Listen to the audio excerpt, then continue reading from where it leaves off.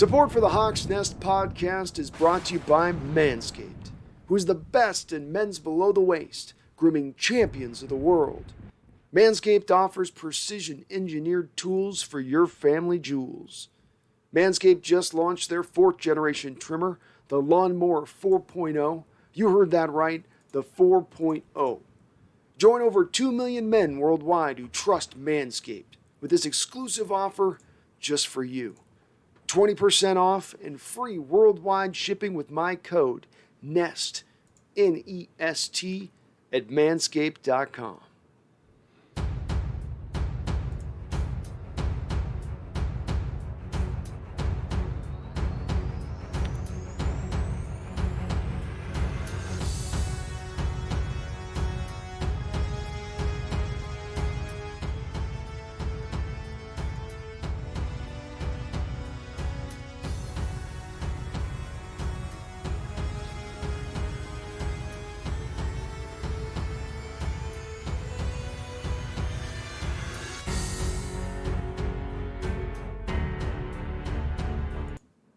Hello and welcome to the Hawks Nest live stream show. My name is Brandon. Thank you. I know you are in a morning type of mood right now coming off a loss, but I do appreciate you and thank you for jumping on in and tuning in to what I might have to say tonight in this show. I also would like to thank the sponsor of this show, Manscaped, manscaped.com. They've been nice enough to sponsor this show. And they've even given me a nice unique code. Now, Manscaped is an awesome product. I'll tell you what, I've been using it. Helps you out on the lower area, the lower nether regions. Helps you look clean, lean, and mean. And you save 20% off when you go to the site. You also get free shipping, and you help the channel out. So please go over to manscaped.com. Use my code NEST. Save yourself 20% off. Free shipping. Just on me. On me. I don't need anything extra. Just on me. Okay. We're going to get on into it right now. I'm going to dive on into it, folks. And this is going to be one of them tough live streams. So y'all out there with the weak stomachs, okay? Y'all out there with the pom-poms popping left and right, no matter what happens. Put them away. Put them away. Put them away.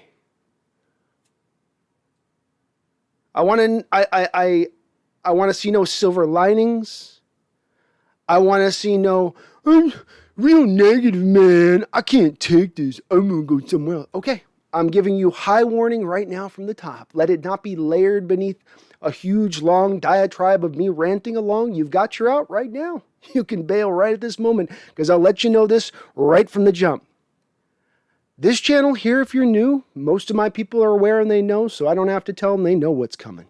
They know what's coming down that pike right now. But for those of you who aren't out there that know what's coming down that pike, they're like, oh, I just subbed you about a month and a half ago. What's this going to be about? You're going to get a little bit of fire and smoke coming near you. Okay, so if a little bit of ash gets on your collar, I'm sorry. If something gets a little tinged burned, I'm a little bit sorry. If your britches get burned, I'm a little sorry. I've watched many years of Seahawks football. I am not a coach. I'm not a player. Not a former pro player, admittedly, in so many respects. I am nothing but just like what you are out there. A guy on my couch who watches the game, albeit watches it with a certain level of intensity and tries to understand it in a little bit of a deeper way that he can. And part of the reason I started this channel was I thought I could see things happen and go on and be able to be of entertaining use to the audience. Let them see things. I see this, I see that. I think you'll see this too if you go along that way. And though I remain a positive guy, and most of the time I usually lean to being optimistic, probably too optimistic, frankly, and then certainly for my preseason predictions right now, that is looking the case. But I don't lie to you. And I've told you guys many times over and over again that I will always tell you guys the truth, even if it is at the expense of losing the subscribers, losing the growth, losing the potential of this channel. Because I think there's a lot of channels, and I'm not pointing to other Seahawks fan channels. I mean just channels on YouTube that exist solely for the reason of waving those pom-poms at all times. Well, not today. Today we got to go dark on this. I have been a person that said we needed to give this year a couple of games, 4 or 5 games, to figure out where this football team is at. And I've stuck pretty strongly to that caveat that I've given. But I've also said, as of last week, and I'm allowed to adjust whatever the hell I want on the fly, and I'm going to adjust this one on the fly, that if you're going to have some kind of embarrassing loss like we saw against the Titans, some type of, well, that's a once in a 10-year loss I've seen in the Coach Carroll era, I tell you. We won't see that one again come a long time. Is it going to be another 10 years? I don't know, Bob, but he'll probably still be coaching that time. Well, in actuality, we got in back-to-back weeks. Two of the more embarrassing, flat embarrassing losses of the Coach Carroll era. And I know that there will still be factions on either side of, it's the offense, oh, it's the defense, oh, it's Norton. God, the Norton people, for the love of God. Coach Carroll has shown, even with Waldron out the gate for a couple of games, he can't keep his fingers off the offense. What in your mind, for you people that are on the Norton's going to get fired and it's all solved train, why do you think Coach Carroll won't be then putting his fingers all back into the defense no matter what coach he brought in on the defensive side of the football? What alternate multi-universe are you operating under to believe that? It does not exist. I can bring out quote after quote that shows already this year him in this little subtle guiding of the hand of the offense already in there, just lurking back in, just wanting to put the fingers on it. I can't help myself. I got to be an expert on both sides. You think the thing that's his baby? You think the thing that's his vintage 65 Corvette sitting in his garage with the tarp that he spent way too much money for? You think that new thing he brings in as a new defensive coordinator is going to make any bit of difference? It won't. It won't. Tuck yourself to bed at night like that. Put a little pillow underneath going, oh, Ken Norton, you evil man, and poke him with your little voodoo stuff, whatever you do as far as that goes. He's a problem, but he isn't the problem. That's what we call a symptom, not a root cause. And what we got right now is a root cause situation. Because whether you paint it to the offense or whether you paint it to the defense, and it's one reason I don't have stats running beneath the guide here right now, it's because this isn't the game about stats.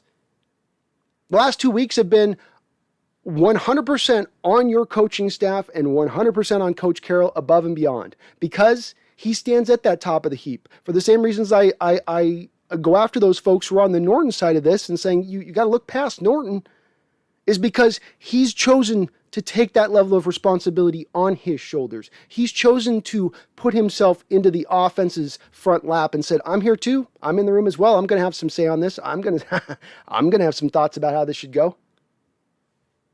He's decided to take that. He's decided to be even above our general manager, John Schneider, in his ability to oversee everything. And you all know what they say about ultimate power. It ultimately corrupts. And the way it's been done here, in my opinion, is through ego. I'm not certain on that, but it's one of my long-held theories with this as I've watched this play out a little bit. But that was not a team playing together, and we've not seen a team mesh together where the circle has been completed, as Coach Carroll, the circle of toughness has been completed, as Coach Carroll likes to say. We're seeing disjointedness. We're seeing frantic play. We're seeing players not know what their responsibility is on the field and making it obvious on the camera over and over, play after play, that is the case. Where is the defensive mastermind here? Where is the guy who's built this team really more to defense first? Because when I look on the offensive side of the ball, you've put assets in the offensive side of the ball. There's a second-round pick to Lockett. There's a second-round pick to DK Metcalf. There's a third-round pick to Damian Lewis. I can kind of find that, but those guys are performing. When I go to the other side of the ball and I look at first-round pick LJ Collier, who's not even active in this game, and Darrell Taylor, who did get a good strip sack in this game and maybe a pressure or two and a tackle or two, but he hasn't done a whole lot else other than that. Sack in week 1 against the Colts. And Quandre Diggs, you're paying fifth-round pick. Carlos Dunlap, I don't know where he's been. You get money to him. Jordan Brooks, we're going to have a lot of unpacking to do on Jordan Brooks today. A lot of unpacking to do on Jordan Brooks. Cody Barton, a third-rounder. Rasheem Green, a third-rounder. Where was Rasheem Green? 4th year of his development. Ready to pop. Ready to blow. Ready to disappear. All those assets you throw to the defensive side of the ball, 2 first-round picks for Jamal Adams, and hey, let's throw a third-rounder in there as well. Where's the returns? For a defensive mastermind coach, for a defensive-centric coach, for a defensive-guided coach, for a coach who thinks first and foremost with his team above all else, above an offense, above a running game, above playing 3 different aspects well of a football game. Defense. He wants to have a good defense above all else. If he has an offense kind of scuttling, but his defense is rolling high, doing well, he'll be like, oh, they're just kind of finding their way with it. But to not have a good defense with all you've put in coming into this year, hard for me at this point to find many excuses for it. It really is. And we've got a lot more this year left to go. Nothing's done as of yet. But I'll tell you, folks, stacking up 2 embarrassing defeats like this in the manner that they've looked, that team looks defeated out there. That team doesn't look alive. Not being assignment correct for a guy like Trey Flowers, who referenced this in his post-conference, and I'm not trying to throw him back under the bus. He was not the only problem today, but he was part of the problem, again, of going out there with that. We didn't know where our assignments were, and who weren't you supposed to, and the Vikings just ran a lot of this intricate stuff. Well, this is my question is you guys are running a lot of simplified coverages, which are supposed to allow you to just be able to read and react easily to what you see on the fly. So if you run simplified coverage, how are you being confused by exotic things? Shouldn't the simplification of what you're running allow for you to be able to read then on the fly better and easier those complex situations? The blitz packages were empty. They didn't do anything. They didn't, maybe 1 or 2 times really even caused any pressure. The front 4 didn't get any pressure. We stopped the run for some of the day, but he ended up getting over 100 yards on the ground as well. You guys can go back, and I know some of you are going to pop at the offense on this. Could they have done more? Yeah, there's going to be a lot to unpack there a little bit with them as well. But man, you score in your first 4 attempts, and the Vikings are just right there with you, and it's looking like we're going to have to run laps at full speed today to win this game. I don't know how Wilson wouldn't think that in that moment. I wouldn't know how the play caller wouldn't think that in that moment. It's easy to be like, well, just be patient, stay in the pocket, run your normal offense. Yeah, our defense is just getting raced up the field. We're going to have to match this. And I come back to the defense on this, and the defense, I cannot have any patience for this. I can't have any excuses for this. The reason is because nobody has really held this stuff accountable in the past. We put too many excuses in the past for why this has been allowed before, and it really needs to come down from the fan base and everybody to this given point, in my opinion, of saying this is enough. You guys are sitting on $13 million of cap space this year. You didn't convert Russell's base to bonus. You could have improved this team beyond what you did. You could have given us a better product beyond what you did. But you sold us short for a reason. We don't know why, because you won't tell us. But how about we just get some truth then to it? How about we just really step up and call this what this is then at that case? The ability of this coaching staff and personnel grouping to look at what they have and understand what they have is grossly inadequate, driven by a lot of these midseason trades. There's a good part about being active at these times of years, but they're all being driven at times by desperation, and they will once again this season, which then doesn't usually lead well to a Super Bowl run, by the way. If you're doing it to tap off the cap on your gas tank, a little bit extra guy here won't hurt. But if you're doing it to, God, we got a hole here, plug it with that. Oh my God, we've got a hole there, plug it with that.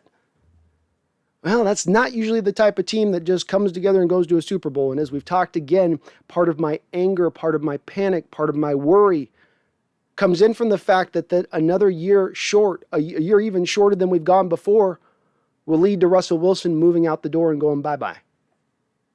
Something many of you still can't even acknowledge the possibility of, but that took another step forward today closer, just like it took a step forward closer last week.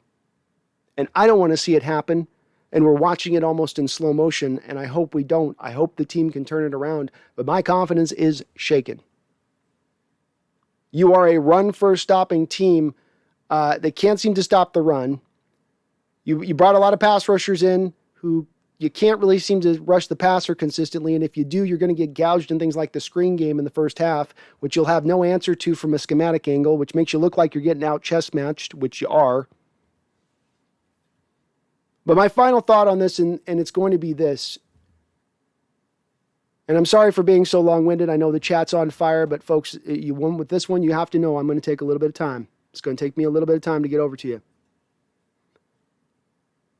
If it's coming down at this point to the end of this season of it's Coach Carroll or Russell Wilson, while Russell Wilson is not perfect, and while Russell Wilson needs to continue to grow in his game, Russell Wilson I don't think is the problem at this point. I think the personnel decision-making, and I can't really attribute it to John Schneider, frankly. I feel like Sean's probably not perfect in what he does, but I think he has to operate around a lot of Coach Carroll and the way that Coach Carroll wants to do it. There has been many different signs of evidence over the last couple of years that Coach Carroll, as he's now going into the winter of his coaching career, is going to want to, in that time frame, do it his way. He's not going to be as much as, let me bring a lot of outside ideas in and let me hear a lot of new flavors here. Stuff I'm not even maybe thinking about. What do you think? What do you think? No, I'm going to do it my way, my way, my way. And I think that comes down to personnel and guys he'll fall in love with from a personnel standpoint, even going against what maybe scouts might be saying or what maybe the general manager's saying. I don't know this for sure, but I'll tell you, there's been some head-scratching draft picks over the last couple of years that at times scream of Coach Carroll. Scream of him coming in and making that pick of just falling in love with that particular guy because of his past and those type of guys, him having a penchant for falling in love for. But I'm not, if you got to blow the whole thing up at this point. But I'm at a point, if this continues through we're seeing more of this trend. If we're going to be an 8-8 team this year, then I'm out. You guys can hate me on the channel. You can dislike me to hell. I've at that point reached my end on the Coach Carroll. I will respect forevermore what he's done for the organization and everything else. But what he's putting on the football field right now, at times doesn't look like a competitive team. It looks like a defense that looks like a college defense going against a pro defense. And for a guy who's had all of his fingerprints all over this roster, all of this time to mold this clay in just the exact way in which he foresees it to be, molded, it's basically shattered and in shards in this moment. And there should be no excuse for that. We're not dealing with some injury pandemic.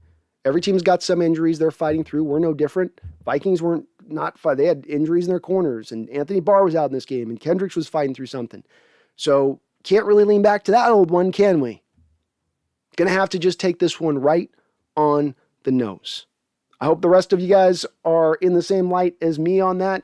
It'll be interesting to see where you guys line on this. I am still hopeful this can turn around. It is only week 3. But those are 2 horrific losses, quite frankly. Jem G, yeah, boy, Jem G, how's it going? Nick, damn is right. And I'm still dealing with a little bit of cold, folks, so if you hear me kind of snorting a bit over here like a hog or whatever, I'm just getting through it here. Garcia, Trey Flowers makes me depressed. It makes me depressed, too, that they had to trot him out there again another week. Again, we're going to talk, I'm sure, throughout this live stream a little bit about the corner situation and what was the plan going through this offseason. Really, I was a guy that would have said, hey, I think we've got some depth. I was expecting Witherspoon to not drop off a cliff once he got here, which seemed to have been the case after we gave him a little bit of money. I don't know how he's playing in the Steelers, but I can't imagine he would be playing worse than what we're seeing out of Trey Flowers right now. I thought maybe they were seeing something in Trey Flowers in training camp and practices, but that must be a mirage, or he's just the best training camp practice player in the history of the Seattle Seahawks, I guess. Because if he's showing you on the practice field what he's showing you in the game, you should have done some sort of move just out of desperation by this point in time. But again, this gets back to a little bit of, I think sometimes this coaching staff and general managership, when they started in this door, it was a little bit of like, this guy ain't working, doesn't matter his draft position, doesn't matter who he is. If he's not good for this roster, if he's not a benefit, get him out. Get somebody in here who possibly could be. Maybe they're not as well. Then we'll get somebody else in here who possibly could be. But that's how you breed the competition rather than we're sort of sitting there like, well, hopefully this guy comes along here. Fendebands, hello guys. Hello Fendebands. And thank you guys, everybody, for jumping in the chat. I do appreciate you guys joining in. I know it's a tough day to be swallowing this one, but I appreciate you swallowing it with me. 283128. This was just disappointing. Beyond disappointing for me. I'm in a livid state. If we don't fire Pete this month, Browns Nation, just kidding. There's a part of me that's just like, I'm a guy that always hates with coaches to go fire him mid-year or I'm done with this coach. But I've been a long supporter of Pete in this chat against the tide of a lot of folks who have pushed back saying his time is gone. The game's gone. It's swung past him. There's been times that even myself have probably yo-yoed a little bit back and forth on this one, quite frankly. But I've never as firmly been where I am on the meter of I'm done with the Carroll coach. I'm done with what I'm seeing on the football field. I see somebody who's getting out coached every week, and not just out coached now on the X's and O's, but coached in players not looking ready to play, which is something that I didn't used to say about Coach Carroll's teams. They at least look prepared. They at least didn't make stupid mistakes that left gaping wounds in your defense, which we see now. The miscommunication to me, watching that throughout this game, of guys not knowing where to go or how to deal with, like, how are you confused at this point? It's not like we're bringing on a whole new, we've got all 4 of our corners out this week and a safety's out, so everybody's going to just be on the fly doing hand signs, and hopefully it works out. You got all your starters are all out there. All the guys that have been playing with each other since the start of training camp and off-season minicamp. I mean, what is there to be miscommunicated on? Jem G, Seahawks need to utilize Jamal Adams more efficiently. Yeah, they're not I don't know what they're doing with him this year. I said part of how you effectively use Jamal Adams is utilize him right. I don't see the plan and what they're trying to do with him exactly into bringing his impact to bear. Bash, this game was really frustrating on both sides. It was. For me, it's a little bit more bash to the defensive side, but I'll admit there's some frustrations to the offensive side as well. Play calling was not good as we got along in that game. There's one we ran like 2 of 3 plays of screen pass in the third quarter. Again, falling back into a little bit of the trappings of trying to hit the deep shot again as you go along in the game. Not good on both sides, but the defense was especially, to me, just, again, like last week, like I said, I feel like they separated themselves as the worst part. Green Kid says, season is over. We got Niners and Rams next 2 games, and players are already banged up on offense and defense 3 games in. 1-4 ain't going to cut it. Russ is gone. Fire Pete and Ken Norton and ban Trey Flowers. Well, it's I'm definitely having those kind of thoughts running through the back of my head, Green Kid. I don't know how you beat right now the 49ers or the Rams in your current state. I just don't. You're not playing like a team that's going to beat either of those 2 teams in how you're playing. Can you? Do you have the talent to? If the light bulb went on, if things suddenly miraculously by the grace of God turn around and it's like a light bulb turns on, I guess it's possible. But it's so hard for me to see something go from 0 to hero in this league. It's more of a building process to get to greatness than it is to flip a light switch. Maxwell Serve says, Gino and Sherm, anything at this time. Rick Zapata, I think that penalty on Amadi really set the tone on this one. I'm not going to, and Viking fans, I'm going to say this once because I am going to have patience for you coming in the chat today. But I'm not going to repeat this one over and over for you guys. So when I get a new guy coming in the chat 2 hours from now and he's like, yeah, blaming the refs, man. Blaming the refs, dude. Whatever, bro. It wasn't the refs, man. Your team sucks, bro. The refs can lick my butt in this game. This was a couple of the calls in this game were quite dodgy in their timing. I ain't saying anything. I ain't blaming the refs. I ain't saying it's on them. I'm blaming wholeheartedly Coach Carroll on this and the coaching staff above all else. But I'll tell you this. When I look at this little play at the end here, I'm going to put it up on my screen so you Viking fans get a close look. 'Cause I know you guys are going to come in today, and I know you're going to bring this one up. This is the final really dead, put a nail through you end of the game play here. And we've got our guy Penny Hart down the field. And now should he jump back for the ball? Perhaps. Should he high point it? Perhaps. But is this pass interference? You bet your ass it is. You have on the play Harrison Smith face guarding, which in itself is not legal. Then you have the fact that he's also turning his head back to the ball, which is of course not legal. And then you can see in the literal screenshot where the ball has yet to arrive, contact is being made. This is what we call straightforward case of pass interference. And you Viking fans are kind of lucky because if that play does get called, you're in trouble and you know it. So I give you credit. You won the game. I ain't going to blame it on the officials, though. That play alone, I well could, because that could have swung a lot. That's a pass interference at the goal line at that point. But, I'm sure I'm going to hear, no, it wasn't. I want to just please tell me the reason it was not pass interference. Just go, please. I'm going to shred it. Whatever I get, I don't care, Viking, I will shred it. Clara, how is it going? Clara B. Calf. I'm sorry, Clara. I always had an L on there. I don't know why. Hello, Brandon. Hello. It's Clara time. It's Clara time to panic. I got what you did there. This team is in real trouble. Have you seen upcoming teams we play? The schedule is brutal, Clara. It's not getting easier. And for folks out there who just are kind of like, hear no evil, see no evil, all that type of stuff, it's all good. Let me put on my rose-colored glasses, willing to wave my pom-poms no matter what. For those folks that are out there right now, realities are coming.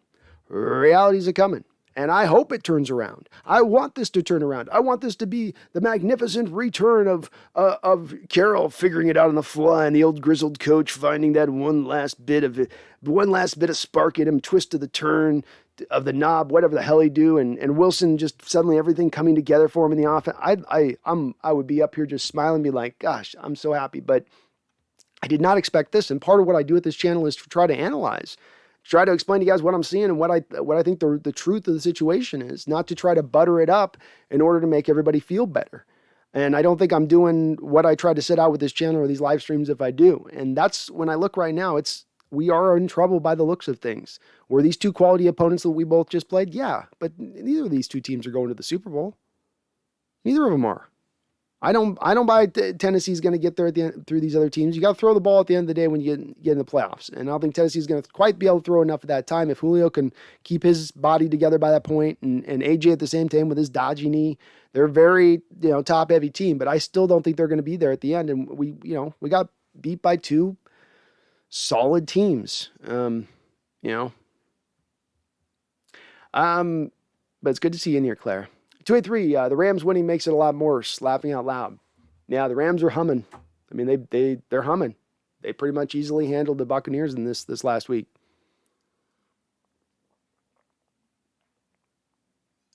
Tim Chumey, thank you for becoming a member again. I appreciate it, buddy. Welcome back, Tim. Welcome.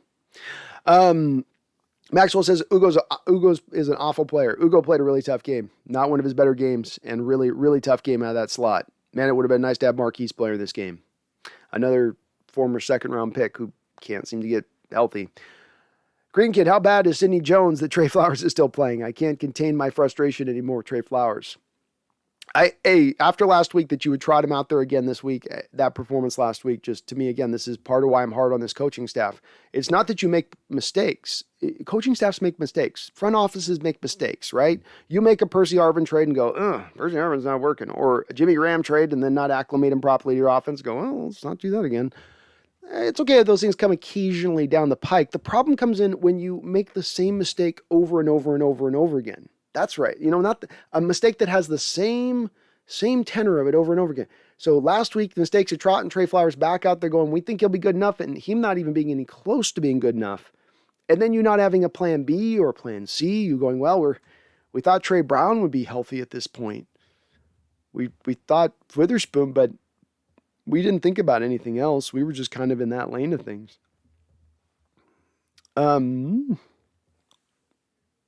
Fat Boy Ka, last time I checked, DK was on fire. Chris Carson bust a run for a touchdown. How'd y'all lose? Our defense couldn't stop the breeze blowing. So they had no, we couldn't put up any fight. We had 1 3 and out on the day, and every other drive was basically the Minnesota Vikings taking us out to the woodshed and smacking our cheeks with a paddle. Booty Warrior says our season is over. Booty Warrior, it has the feeling of that at this moment, doesn't it? If you're asking me to go to Vegas right now and somebody puts a gun to my head and says, hey, put money on right now that the Seahawks get past the first round of the playoffs or that they go to the Super Bowl.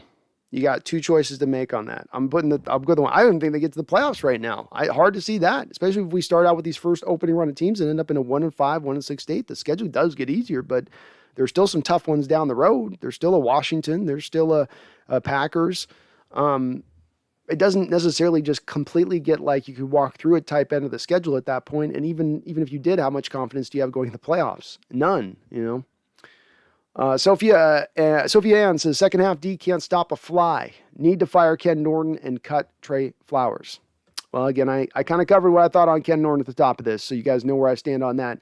Trey Flowers, I don't know how he's still getting snaps. Don't understand it either, Sophia. It drives me absolutely insane. Insane. Merksy K says Ugo's ass, Trey's ass, Pete's ass, Norton's ass, Shane's ass, Seahawks ass. You're not wrong. Yeah, bro, a very bad loss. Our defense is horrible. We cannot stop a running back. Our offensive line cannot protect Russ. I mean, the offensive line wasn't horrible today in pass protection, and I wouldn't say Russ was okay. Again, I think it's just the tenor of the game. When the defense is having that getting gashed like that, you start as an offense and you're scoring the first four times, and you're like, okay, we got some wiggle room right now. We got a little bit of room to play. And like, no, it's tight. We got to stay on the line. We got to keep pushing this ball. It does create that mindset a little bit. We saw this through the first 7-8 games last week. You can say from your standpoint of the living room that, the offense shouldn't get in that mindset. Just stay in that pocket. But I think it's an easier said than done thing when you're watching your defense get boat raced on the other side of the football.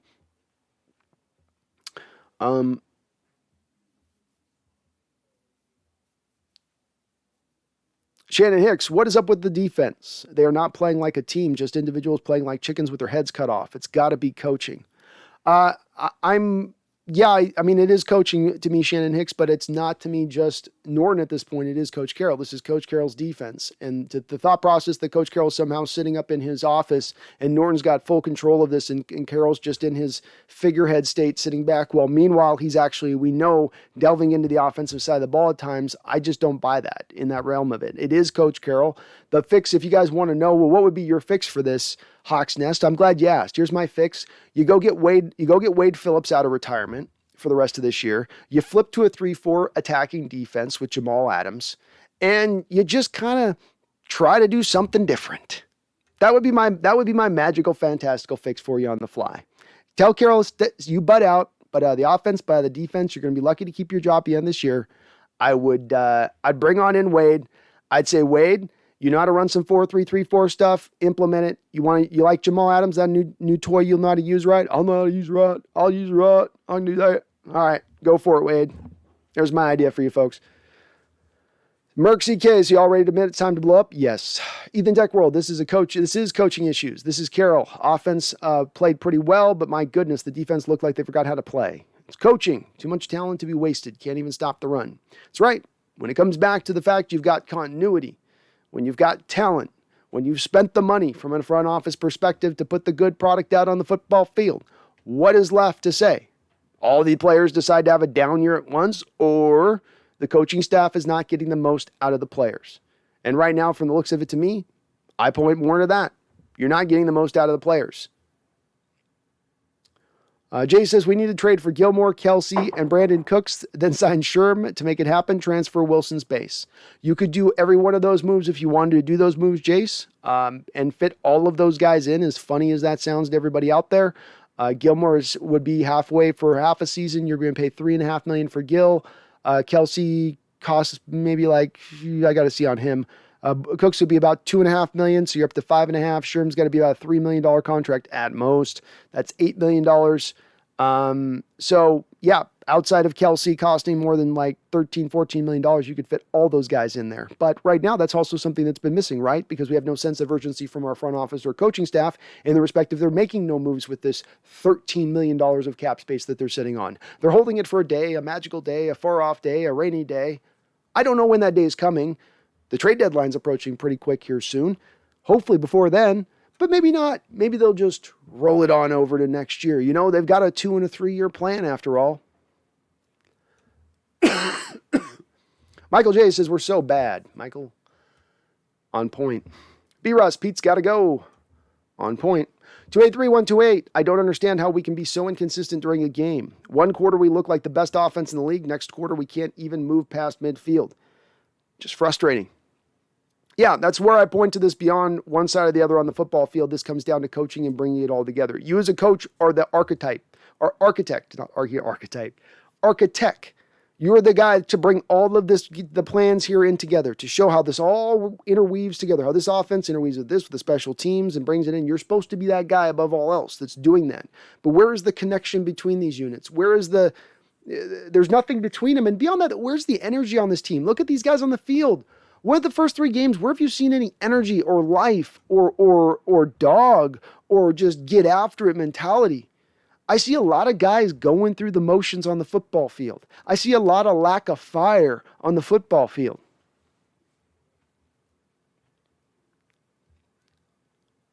Booty Warrior, Seahawks aren't going to change after the start of the season like this. No, probably not. We're stuck with what we got. Trench Kid, Rams going to run over us if we keep playing like this. You're darn tootin'. Clara B. Calf. See, I pronounced it right that time, Clara. I hope you're doing good, by the way. It says hit that like button. Thank you very much, Clara. Please do smash on that like button if you happen to like my rant and ass getting all spurned about this loss in week 3. Please do hit that like button for me. It does help the channel grow, and I do appreciate it. Though I'm gonna probably piss a few folks off tonight. Merc CK, Jamal for 2 first was a waste. It is a waste, Merc, because the thing I always said about that trade was that I liked the trade. I didn't mind necessarily giving up the draft capital, but it was pursuant upon utilizing Jamal correctly and not misutilizing him, much in the same way the Seattle Seahawks did with Jimmy Graham. You brought Jimmy Graham in, who was very much an H-back tight end, a slot receiver. And you moved him and turned him into an inline tight end that you wanted to block a lot. Because that's what you do with a prolific pass-catching tight end. You make him block more. So I see something a little bit similar going on here with Jamal. I don't know that, he's necessarily is off the hook as well as far as, he's not been playing out of his mind either on the other end of it, but I don't think they've been utilizing him all that great either with a whole bunch of imagination. Trench Kid says, why is Kid Norton making our cornerbacks play so far back? Because our cornerbacks lack speed, and because last week you got, for instance, Trey Flowers within 5 yards of Julio Jones. He smoked him by 4 yards over the top. So they're just trying to split the difference now. Kel Gibson says, I'm ready. Tell it like it is, please. I'm going to tell it like it is. I can't lie to you guys. I love you too much. Y'all are too nice to me. You've been riding with me through off seasons and draft days and multiple years over. We're too tight for me to lie to you now. We're too tight for me to BS you right now. I can't do that to you. I'm like Meatloaf. I won't do that.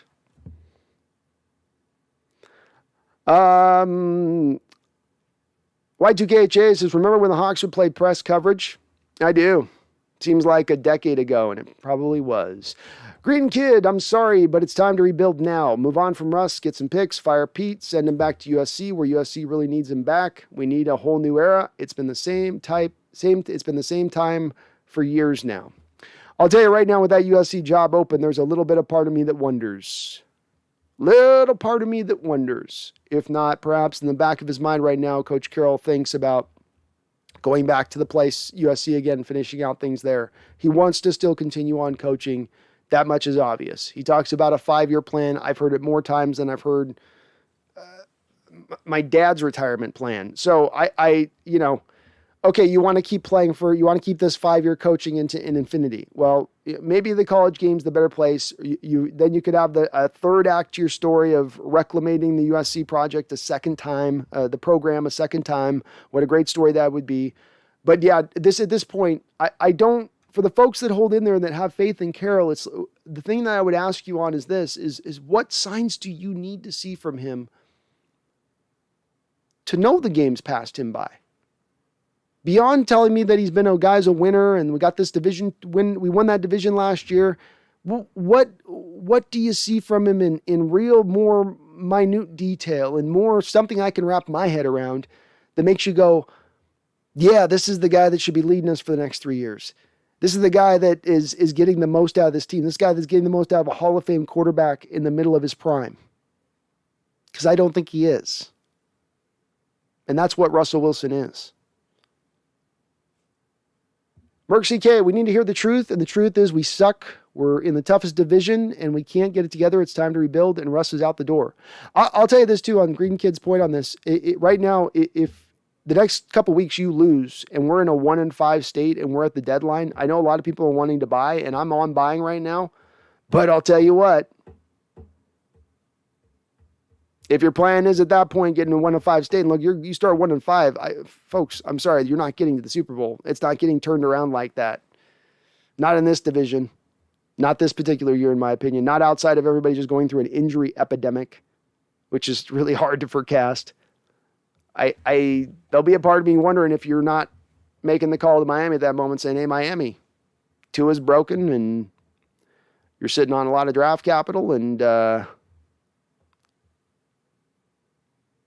I don't know, man. I don't know. It's a crazy idea of a possibility, but I can't say it's outside of the realm of possibility at this point if this team is going to continue to look like this.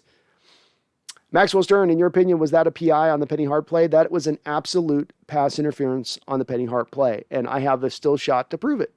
The still shot is this is like the missing frame from the Zabruder tape is what this is, okay? You can't argue it. If you're a Viking fan, you just get to kind of like giggle to yourself and go, we got away with it. School. You go do that. Enjoy. You got away with one, and I'm not blaming the loss on the officials, right? So that this is where we get to that nuanced place that I like to get into. Oh, he's thinking of multiple things at one time. How is this possible? Not blaming it on the officials, but it was a BS call. Yeah, pass interference 100. Good Food Gamer, I want Pete fired. I'm over him. He is outdated and is going to be the downfall of our team. That's why I am as mad as I am right now, Food Gamer, is that we end up coach fired, or coach gone at that point, quick, go to USC, whatever he does, and then the players still wanting out, and then we have a team with no ownership direction, no coaching direction, no signal caller direction from a quarterback standpoint. We are in a difficult state at that point. Let me get a couple of I've got a few people here who donated, so let me please address you guys. Sorry, I'm way behind on the chat today, folks. That's how it's going to be. I'll try to get through everybody's chat. I'm long-winded if you're new on this channel. I roll like this, so bear with me on it. D Nugget, thank you for the $2 donation. I do appreciate you, sir. He says it's official. We are a losing team now. I don't know if we'll get to losing state because the schedule gets easier and you're going to beat up on some weak teams here and there, but if the division steamrolls you, that will be the case, D Nugget. That will be the case, my guy. No doubt about it. But hard not to see it after these last 2 weeks of it being kind of in that direction a little bit. But thank you for the $2 donation. You are awesome as always, D Nugget. I appreciate you donating, my kind sir. Eric99 with a $5 donation says, the front office loves Pete. If this continues, do you think they keep Wilson or Pete? My vote is Pete goes. Wilson is still good, has still got 5 to 8 good years. Pete has 3. And Eric, thank you so much for the $5 donation. You're really kind for that.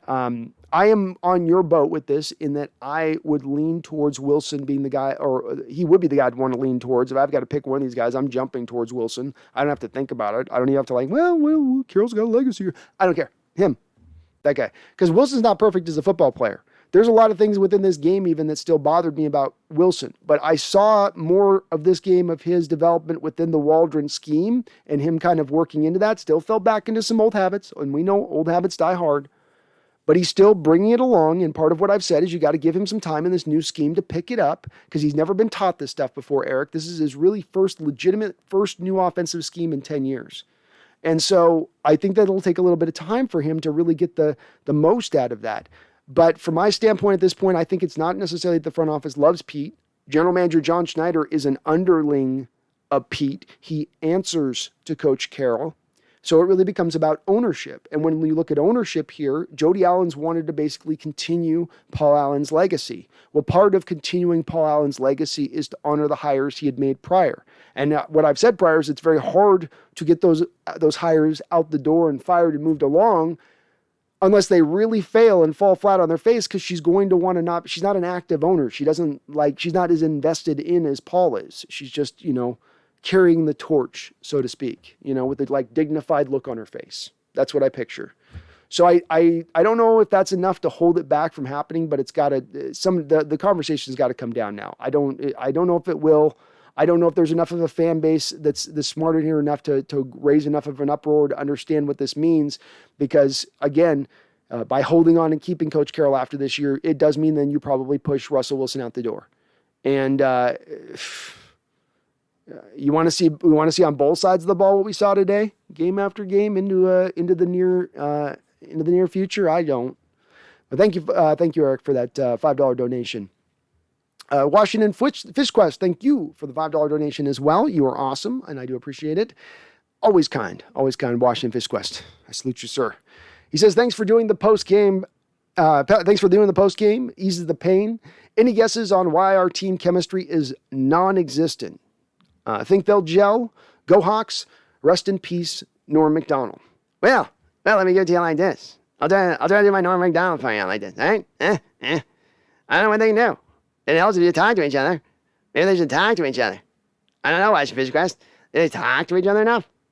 Really, they're not talking out there. A lot of hand signals. A lot of flashing the hands. What's going on over there? I don't know. What are you going to do? I guess it'll last. On to next week. That's as good a norm as I've got. I have not. That's a lack of me working on a norm. So that's kind of on the fly norm, which isn't bad, Washington Fish Quest. But for your $5 donation, you get a Norm Macdonald poor impersonation, and RIP to a comedic legend. Jonathan Salazar, $5 donation as well. You guys are very kind today on this loss. I do appreciate it. I know you guys must be in a dour mood as I am, but you're still being kind in your donation, and I appreciate that.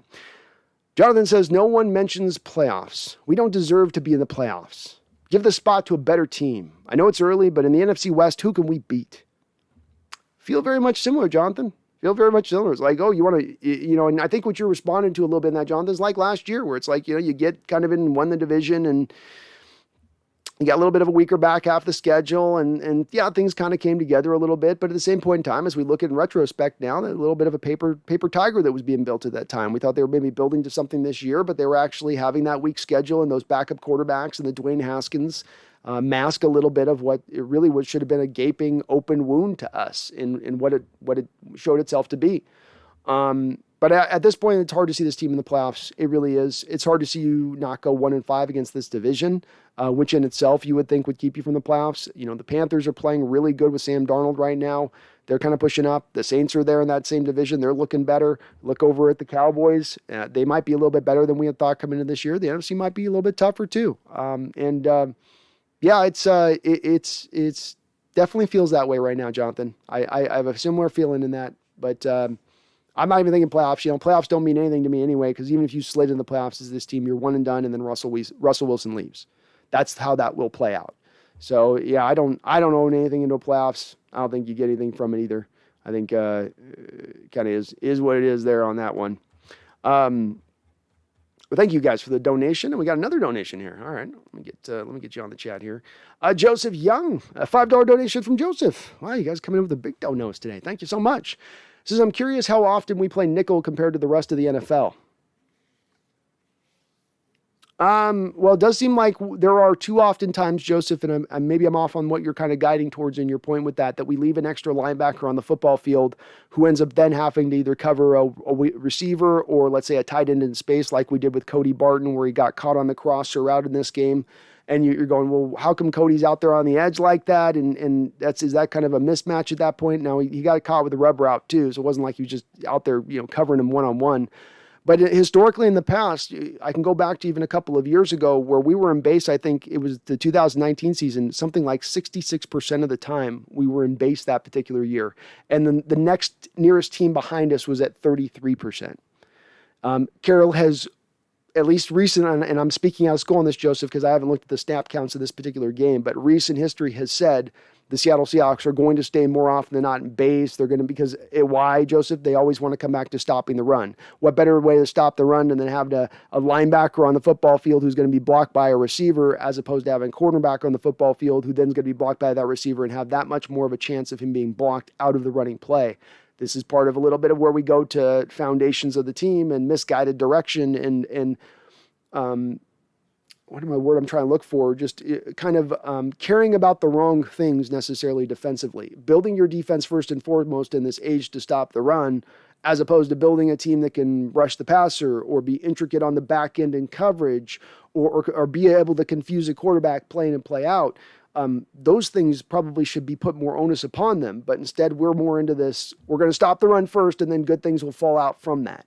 Sometimes that's just where this base philosophy really comes from, Joseph, in my opinion. But you're right on the mark. And if I'm misreading what you're trying to say on that, please correct me. But I believe what you're trying to say on that is kind of they play a little bit when in situations where teams go 3 wide receivers, and ideally Seattle should go to nickel, you might see them in base. Or when a team goes to 4 wide receivers, right? You'll see them with 2 linebackers still in the field, as opposed to going to a pure dime package. I think you're on the right track with that, if that's what you're meaning with that. Green Kid, thank you for the $5 donation. You guys are stacking the donos up here. I can't stay with the chat. I can't even stay with the donos today with you guys being so kind. Thank you, Green Kid. You're very, very kind for the donation. I appreciate you. It says that Trey Flowers guy, he's a real jerk. I'll tell you, I couldn't catch the other day. And then I met Trey Flowers. I'll try to give you a good Norm John. That wasn't a good one there with your green clean, but I'll try to give you a little bit better one. Oh, that Trey Flowers. I don't know. Is he sleeping with Carol's daughter? Am I the only one thinking this? I think I'm just gonna go Norm and John the whole rest of the show and just piss you guys. It's the chat off. Make you guys feel my pain. Thank you, the Green Kid. Thank you for the $5 donation. Joseph Young, Washington Fish Quest. You guys are awesome. Eric 99, and of course D Nugget. Oh, and Jonathan Salazar. Don't leave out Jonathan. Thank you guys. You're awesome for that. And if I miss you on the chat, just repost it back in. But we're gonna get through these, so hang on in there. Hang on in there. Donnie says, Cards fan, but I love your channel. Wish we had someone like you over on our part of YouTube. Keep your head up. Lots of season left. Not confident in Russ's future, though. In Seattle, though. Well, thank you for the kind comments, Donnie. And I love always, with me here, I do welcome in having NFC West folk brethren come on in here. If it's going to be, this division is going to be this much of a dogfight, we might as well get to know each other. You know what I mean? But thank you so much for the kind words. And hey, man, maybe it's just going to be your guys' year. Sometimes it's not our year, and maybe this will be your guys' year. I'll tell you what, I've watched 2 of your games already out the gate, Donnie, a couple of Cardinal games. You guys are looking pretty good. Pretty good.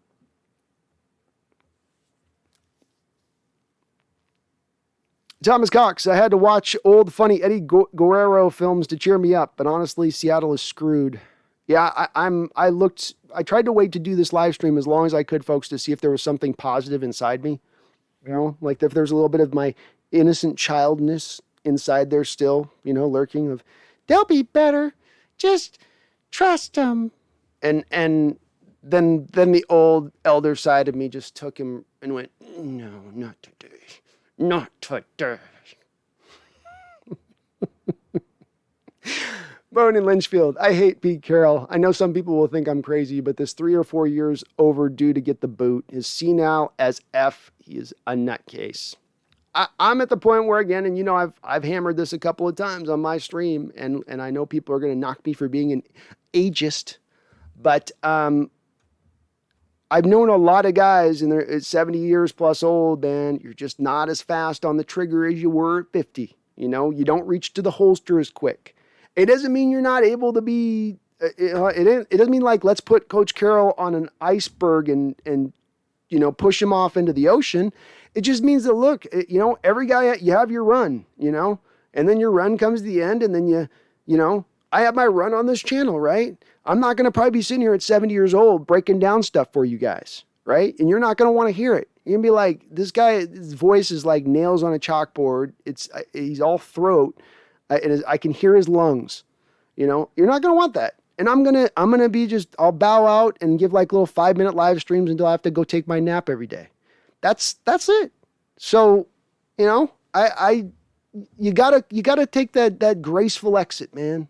Don't make them have to tear me off the football field and pick me up and drag me off by my heels. Why? Why don't you just take a look at the temperature of the room and go, yeah, I probably stayed a day late on this one. Food Gamer, I swear, if Pete pulls a Bill O'Brien move on us, I will never forgive him ever. And I will never remember him getting us a Super Bowl. No, I'm remembering him for our downfall on his final years here. I guess Bill O'Brien, you mean like, oh, I see, kind of like hurting the future as he's out the door trying to get the most out of his today while just kind of failing so hard. I get where you're coming from on that. Yeah, I mean, it's gonna taint the end if it goes this way. That's the thing about the not graceful exit is if you are doing a variety of desperation moves to hurt the franchise, not just now, but down in the long term, especially pushing a guy like Russell Wilson out the door, well, and all to serve a desperate final attempt to recapture glory when you don't have that same swing to your punch anymore. Yeah, that's going to harm a little bit. I don't think Carroll completely cares that much about that type of stuff really at the end of the day. I don't. I think there's other things he values beyond that, but you're right to say it. Austin L., I don't even know what to say after that. Is there any hope for the season? Do we just blow it all up? I think you got a couple of weeks to see if something can pop before a trade deadline, but I would say that honestly, if you get to the trade deadline at 1-5, you're in seller mode, not buyer mode. And quite frankly, at that point, plans need to start being made, if you guys know what I mean. This this needs to go somewhere else. Something big needs to happen beyond just, well, it just didn't work out this year on the next, wow, that's a wild one. Because if it is, we're going to be in hell at that point. We will literally be in hell. On to next year, and Russell's gone. They're like, well, let's go see if we can go get maybe Teddy Bridgewater will be on the market. We'll bring Teddy Bridgewater in here. Or Derek Carr. If Gruden gets fired, we'll get Derek Carr. Green Kid, can you imagine if Dalvin Cook was playing the kind of beatdown this would have been? Holy cow. At least we used to be a good stopping the run. Now we can't even do that. It's part of why I'm out of excuses with Coach Carroll. You've built a defense which is supposed to stop the run first above all else, and you couldn't stop the second string running back in this game. You couldn't stop Derrick Henry. You can't stop a cold. Yet you built the defense to do this, and it can't do that. You built a defense to not get gashed deep on big plays in the air, but they get gashed on deep plays in the air. It's broken. AI looks like Shoddy was a scapegoat thrown under the bus. To a degree. But, yes, a little bit. But I would say I never put it all on Shoddy. I do think, though, he earned a lot of where he was at with it, too. I don't know if he was part of the solution either. Sophia, opposing offenses can be holes in the defense, and opposing offense can see the holes in the defense, and they attack it. Pete is too thick-headed to adjust. Too thick-headed to adjust, or doesn't play? I don't know if he has an adjustment at this point. User big hit. Get your popcorn ready, folks. Chase Stern, only positive I had was Darrell Taylor looks good. Darrell Taylor does look good as a pass rusher. Yeah, he does. Maxwell Stern says Caroll won't get fired, though. He has all the power. Yeah, he does. Very hard to see them fire him at this point. He's going to have to he would have to quit. He'd have to recognize that it's passed him by. I don't think I think his hubris doesn't allow that. Standard champion. This was a defensive squad 4 years in the making, and this is what Pete has to show for it. Thanks, Pete, for every time, for everything. Time to pocket the gum, hang up the whistle. Standard, you just had a great comment here, and I butchered it in how I read it, so sorry about that. But he says, this was the defensive squad 4 years in the making, and this is what Pete has to show for it. Look, this is what I'm saying. This is that statement hammers exactly what I'm trying to say with it, which is you've built up to this with this defense. We didn't arrive here with this defense. This isn't 2018, where you come through the end of the 2018 season and you're like, well, we don't have a lot of pass rush. Iggy Ansell's not making it do, and LJ Collier, okay, Jadeveon Clowney. And then the year after, we see the Jamal Adams trade just to start the year, and then the Carlos Dunlap. But you built a lot of pieces around for this to not have to be that way back into that state, and to not only be in that state where you were in a desperate state at those times, those defenses were better than this defense. And this is 4 years in the making of this defense. And this is what you give us? How? How does it end up here with all you've put into it? All the draft capital, all the money spent, 2 of your top 3 players on the defensive side of the football. How?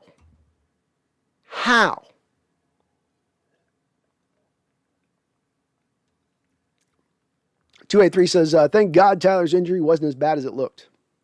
Very well put. Very well put. That looked brutal. That looked like, okay, not only is the season over, there's no glimmer of hope, because you lose one of your 2 top wide receivers right now. I know that there's reports of Josh Gordon coming back in the mix here, but I still think you're in that point in trouble. You're basically done at that point. The Food Gamer says, Pete is going to be our downfall. Them not spending the whole cap money and not getting Russ a full O-line makes me think that Pete wants Russ to leave, or he wants to screw us over.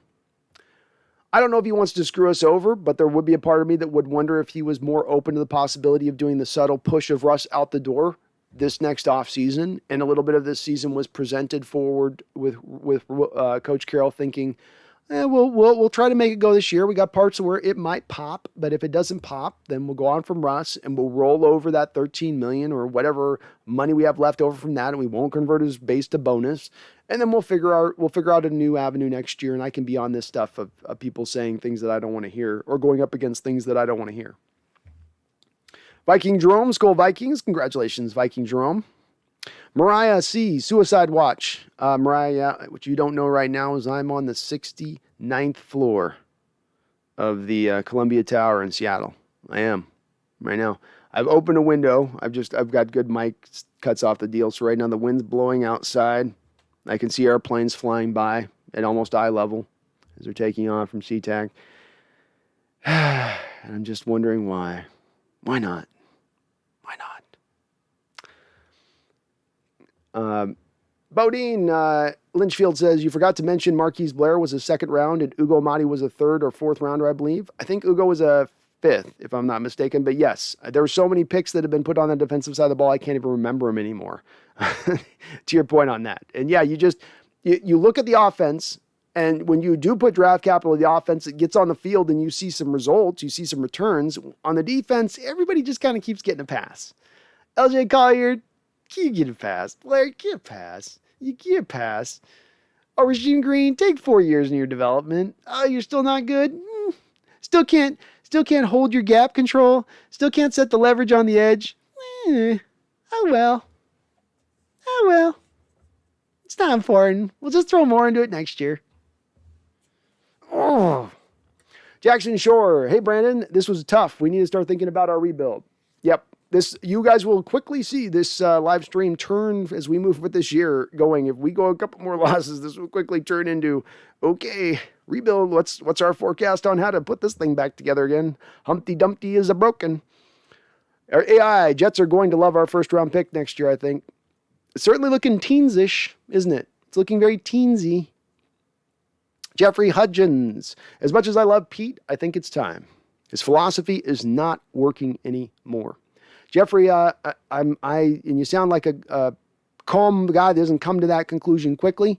I don't feel like I have either, but I've arrived at that state, and I think it would be lying to say otherwise. I can't imagine a coach who's 10 years into his run so embedded into an organization having these kind of embarrassing losses, going right after what is really, again, the base of his team, of his philosophies, and it's getting shredded and torn apart on the fly, and he has no answers. He has no adjustments. The time has come.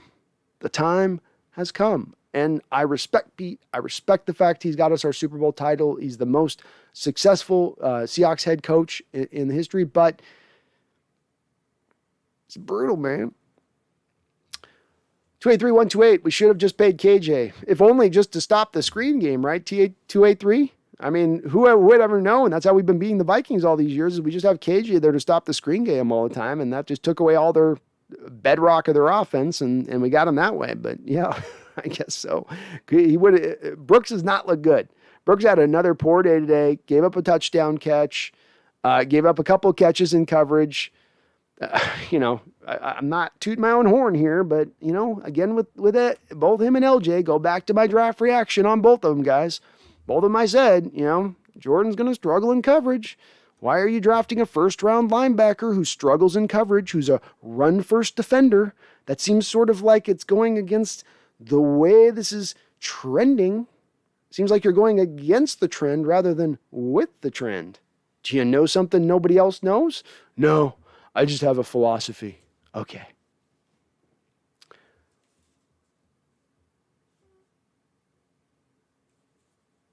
Y2KA, ripping on Taylor in the intro, I think was uncalled for. One strip sack is already a good to great game. He's shown he can make plays in the pass rush. Incorrect, Y2KH. If you value on players making one play on a defensive side of the football over the course of a game, that's not good enough for me. I'm fine with him making the strip sack. Taylor is not at the heart of the problems with this, but you drafted Taylor with basically a rod taken out of his leg last year, which showed that your medical department wasn't on point in knowing where he was at from a rehabilitation standpoint, being that you then lost a whole year of him, as you had already given not only just a second-round pick up for him, but you also gave up a third-round pick to move up in the second round to then select him. So we'll see where his PFF score lands on this game. He played a decent game around that sack, but again, on a defense in this day that couldn't really rush the passer consistently, I am going to go over there and look to him a little bit as far as beyond just that one play. Good play. It was awesome play. I think he'll be a good rusher in this league, but when I look at the stack Y2K of draft capital put on the defensive side of the ball, the returns have not been there. And that was my main point beyond an individual player. Jackson Shore, Trey is so bad, it's almost laughable. Yes, it's reaching laughable state. Eric 99, unfortunately, Pete ain't going anywhere. He wins more than he loses, and the executive front office loves that. Won one Super Bowl, but he sells tickets and brings in TV revenue. Hard to see them pushing him out. I think he'd have to go on his own accord. I don't think the front office is going to have the stones to get it done. Jackson Shore, it pissed me off that Diggs and Jamal got pissed at guys. Make an effing play then. Yeah, I don't, nobody's making a play, Jackson. And when you got no energy on defense and everybody's pointing at everybody else, it's not a good sign about where the defense is at from a chemistry standpoint. Y2KHA, we basically did nothing on defense, made literally 0 plays. Yeah, that's very true. Jackson, I appreciate these streams, Brandon, though the pain, I appreciate these streams, Brandon. Through this pain, you're awesome, bro. Well, thank you, Jackson. I'm glad you guys are, I thought I'd get more folks giving me a little bit more of the claws and hissing for having the negativity I do in my soul right now. But I'm honest. I'm honest with it. I really am. I always am honest with it. When I tell you guys something, it's something I truly believe. I'm not trying to BS you. Even when it says that it doesn't. When I thought this team was a Super Bowl caliber team coming into this year, I truly thought that. That's a Super Bowl caliber roster and that you built, that you would use up the cap space still there that you had, add on to the roster you had, and it would be enough. I did not expect this to fall apart in this realm. I failed in that respect as an analyst. I'm not going to fail on this side of things. I'm not going to fail to call this then when it does twist in this direction and shows this way. Now, maybe I'm being a skidge early to do so, maybe, but we've seen multiple years of this. This isn't just based on the first 3 years of this. This is based on the recent 3 years of this and where this is trended to. And what we're seeing is not regeneration, but degeneration. We have a degenerative knee, and we're losing cartilage by the year. And right now, it feels like bone on bone. Green Kid says KJ Wright's 3-0. Good for him. Proud of him. Proud of him too. Good. Go KJ. Food Gamer, seeing our defense ends in coverage makes me lose all hope. Pete is trying too hard. He needs to be simpler, or if not, change the scheme to help this defense improve. I don't know if there's any. I really don't know what it is they're going to do as far as adjustments go at this point in time. I don't see the adjustment to be made necessarily. I'm not sure. Plagueis, I think it's time for Coach Carroll to retire and for a new coaching staff. We're putting too much money on this defense for it to blow. We can't draft, we can't coach, can't scheme. I think it's over, guys. Well, I think this can be turned around very quickly, in my opinion, with this type of move. Coach Carroll retires, an offensive-minded coach who gets to come in and inherits Russell Wilson, inherits a very good roster, which is going to be a very attractive place for coaches out there, especially at a place that backs up the coaches like they do here. Having John Schneider now as the overarching head guy, as the general manager, making those calls, not having Coach Carroll tell him what to do anymore. That would be able to then keep you would think theoretically Russell Wilson here now and into the long term. That would cement things down. You could move now to more of an offensive attack, use your defenses, be more riskier defensively, maybe go to more 3-4. You know? Allow you to bring Jamal back up at the line of scrimmage more often at that point. You could fix a lot of different ails by just that one thing. Will it work for 100%? No, not necessarily. It might fail too. Nothing is 100%. But dude, doing the same thing. We've seen where this is going. We've seen the ends. We've seen the returns on this. Tommy Eden says, even if it's the personnel, Pete and John Schneider put this team together. Ken Norton, if you want to blame him, whatever. At the end of this day, this falls to them, not the players. Agreed, Tommy. This is for me wholly on the coaching staff, and we can put Schneider in there. I do put Caroll almost front and center above it, but I put those guys at it. Put the coaching staff on this, but it's Coach Carroll at the end of the day, especially when it concerns the defense. Merksy Key, everybody keeps saying Trey is this, Trey that. We knew Trey has been terrible for years. Pete is the reason he's starting. Pete is the problem. Ken Norton still has a job. And the Jamal trade will go down as a horrible trade and a steal for the Jets. Very well could. It very well could for them. We'll just have to kind of see where they land out with those players they get and what that does for them as a franchise, but it could. And I'll say this about Trey. Look, Trey's not been great in recent years. He's had flashes of being all right and decent. He had 1 year he had 3 interceptions, and they were legit interceptions. And he's had games where he's flashed well. Buffalo last year, Buffalo against the Cardinals, against DeAndre Hopkins. You know, he's had moments where he's had problems too, but he hasn't been this bad. And what's weird is to see a guy, this is again my issue here, is you'd think a guy, the more time in the system, the better he'd get. Not the more time in the system, the worse he would get. That doesn't make any sense. How does it seem like almost rookie year Trey Flowers is better than fourth year Trey Flowers? And where's the development on Rasheem Green? And where's Jordan Brooks' development in coverage as a linebacker? And why can't you find a role for Marquise Blair when he's healthy?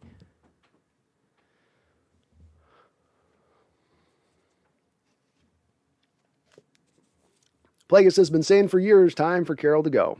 It's there. Jackson Shore, I'm on Russ's side. I used to defend Pete because of our 2011-2012 drafts, but I can't defend this. We need change.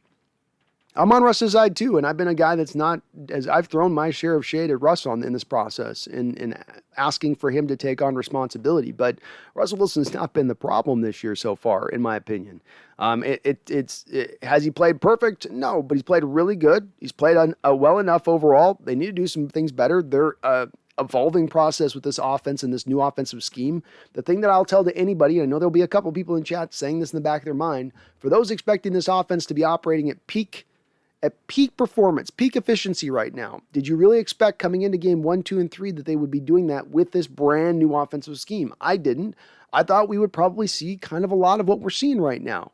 Some good, some bad, some leaning back on old tendencies, but eventually they would find themselves around mid-year. What I expected within that was that the defense would carry the water somewhat. How about an interception? How about somebody makes a play on the ball? God forbid somebody actually makes a play on the ball in the air, instead of waiting for somebody to catch it and then look at him for a second before they decide to tackle him. Just no life. Just no life to that defense, man. Ethan, the defense was supposed to be the anchor of the team to start the season while Waldron, Russ, and other offense got rolling. What the hell is this? There we go. Exactly my point. There is so much talent on this defense. Way too much talent for them to play this bad. Thomas Cox says, Ken Norton is a coach and has been involved enough to know what is good and what sucks. Yeah, I look at him more, Thomas, in the capacity from my standpoint of a yes man. He was hired here not because he was a guy to bring a whole lot of outside-the-box ideas to Coach Carroll and say, why don't you try this, Coach Carroll? Why don't you try that, Coach Carroll? And no, Coach Carroll wanted a guy that wasn't going to rock the boat. That's why Schottenheimer was hired at the same time. He brought in a couple of non-boat rockers. He said, I want this thing still and steady. Calm waters all the way. You're going to listen to what this captain's got. I'm the captain, and I've always been the captain, and I'm going to remain the captain. And you guys better know your place. And I think Coach Carroll is operating from that standpoint of things. Otherwise, he would have brought in somebody to bring in more newer ideas like he did with his Waldron hire. But he didn't do that on the defensive side of the ball. And he already passed once on Norton. That's how you know Norton's not a great defensive coordinator. He brought him in and interviewed him before with Richard. And Richard came in and Norton's like, wow, you blow me away, Chris Richard. Wow, that's awesome. And then Norton came in. He's like, okay, Ken. Well, I'll call you. I'll call you. And then Richard got the job, and then Richard got fired, and then Norton was the right guy for the job. Right. Big hit. Who should we bring in to replace Pete Carroll? We should throw the kitchen sink at Lincoln Riley. Kitchen sink, Lincoln Riley, or I'll try to think of something else outside the box beyond that if we want to look more of an established type coach. I will. I'll try to think of something else if there's somebody else that jumps to mind. Because I'm sure there's probably that's kind of a boring pick for me to give you. I'll try to think of something better. Bodie Lynchfield says, I hate Pete Carroll and it needs to be said. You're not alone in that, my friend. Jackson Shore, we need to rebuild. It will suck. Trust me, I'm a Mariners fan, but it needs to happen for us to reach the Super Bowl again. I'm growing into that lane as well myself. Bodie Lynchfield, can't believe we got stuck with LJ Collier knowing he had the chance to get Montez Sweat. That draft was a silly draft and how they played out to land on Collier and what happened, and they totally misunderstood how that draft was going to play out. It was one of the deepest drafts we'd seen in the 30-year history, or recent 30-year history of the NFL draft, as far as pass rushers go. You knew there was going to be a run on them. They somehow thought, because there was just so many of them, one of the real quality ones would slip down and fall into the back of the first round, but instead they all got gobbled up, and then Seattle panicked because they were in a need spot to have to get a defensive end for that pick, so they reached for LJ Collier from the back of the bus, and That's how you end up with LJ Collier inactive today. Jay says, usually my videos are like 6 minutes, but my next 2 videos are going to be like 15 minutes. Nice. Get it, Jay. Not for sale. It feels like the good old days when we were trash. It's definitely got a 90s tire fire to it. Jackson Shore, does Ken Norton have dirt on someone? I don't know, maybe. Ethan, Caroll seems to love benching Jordan Brooks whenever he sees an opportunity. I don't know why he's surprised by his lack of ability to coverage. He couldn't coverage on the college tape. Why are you shocked that he can't coverage now? If he can't cover in college, he ain't going to be able to cover pros. Oh, no, well, he had technically, let me tell you, he had 80 snaps in coverage, but it was all in this, in his senior year. It was in, he was actually in a spy mode, you see. He wasn't covering. It was Jordan Brooks was actually, he was spying. Yeah. I know it looked like coverage, and he was looking at the quarterback, though. That's how you know he was spying. Right. Or he's not good in coverage. Maxwell Stern, the Fire Largent jersey. That's right. I'm going to get that posted up in a better place here. We got to adjust my screen and fit all this stuff in somehow now. Tommy says, I feel like our only hope this season is to sweep the division. We are not a Super Bowl team at this point, though. Maybe we develop into one. Hard to see with this defense, though. I think you pretty much hit the nail on the head on that one. I don't know. I can't see much. I have not a lot of optimism right now in what I'm seeing from this team to believe that there's a turnaround here. Or that you bring Richard Sherman in and he suddenly fixes everything because Trey Flowers isn't on the field anymore. I don't think that that's really going to be the case.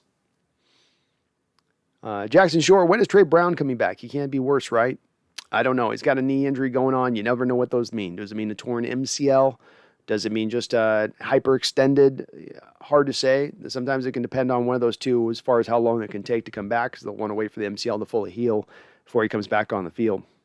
Nathaniel Parks, how you doing, Nathaniel? Good to see you. Kyle T, it really sucks that the Seahawks played like that today, but at least your thumbnails are great. I was hoping my thumbnail could make a few folks laugh. I always try, even in a bad loss, to get you guys a couple chuckles with the thumbnail. So I figured that, I hope that was going to land right, Kyle. Windsurfer says, let's hire Dan Quinn and get rid of the old folk. Well, Dan Quinn is current. Are you mean for head coach, Windsurfer? You could maybe. I'd more Windsurfer because you wanted to keep Russell here. So I think if you bring a defensive coach in here, you're not keeping Russell at that point. So that would be the only weird part of going that direction with it there. But he's on with the Cowboys, doing an okay job over there. I don't think he's going anywhere from that standpoint of things anytime soon. Jay says, hit the like button. Yes, please do hit the like button if you like what you're hearing for me, please. It does help me and this channel grow by showing me other Seahawks fans out there looking for YouTube channels. Bodine, Lynchfield, Pete will bench Brooks at any, at anything, but will torture us with the faithful weekend performances by our beloved Trey Flowers. Pete, make it make sense. A 5th round safety as our cornerback 1. Pete, I hate you. Yeah, the Jordan Brooks thing is one where I think he keeps getting beaten coverage and they think he's going to keep improving and it just doesn't. And they're like, oh, bring Barton out there. And then Barton's supposed to be better in coverage, but then he's really not either. We saw this last week when those guys were both our two, sorry, I got eyelash man here. When they were both our two lowest rated defenders by Pro Football Focus in that particular game last week against the Titans. You know, both of those guys basically playing de facto kind of the same position, though they are doing a little bit of Sam stuff with Jordan Brooks, which is pretty funny. Jackson Shore says, Sam Howell, hype train, baby. I'm gonna be doing on my Seahawks scouting channel. I'm gonna start doing some breakdowns on quarterbacks. No doubt, I'm gonna have to start maybe doing a little bit of that. I hope not Sam Howell. None of these quarterbacks do much of anything for me in this particular draft. There's people that like them, but they're small, they're short. I'd prefer, after having a sub 5'10" quarterback for 10 years, if we're going to go with the new quarterback, I sure would like to be a guy that could see a little bit more closer to over the top of the line of scrimmage at times. Booty Warrior, we need to break down our roster and rebuild for 2022-2023. I think that they would be smart if they go into 1-5. It would be a little more forward thinking at that point to go, it ain't gonna happen this year. Let's go. Let's take advantage of maybe some mid-season trades that might be out there if we can make them at this point. If you're in that state, unless they can just find a way to wholly upgrade the roster between now and the trade deadline by just throwing money and sacrificing future draft capital to get it done. That would be the only way to really make it happen. Mike Skinner says Pete needs to listen to his own words. Always compete, and I'm going to compete for this job here soon. Mike, I agree. Pete's long put the competition thing a little bit to the back burner to me a little bit. There's little flickers of it that come up. Witherspoon getting beat out to Trey Flowers despite the money you gave to Witherspoon this prior year, for instance, but not enough where you really feel like there's actual competition to be competed against. Like they've stacked a roster of guys that are really near each other fighting it out and where the hungry man's going to win. And I think that's part of why when you look on the field, you see that lack of energy and spirit and guys having a go through the motions like approach, especially on the defensive side of the ball, where you have to operate with more of a hair on fire kind of approach with a, that dogged mentality. And where are the dogs on this defense? I see none. I see a lot of poodles, I see a lot of puppies. I see a lot, but I don't see anybody coming in and doing anything that looks even somewhat physical. Just kind of drag guys to the ground, let them catch the pass, drag them to the ground, hold on for dear life. Oh, I'm blocked. I can't get off this block. How do I get off this block? Oh, okay, run by me. Seahawks, Pete runs this organization. He's probably not going anywhere and will let Russ go. And it will blight, is that a word? Blight. It'll blight his end of his tenure here if he does, because he will absolutely take this down to smithereens at that point if he does that. Thomas Cox, at this point, I'm looking at what the Rams Cards did. Those are 2 passing teams. I figured at least a close win. I couldn't finish the game. It was really hard to watch. There was times, Thomas, I felt like standing up and walking out of the room. I have to watch the whole game for you guys. I got to be able to comment and everything in it, but there was certainly some times in this game. There have been in recent years, frankly. These are not fun games to watch. This is not entertaining football. This is not a good product. This is not exciting. This is not fun. Was that a good time for you guys? Was it a good time last week? You just watch the team and go, man, everything just looks broken and dysfunctional and out of sorts and out of order, and there's no toughness and there's no life and there's no spirit. And there seems to be no plan. It's like what was said kind of last year, I thought, which was pretty apropos. Sometimes you just get the impression that they're just kind of throwing stuff at the wall and seeing what sticks. Andrew Wynn says, cut Trey Flowers already. Andrew, I think we're all pretty much right there. Nathaniel Parks, Ivan the Terrible has to go. How many injuries did we have this week? I don't know. We didn't. The guys actually got through stuff. So Jordan Brooks ended up being cramps. Tyler Lockett's knee thing ended up being okay. Was there a lot of other injuries this week, Nathaniel? Maxwell Stern, Sydney can't play. Then you had, I think, like the cramps also with Chris Carson. Maxwell says Sydney can't play worse than Flowers. Put him in. I would think not. Tommy Eden, Russ isn't going to stay for a rebuild, so either we win this year or we fire Pete immediately. 9-8 isn't going to cut it.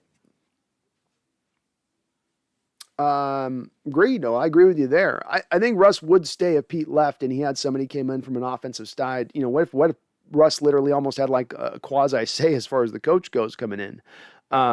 It depends on how. There's a lot of different ways that Russ could still remain here if Pete moved on, and it wouldn't necessarily have to be a rebuild either, because Russ could see there being returns by just moving on from old processes that are outdated and are no longer effective. I could easily see Russ falling into that camp of things.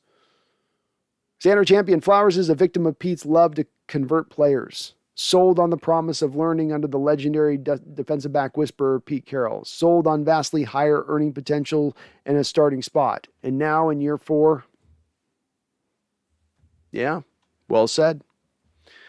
Cale Gibson says, is it possible to hire Eric Bieniemy mid-season? Well, maybe worth looking into, huh? Maybe worth seeing on that. Yeah, probably. You have to wait to the end of the year, probably. But yeah, that might be a guy you're looking at. I'll tell you. Nitro Hawk, I really think Pete needs to retire after the season. I know I'm 14 and don't know what it's like for us to have losing seasons, but losing early in the playoffs every year means nothing.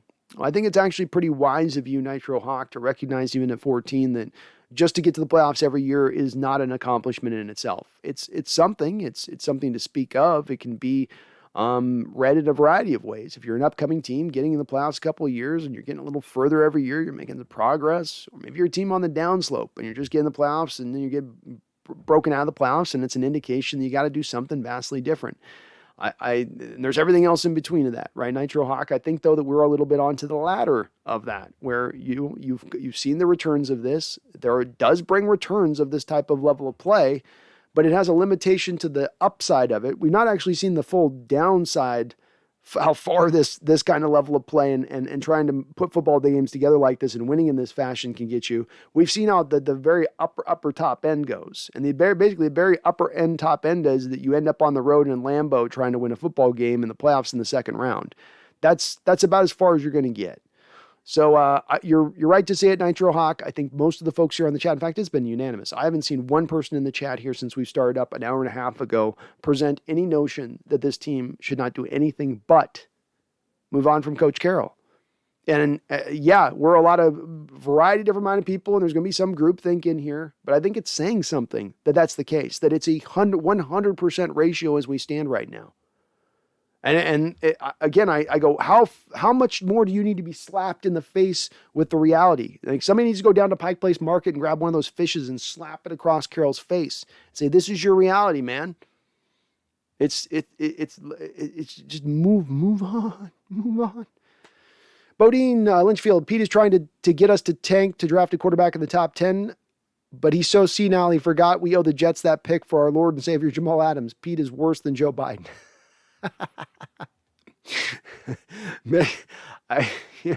Well, at least when it comes to forgetting about the Jamal Adams, that'd be fun.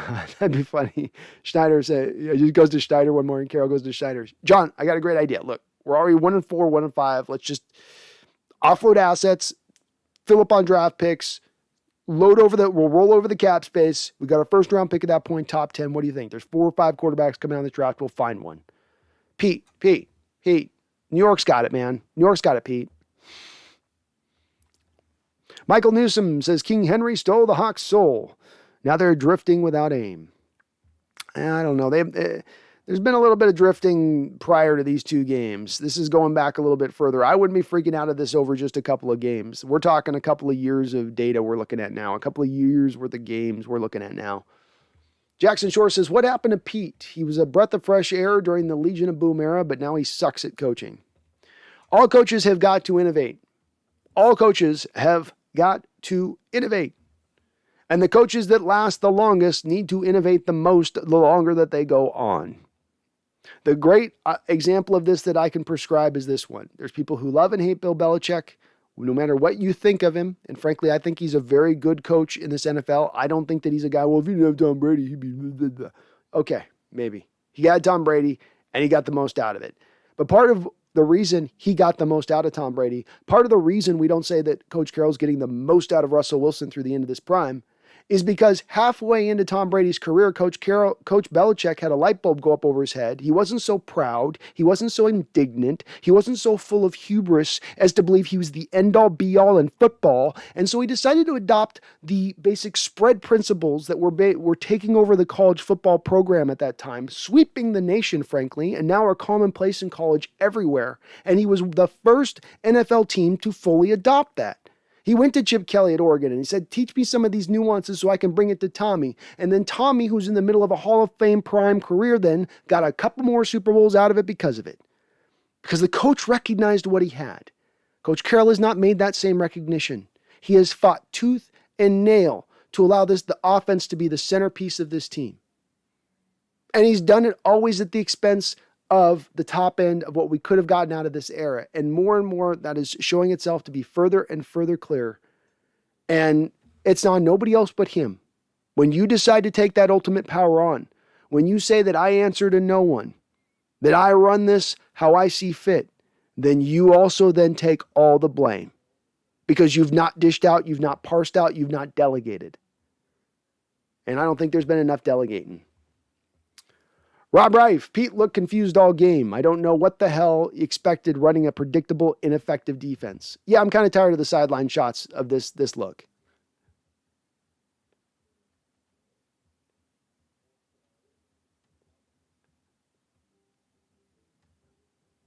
Always kind of eyebrows down, looked a stare of wonder, 1,000-yard stare on his face. Chase Stern and DK was really good today. That's the only other positive. DK was good today. He bounced back a bit. No silly penalties, and he caught everything thrown his way. Jason Jackson Shore says at least Jason Myers perfect. Oh, yeah. Naborno's, we need KJ back. KJ is going to remain with the Raiders. They are 3-0. They're rolling. I don't think he's going anywhere. So they're going to try and win that division with KJ. Bodine Lynchfield, don't forget our offense is brand new scheme, new playbook, so I can't blame the offense because they have zero chemistry. I'd rather our offense stink now than get better as the year goes on than have shoddy. Me too, Bodine, and I agree. None of this goes to the offense. I go right to Caroll and the defense on this really at the end of the day. The offense could have played better. We got to bring all parts in here. It ain't all one and all the other. But yeah. Tamara, welcome in, Tamara. Jackson Shore, laughing out loud. Brandon, you're on fire, my guy. I got a special kind of burning anger today, man. I'm gonna be just tossing and turning tonight, just steam blowing out of my ears. You better believe it. You guys had every opportunity to get this right, every opportunity to be good, every opportunity to maximize this season out, every opportunity to strike while the iron's hot, and know today is the day that you not only solve your futures for this upcoming season, but your hopes for tomorrow. And you're blowing it. David Ogle, drafting out of the first round and drafting busts or subpar players are catching up to the Hawks. McDowell, Collier, Penny, Fetty. Yes, David, agreed with you, man. Your drafting misses are coming home to roost. Coming home to roost.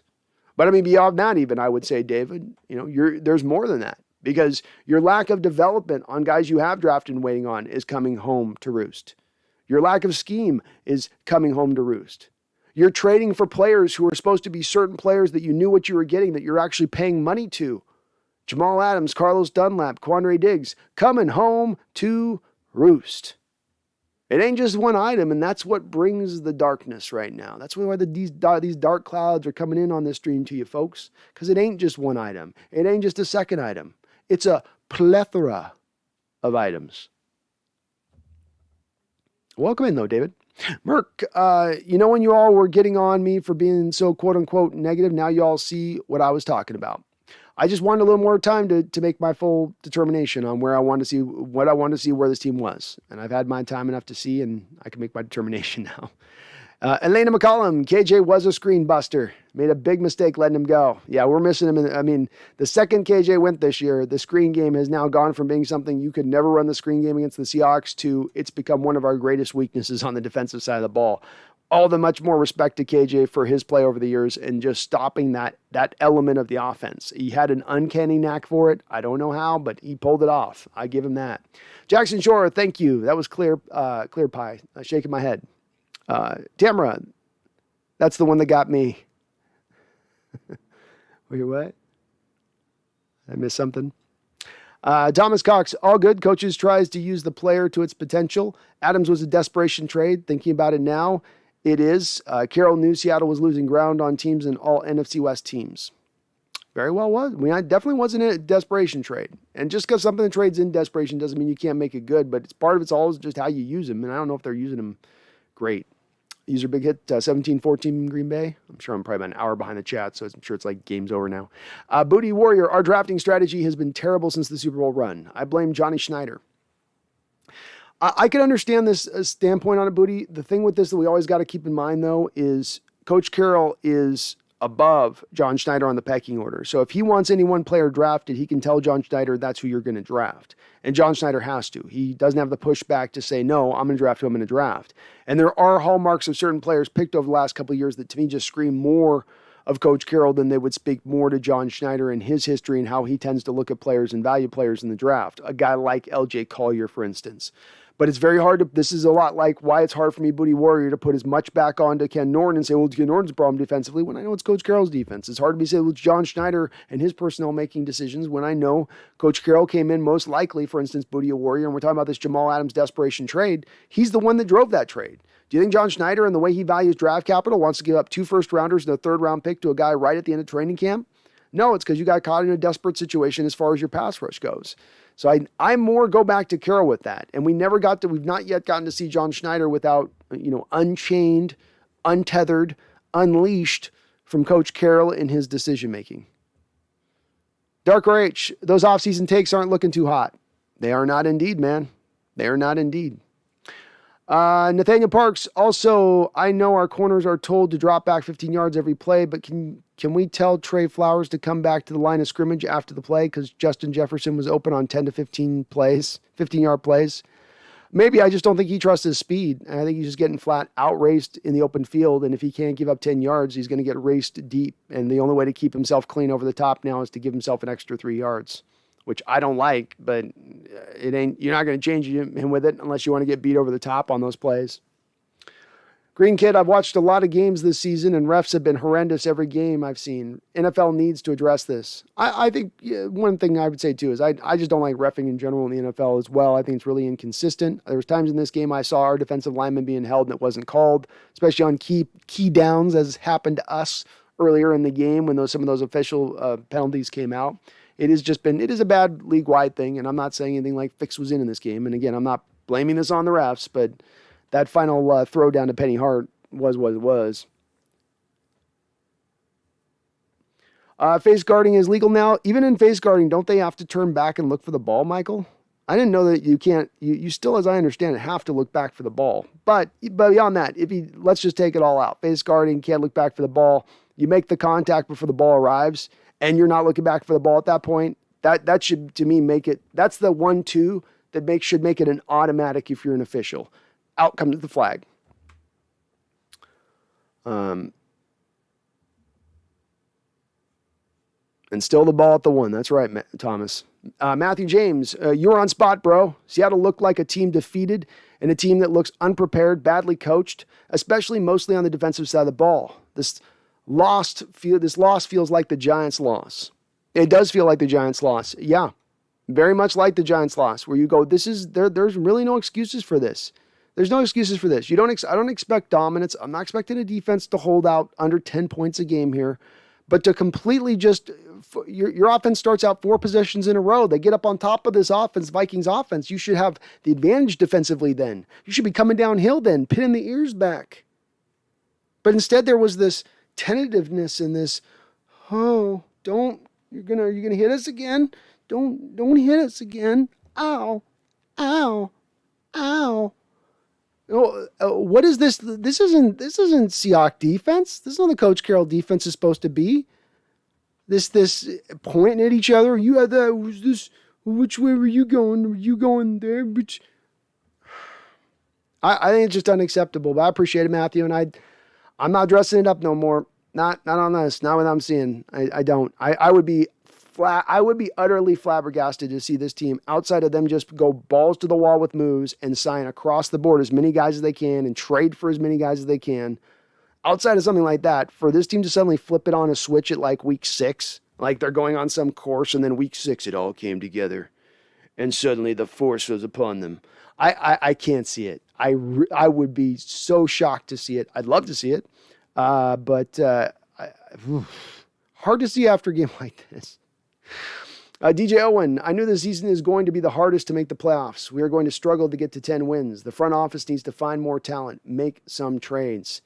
DJ, do you trust going again with another season of Coach Carroll after this? If we see 4 or 5 more of these type of games this year, if you're back to a one-and-done state, if Russell Wilson then says, I want to move out the door this offseason, do you want to ride with Coach Carroll one more year on that? Eric99, go watch Brandon Nelson's post-game review. Sums up your thoughts exactly. I'm glad to hear it. Eric, me and Brennan will definitely have a very interesting end of the week connection here when we go into his channel here next Thursday. So I'm sure we're both going to be still having quite a bit of impatience for what we're seeing out there, I would imagine. Eric99 says, I hope I don't see the 90s Seahawks looming in the future. I don't either, but I got to be honest with you. Part of why you had the 90s time that you had, and part of the reason why that team wasn't good in the 90s is you had a weak ownership group. And they didn't support the team properly. And when that occurs, that's how you get to a losing state. And if this ownership is not really caring much about the team as far as whether it's a winning or losing football team or if it's just competitive, if it's just putting butts in seats in Lumen Field. Well, if that's the case, then that's not a firm ownership hand. And that does limit your upside, unfortunately, and does open that door. Bodine, I think we broke Trey Flowers, bro. He really said Seahawks fans expect him to be Richard Sherman. He said he's not Richard Sherman. Wow, glad he cleared that up for us. Yeah, I give him props. There was not every, as one media member pointed out, not every defensive player out there was willing to go and talk to the press after this game and kind of own up to it. And Trey Flowers was a guy to face up and own up to it. I'll give him credit in that. And I'm not here to kick a guy when he's down. Nobody ever expected him to be Richard Sherman. And if you're talking about me on this channel, Bodine, and the expectation I think of anybody on this channel is that even the naysayers would have only have expected him to play at a league average level. Play as a league average cornerback. Don't be above it average. Don't be a Pro Bowler. Don't be an all-pro. Be a league average cornerback. And right now, not only is he not playing at league average state, not only is he playing it just a little bit below league average, but he is playing it like league worst cornerback play in his fourth year. And that, if he's thinking that means we want him to be Richard Sherman to play at an average level, I think that on his part is, again, maybe this shows why we haven't seen a little bit of improvement in play then, because you're not taking ownership and responsibility for then the lack of good play. Master Chief, does Pete need to go for us to be great again? Yeah, I think so. Remember the time, 92. I see more fight with the Seattle Kraken team than the Seahawks, and this game is a preseason game. Yeah, no fight, no energy, no juice, man. No juice. Where's that edge? Where's that razor edge? It looked dull. Somebody get the whetstone. Thomas Cox. Yeah, to tell my son about the 90 Seahawks. Well, he might have to soon live some of it. Leland Kimball. Thank you for the $5 super chat, my guy. Appreciate it. Says, strip it down to the studs. Rebuild the team. Staff, culture, everything. Leland, I love where your mind's at on that. Thank you for the $5 donation. Sorry, it took me a second to get to you on that. And Leland, you put $20 in the donation as well a couple days ago with the Brendan chat, and I didn't properly thank you for that as well. You're a member on the channel and you donate, and I should at the very least thank you and let you know I appreciate it. And I think we're at that spot with this, Leland. I'm at this spot. I'm open to the thought process. You still hold on to Russell Wilson, and you look at bringing an offensive-minded coach, and you do some of that. But if we got to go full studs it is. Own it, do it, roll it. As somebody mentioned about this Mariner team that we're seeing on the other side of it. The Mariners made the mistake over the years of constantly just trying to, let's just twist that dial a little bit and we'll turn that knob up, and that should be enough to get us to a winner state now. No, it's not enough. And then the next year, try the same thing, and not enough. And that they only have started to finally get back to potential success here by really owning that you've got to build this organically from within, go through the process. It might be a little bit of time, but that's what you sometimes got to do to get back to the potential of greatness, back to the potential of a Super Bowl possibility. And right now, it just doesn't look like a team. And being a guy that had thought we had a Super Bowl run in us at the start of the year, this is not it. This is not it. It's like the Gladiator speech. Marcus Aurelius had a vision of Rome. And this is not it. This is not it. Nathaniel Parks, we give up 500 plus yards of total offense. Didn't we improve our D this offseason? Also, when will Sidney Jones be back? God only knows, and God only knows. I don't know, Nathaniel. Yeah, we did. And I thought we did too. I didn't think we'd have a league worst D. That one's catching me a little bit off guard. I'm a little bit sideswiped by this one. My kitty's coming over to try to make me feel better here. Yeah, I know. You tell him. Should Coach Carroll be fired? Yes or no? Coach Carroll? Yes? I think she said yes. Bear Sherwood. I hated how often I saw defensive ends dropping into coverage. We saw this into the preseason, right, Bear, where this showed itself with Alton Robinson in the preseason game at one point, wide out in coverage against a cornerback or against a wide receiver, and then he got smoked deep on a play. They think they're doing something intricate with their zone drop, zone blitz stuff, but this is always what I've laughed about when Coach Carroll tries to go blitz heavy with his scheme, is his scheme is built to be the antithesis of blitz heavy, when we're at our best and running best, and when he's running his formation the way he wants to run it, he's going to be probably like the least blitzing team in the entire NFL, 31 or 32. If you look over the span of his 10 years here and you find the ranks on that, you'll notice we're, 2013, we're the 30th or 31st most, blitz heavy team, and then 32nd, and then, 30th. And you get about 2018, 2019, it starts to turn a little bit, and they start to amp the blitzes up. But that doesn't mean it's all that effective, because it's not built within the base of your defense to do so.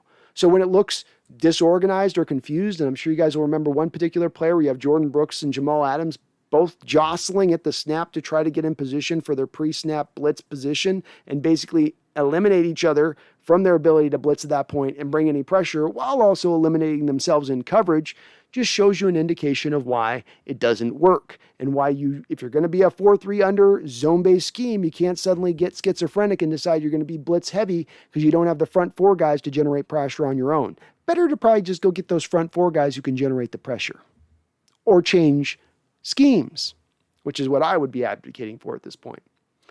Elena McCollum, we need bigger, taller, more physical guys in the backfield. All our guys are small and rack. Taller, more physical guys in the backfield. Are you mean like are you meaning corner or are you meaning safety on that, Elena? I think you mean corner. I'm not sure on that one. So, David Ogle, Hawks did not prove the D at all. No, in fact, they're stepping backwards, which is, that it's going backwards is crazy. Booty Warrior, I think we should get rid of Schneider and hire Brendan Nelson as our general manager. Well, but you still then have Coach Carroll, Booty Warrior, sitting over the top of Brendan Nelson. So that's the problem, is that Coach Carroll, you've got to remove the Coach Carroll aspect. But then I'll sign off on that. I'm okay with that. The humble Halifacan. At this point, it's time to bring back Richard Sherman for Trey Flowers. I've been advocating for that for about 7 weeks. But I know that there's a whole background process at play with this one that goes beyond football. So we'll just have to see how that one kind of rolls. But agreed, humble. Agreed. Tommy, Chiefs have the same record as us, 1-2, but I think if I was a Chiefs fan, I would still have hope. I don't feel that way about the Hawks. I feel like we are a paper tiger and soon to be dumpster fire. Yeah, and the Chiefs are in a different state. They've gone to back-to-back Super Bowls in recent years. Team's going to be beat up a little bit because of that. You got a Super Bowl win out of that. You're trying to rebuild an offensive line on the fly over an offseason, and the offensive line from 0 to 5, basically, which is very hard when we're talking about one of the biggest things to create success for an offensive line is continuity. So I think there's a lot of Chiefs fans out there who would probably tell you coming into this year with some improvement from the Chiefs and Broncos tough and Raiders, and it being a second toughest division probably behind us, that they knew there was a chance it's going to be a harder year for them to get it going. That it's a little bit understandable if they muddle through a little bit, especially understanding Super Bowl losers in recent years and what's happened to them. So I think Chiefs fans are less caught off guard than we are on this. We really didn't see this train coming down the tracks, and it's hitting us hard. Merck CK, not y'all turn into Sidney Jones like he's the answer. Stop being desperate. Sidney Jones is not good. This team is not good. Yeah, so I don't think Sidney's fixing anything. Jackson, I miss Paul Allen. He would do something, and no doubt in my mind. I agree. I don't think he'd be sitting here letting this play out like it's played out. I think there'd be some kind of change. I think he would know better than just let it sit stagnant. Complex Music, was it more the secondary fault or what? Yeah, I don't know. I don't know anybody that covered in that secondary today. So I don't know how not to look at the secondary and say it's their fault. Nobody seemed to pick up a zone. Nobody stuck with a man in zone. Nobody made a play on the ball. We didn't have one tip pass or anything. I would say that at the end of the day, the secondary definitely assumes fault. Obviously, we didn't get a lot of pressure on the quarterback either. So that's another aspect of that. But the secondary probably earns more of it. Jackson Shore, the larger jersey, though. I'm jealous. Yeah, man, I don't have a very good. I mean, you guys have good moms. I'm not knocking your moms, guys. I got the best mom. So I got one nice thing here that I get to feel on this loss. I got a nice birthday present, which, she's the best mom in the world, not because she gets me large in jerseys, but she's the best mom in the world, and she gets me large in jerseys, which is what separates her from the pack. That's what makes her undefeated. Mike, we effing suck. Yeah, we don't look good right now. Welcome in, Mike. Elena, there were times on third down Russ had openings to run and get the first down. Didn't do it. He has to know when he needs to get them, period. Kyler and Lamar do. I would like to see him use his legs a little more at times. Yeah, Lana. I agree with you there. Nathaniel Parks, looking at Madison's stats, you'd think he would be the number one in the MVP race after today. He had a day, man. He definitely had a day. Fire of all, I think the Vikings loss was a Titans hangover. Maybe fire of all again. Some of this comes down to we've been seeing this over the last couple of years. This game, like last week's game, looked a lot like games we saw last year and like we've seen in recent history here, which we hadn't seen in maybe the first seven years in the Coach Carroll era. It's been more on the norm. We're getting these kind of games. Jackson Shore, we can't blame Russ today. He deserves criticism, but not today. Yeah, I'm not going to Russ today on this one, Jackson. I will not be concentrating any time on Russ with the criticism, whether it needs to be doled out that way. We got to call what the main problem is here, and not get to other little tiny small items when there's more major items that are at issue here. Tom Eden says, do you think Trey is really the problem, though? He is not good, but I also think you could put Ramsey out there and would change nothing. No pass rush plus playing 20 yards off the ball. It's scheme. I think part of the reason you have him playing further and further back off the ball in this particular game, Tommy, has to do with the fact that you have Trey getting burnt like toast in last week's game, playing 5 yards, 6 yards off coverage, and then playing to his bail technique of cover 3, and then still not staying with his man, not staying on top of his man when Julio runs basically a go route.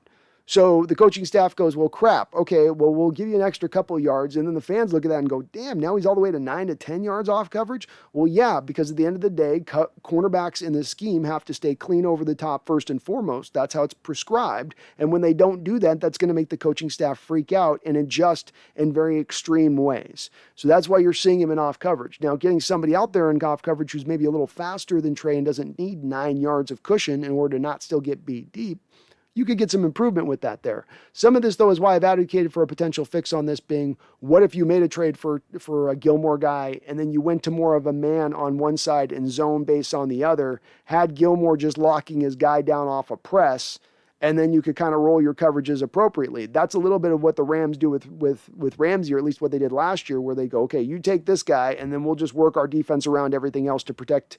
Well, everybody else have a little more protection. The zones will be a little tighter on the rest of the side of the defense. I thought maybe that could be an interesting potential solution to some of this, but I don't think it's likely to happen. Fireball says, Steve Largent, that's a badass jersey. Thank you, my guy. I agree with you there. I had to get it at some point here, so we got it up. I'm going to get it posted nice and proper here soon, but I still got to, iron it all out, and you got to pin it in, and there's a lot to it. I can barely package a Christmas gift. I don't know. I'm going to pin that thing in. I'll make it all look nice and pretty.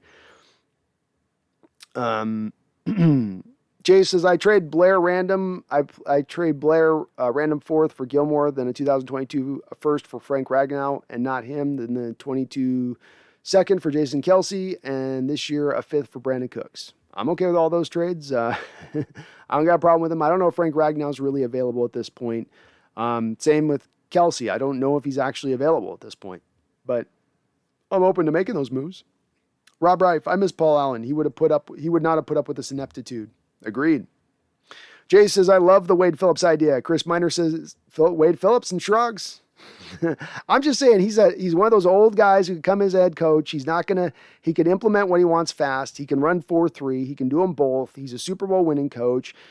He's a guy that, can do some exotic stuff. You take a guy like Jamal Adams and you give him that kind of puzzle piece. I mean, if you guys are talking about firing Norton and thinking that would have an effect, bringing that guy in on the fly, couldn't it be worse? Could Wade come in and do possibly worse than what we're seeing with Norton? Nathaniel Parks, it wasn't just Trey Flowers today, though. DJ Reed looked bad, too, versus Thielen. Yeah, Thielen gave it to Reed. That's for sure.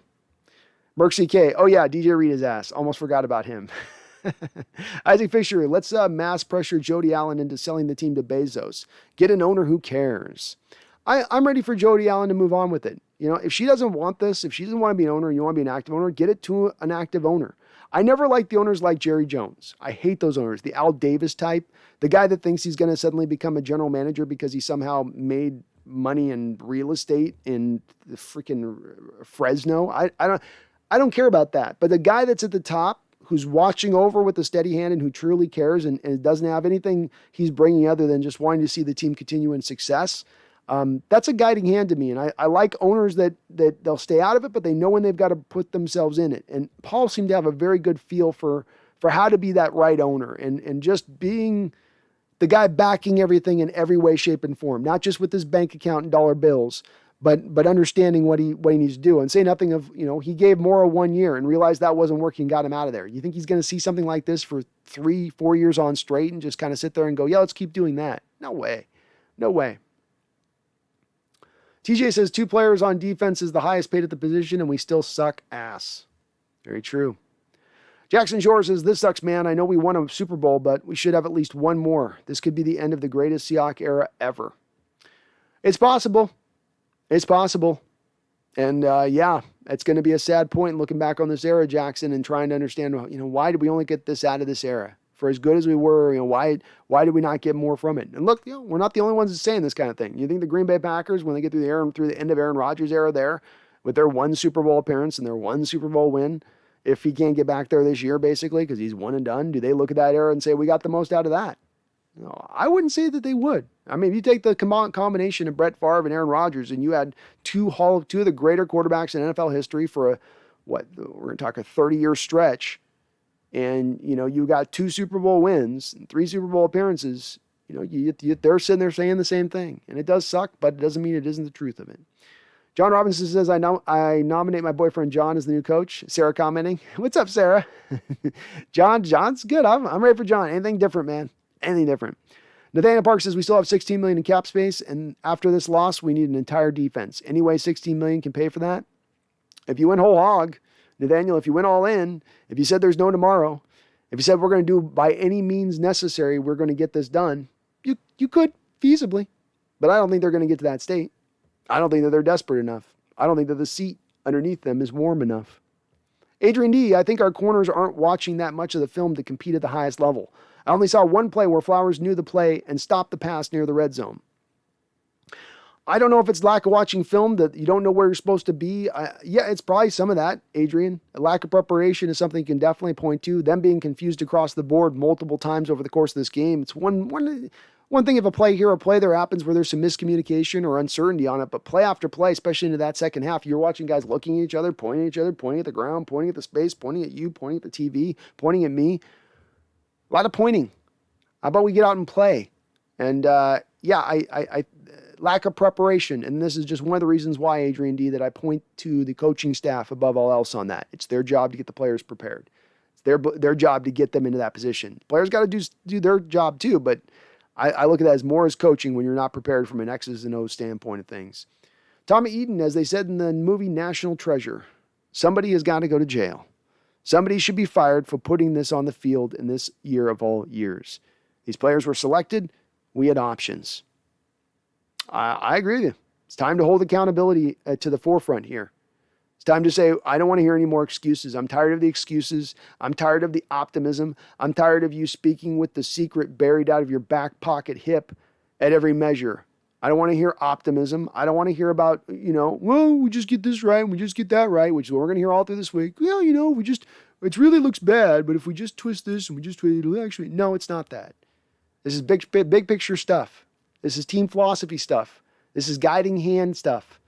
And it speaks to a much deeper realm than just simply, we'll just make this little adjustment, or just bring in Geno Atkins, or just bring in Richard Sherman. Your scheme looks kind of broken. Your coaching doesn't look like it's being innovative anymore. You're losing in X's and O's. You're getting out-coached every single week. Avery Allred, why do you think Pete doesn't like Brooks? Also, where has Jamal and Diggs been? They are playing only average. It makes me so sad. Well, Aubrey, on this, and I'm not trying to toot my own horn with this, but just to simply say, I've known this for 2 years. So this isn't new information to me, and maybe it's new information to the coaching staff. But when Jordan Brooks was drafted on the night he was drafted, and if I as a layman here can sit here on draft night, I'm not a scout, I don't break down tape, right? So if you get a guy like me that's just some dude in a basement just BSing, and I can tell you on draft night that Jordan Brooks can't cover, you can probably understand I'm saying that with a pretty good certainty because it shows up all over tape. And that's what it's done from day one when he's played here. When you look back to last year, what did they do with KJ Wright? They played KJ Wright at the Sam linebacker on early downs, which you have a 4-3 defense. You have a Sam linebacker, a Mike linebacker, and a Will linebacker. And on Sam linebacker on early downs. But then when the offenses go to nickel, you tend to go to, at that point, when offenses go to 3 wide receivers, you tend to go to nickel. So at that point, your Sam leaves the field. And what happened last year when our Sam left the field? Did KJ Wright leave the field? No. KJ Wright took over for Jordan Brooks at the Will linebacker position, and Jordan Brooks left the field. Why did Jordan Brooks leave the field last year? Because Jordan Brooks sucks shit in coverage. Why is Jordan Brooks getting flipped out this year for Cody Brooks? Because Jordan Brooks sucks in coverage. He's a run-defending linebacker. I know that will make you all bristle, but that does not make it the truth. And that knows it is their damn truth. Okay? It is. Fireball, I'd make them mofos run wind sprints. I don't know, it's late in the game to toughen them up now. John Robinson, the Browns defense was playing like madmen. What a stark difference from the Hawks' lackadaisical performance. That's what a defense is supposed to look like. Agreed. I saw the same thing, John. I watched that a little bit of that early game with the Browns team against the Bears, and again, they're playing against a much worse offense there against the Bears and an offensive line that sucks, but they got it done. They look like that's the kind of fire you should see from a defense that's hungry, that goes for it. You see the same thing from a team like a Tampa Bay defense. I know they got worked this week a little bit again, but they show that at times. There's a couple defenses in the league that give you that. We didn't.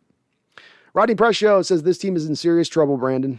Agreed, Rodney. Agreed. Ahmad. Hello, Ahmad. Jackson Shore. And welcome out. Good to see you, Rodney.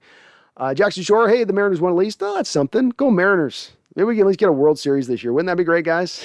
Wouldn't that be weird? We go get the World Series, but we can't. Our football team gets nowhere.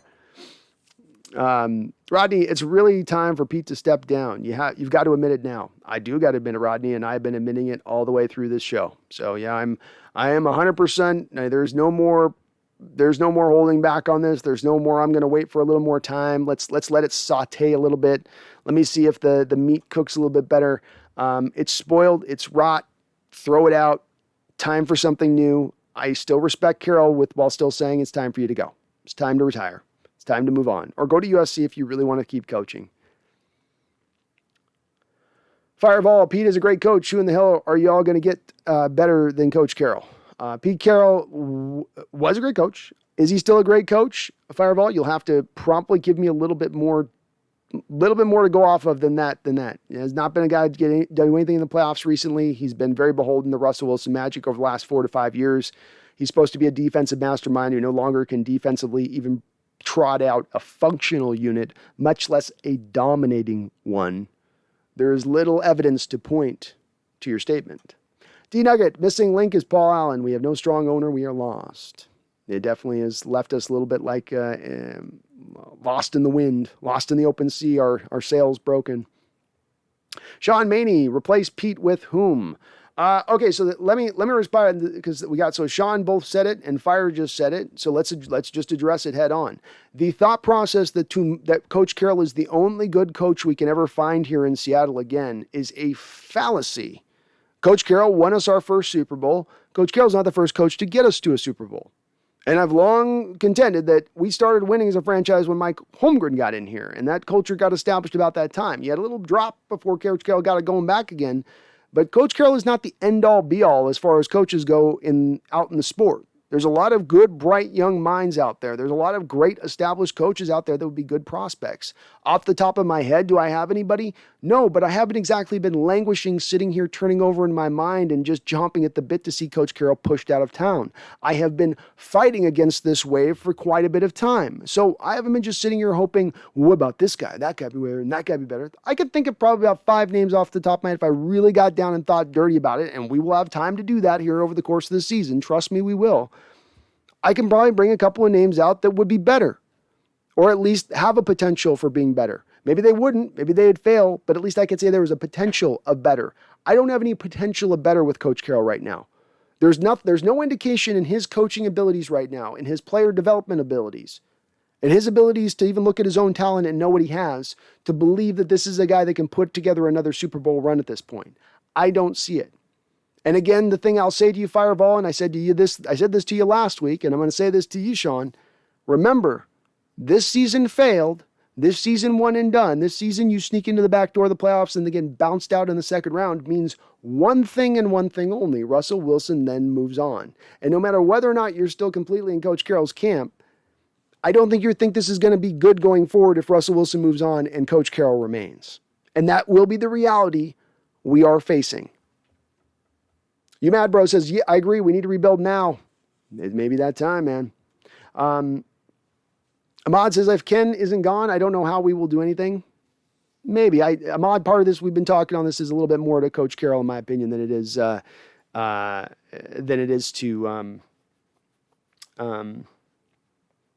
little this to me is to Coach Carroll than it is to I can't do anything to Norton. So I put more of the blame to him. Eric99, you put another $2 donation in. I totally missed it, my guy. So sorry about that. He says, I see the dark clouds of the 90s looming. Oh Lord. I'm hearing a alt rock song, Black Hole Sun, maybe a little bit by Soundgarden. Dear God, no. Black Hole Sun. No. It may be that time, Eric99. It may be that time, but thank you for the $2 donation. And Joseph, I think I thanked you, Joseph. But Joseph, you came in with another $5 donation, Joseph, and you did it an hour ago. So sorry, you guys, I'm a little bit behind. Hope you're watching a replay if you hopped out of the chat. But Joseph Young and Eric99, 2 donations today in this loss. I do appreciate you guys for doing so on that. All of you guys have been very kind today. I figured we'd have some folks down the dumps, but you're still being very kind on the donos.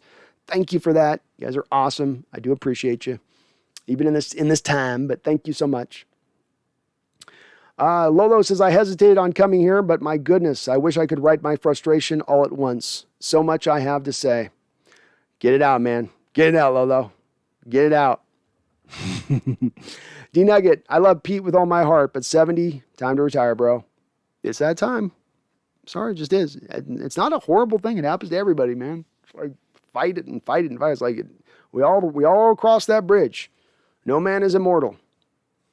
Well, I'm a vampire and immortal, but I'll tell you guys more about that later.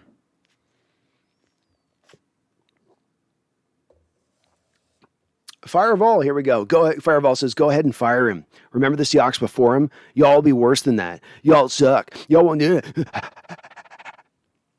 Yeah, Fireball. I remember 5 years before Coach Carroll hired, we went to the Super Bowl, and we should have won the Super Bowl, but the officiating crew literally officiated the game to make it so the Steelers would win. And over that time, we had like 5 division titles with Mike Holmgren, won a couple playoff games throughout that time too.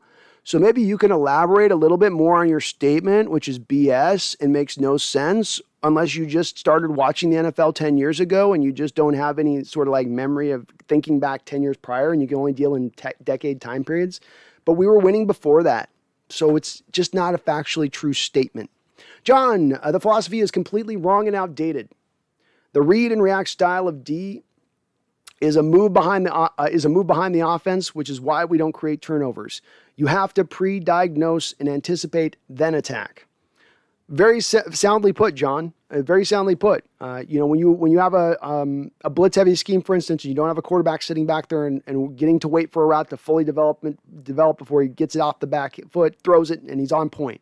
Well, that ball is going to be a little more on point first. You got a blitz heavy approach coming at a quarterback. He's on the fly and he's got to get rid of the ball just a second late. Now the ball's just a little bit more inaccurate. Like we saw in the Russell Wilson throw to Freddie Swain, where Freddie Swain was wide open and Russell couldn't quite complete the throw because he had the pressure in his face.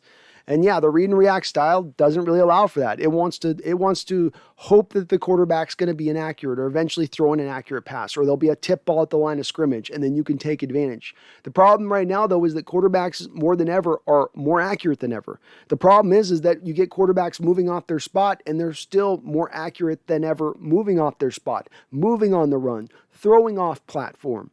So those things you could rely on in the past within this defense to take advantage of those moments no longer show themselves. And it's no wonder that we see a lot of average quarterbacks over recent years absolutely slice and dice this defense apart, because it's not a complicated defense. And if you can remain patient, you can cut it apart. And if you stay mistake free, which you stay mistake free because you're not pressured as much, to John's point, that will be the results you get over and over again, as we've seen. Jackson Shore says, if we start out 1-5, who gets dealt? I've got to think that you'd be looking at Quandre Diggs being on the chart. I would think Rasheem Green would be out there. I don't know if he'd draw you a whole hell of a lot.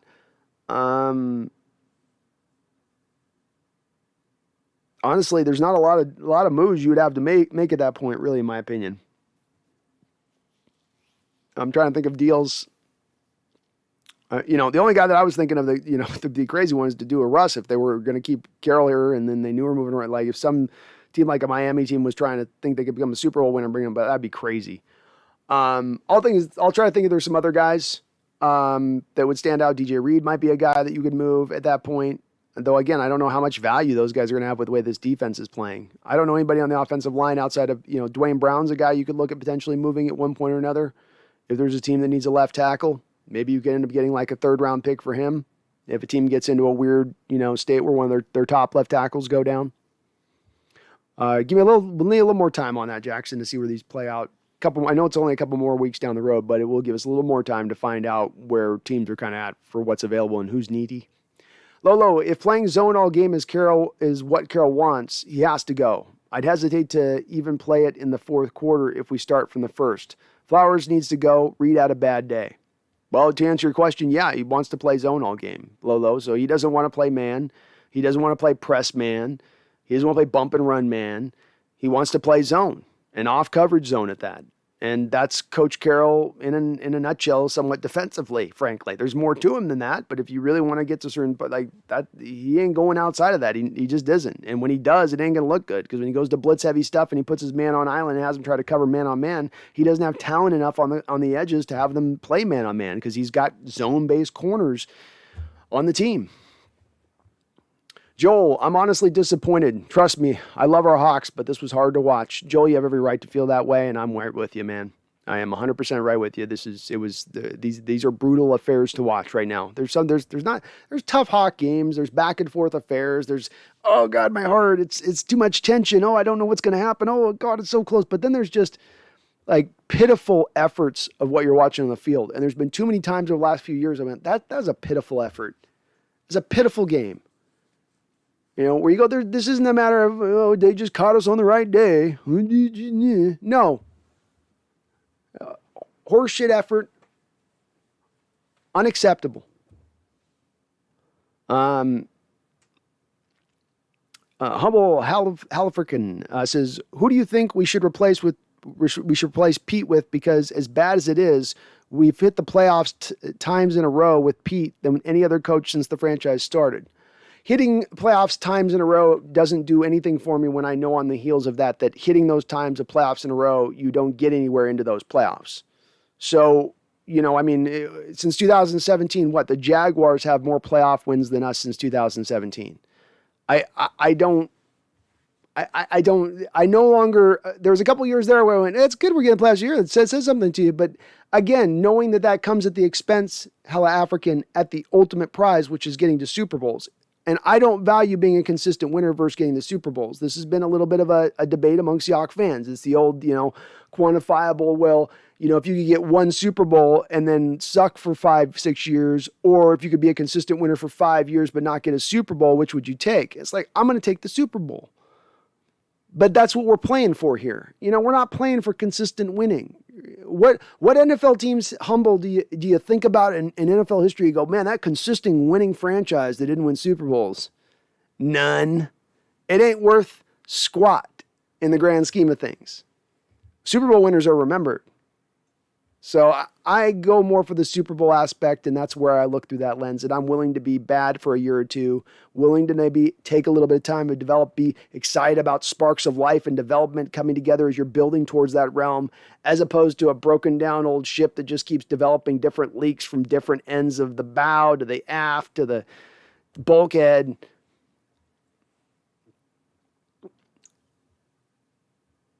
And again, the thought process, hell African, that we just started winning when Coach Carroll got here is just incorrect. Look at Coach Carroll. Look at Holmgren's time here from when he arrived in the door and how many times we got in the playoffs and how many times we won the division and how much playoff success we did have during that time period. So if two guys can do it and our last two coaches, two of the last three coaches that we brought in here can do it, it can be done again. You can find somebody else.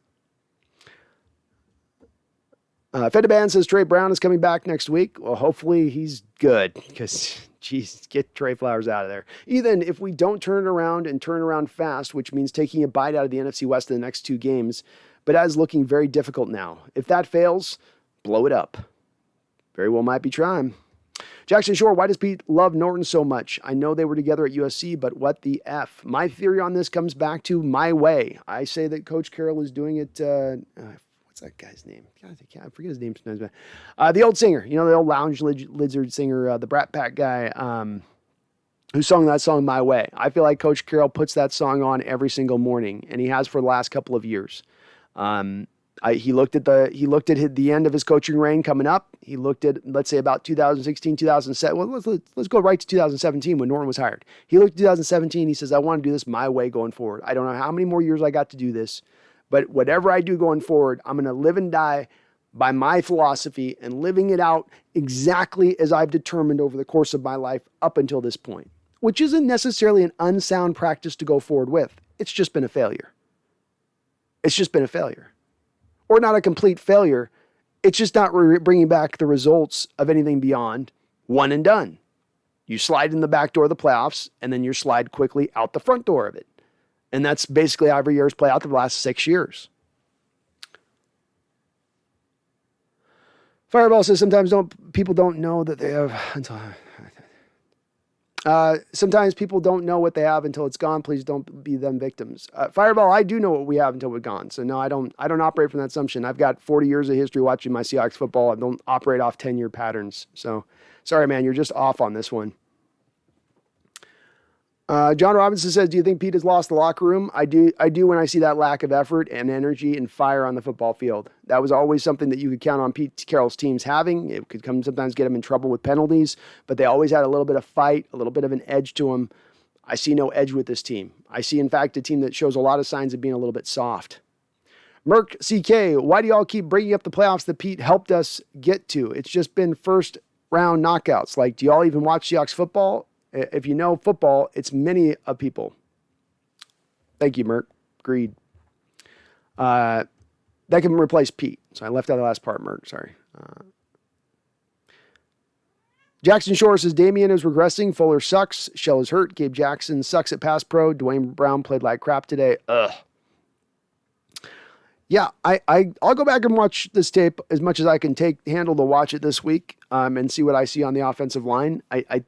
I mean, I don't think they played phenomenal, but I don't know if they were the worst, horriblest part of this game that I would go to in my mind. Windsurfer, is Russell Wilson overpaid? Is this the reason management can't afford an offensive line? Would we do better with the lower paid quarterback? Well, management would have a lot better of a chance, Windsurfer, of being able to make that general assumption if they really wanted to, if they were to use up all the cap space they're sitting on. But when you're sitting on $13 million of cap space that you've not used, when you have another $10 million of base to bonus that you can convert at any point in time of Russell's salary this year, and then get an additional $23 million of cap space, but then you don't use it. And by the way, the conversion of that base to bonus would then lower Russell Wilson's cap hit this year. Well, it makes me kind of question, whether really we can go back to saying, well, it's Russell Wilson's salary here that's holding it back. I'd like to see Russell take a discount. I'd like him to not be the highest paid player in the league, but management's also not using all the money that's sitting there to be used. So what am I supposed to take away from that? The second bro is thumbnails. I hope you guys like that thumbnail. I think long and hard about my thumbnails now. Jackson Shore, imagine saying all this during the 2012-2014. I can't. These words would never come out of your mouth during the time. Lola, respect, yes. Honestly, the luck he got with drafting the LOB happened and it's done. What is he holding on to? He has yet to prove he still has that in him since we lost the Super Bowl. I can't disagree. Shut him out fast. Hires are key.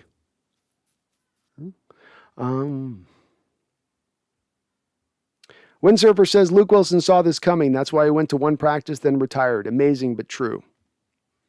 I don't know if is that the truth? I more got it from the fact that Luke Wilson came and he realized how complex this offense was going to be And he's coming in late into the game to try to learn that. And he's like, I'm only going to be here for a couple weeks until Parkinson comes back anyway. And then they're just going to release me for what? Android for life. No, Russell said he will restructure his contract if he has to. So I don't know. I don't know. It's Pete's fault. Only person. Yeah, Android, the restructure thing is kind of double talk. So Russell Wilson, whenever a quarterback says they're going to restructure, really don't give a quarterback a lot of credit for that, because it's not a quarterback telling you that they're taking less money, which is what they're trying to infer. I'll restructure and take less. That's not what I know. They're meaning they're going to, instead of waiting to get all that money, they're just going to get converted to bonus now, but they still get all of their money. So they're not taking any less for the team, and they're only pushing the pain of that team that would be suffering now into the future. It's a little bit of a misnomer when you hear a quarterback say that. Though, again, I'm putting this on Pete. I'm not putting this on Russ, to your point, but just to make sure we're clear with that one. Merck, I don't want to hear it's the week 3 bull S, because we've been saying this football for the last 2 years, and they just trying to cover it up every year, and y'all feed into it. I'm not feeding into it this year, Merck. I'm on my line. I'm on my line. I don't see it on this team. And they can come back and win next week. I'm not going to still, I'll feel better about my team a little bit, but I'm still going to be sitting here going, I still don't see how this team pulls it through with this. It would be a monumental shift as this team to find a way to just tap into some, unknown potential there that's just been lingering beneath the surface, which is hard for me to see watching football for years. Shut him up fast says maybe he needs to go. Needs to go. And Daniel Parks, you said Damian Lewis would struggle at left guard. I saw that on full display. Why not just give the potential Pro Bowler his right guard position?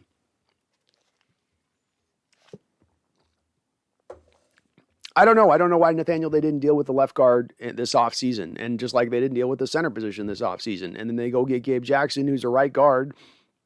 And he was moved. He originally played at left guard, but the reason he was moved from left guard to right guard halfway into his pro career is he slowed down a step. The left guard's the pass protector of the guards. It's Nathaniel, why I get frustrated. People go, well, it's only this game.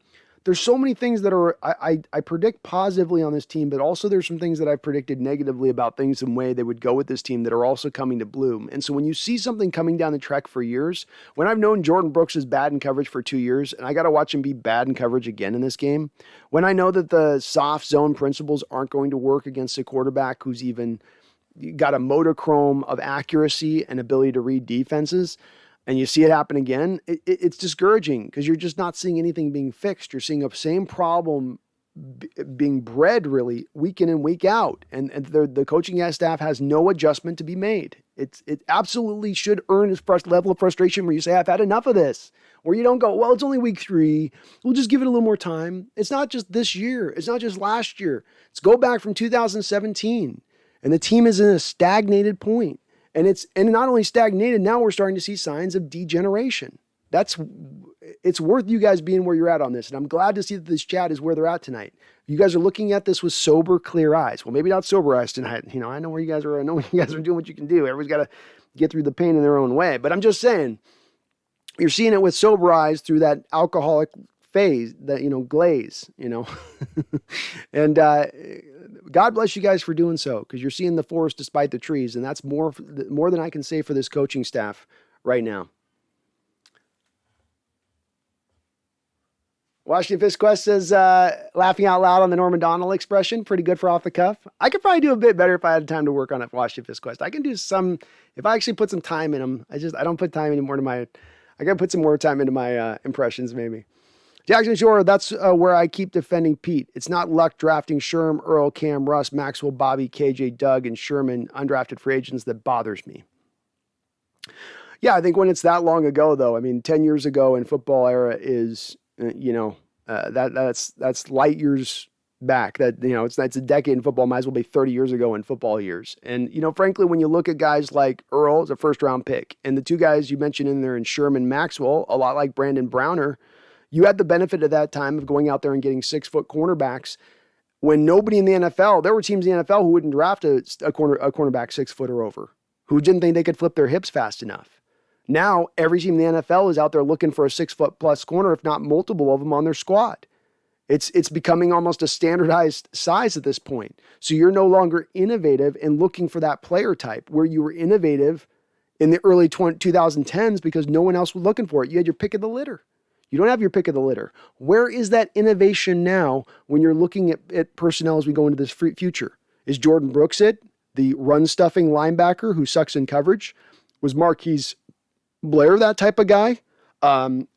Just an absolute decleater, the type of guy that got ejected out of multiple college games. So you're going to go get a safety that his first and foremost skill is his ability as a hitter, as the NFL is now legislating hitting out of the sport. Are those forward-thinking, innovative draft picks?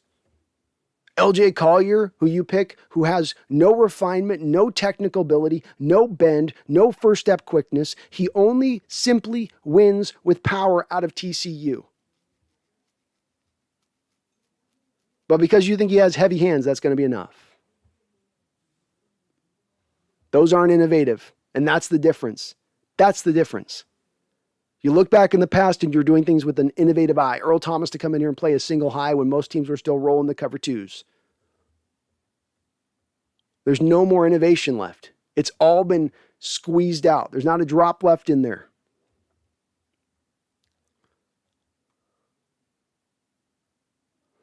Windsurfer, a really bad helmet-to-helmet man, possibly head injury. Oh, yikes.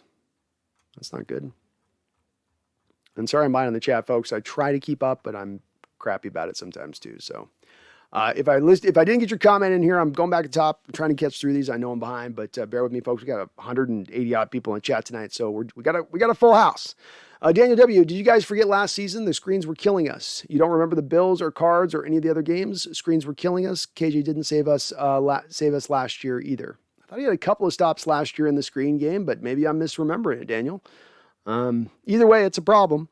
Go Hawks 2021. Yes, and when you switch a player position, there is 90% failure rate. So why switch the guy? Exactly. I don't know. It pisses me off as well. And you're speaking, of course, to Damian Lewis, who, again, the Seahawks coaching staff in its forward-thinking terms, finally got a young offensive lineman to play good in their first year. A guy they drafted, which they hadn't seen going back all the way till Russell Okung. And going off that data, knowing it had taken them 10 years to find a guy like that again, what was the first thing they did? What was the thing they did the second they got to that offseason with that player? Let's switch his position. Let's get him off. Let's get him out of the position he was playing well in. Why keep him there? Why keep seeing if it maybe develops into a Pro Bowl or an All-Pro? That's just what normal teams do. Let's act innovative and move him all over the place. It'll be so 2021.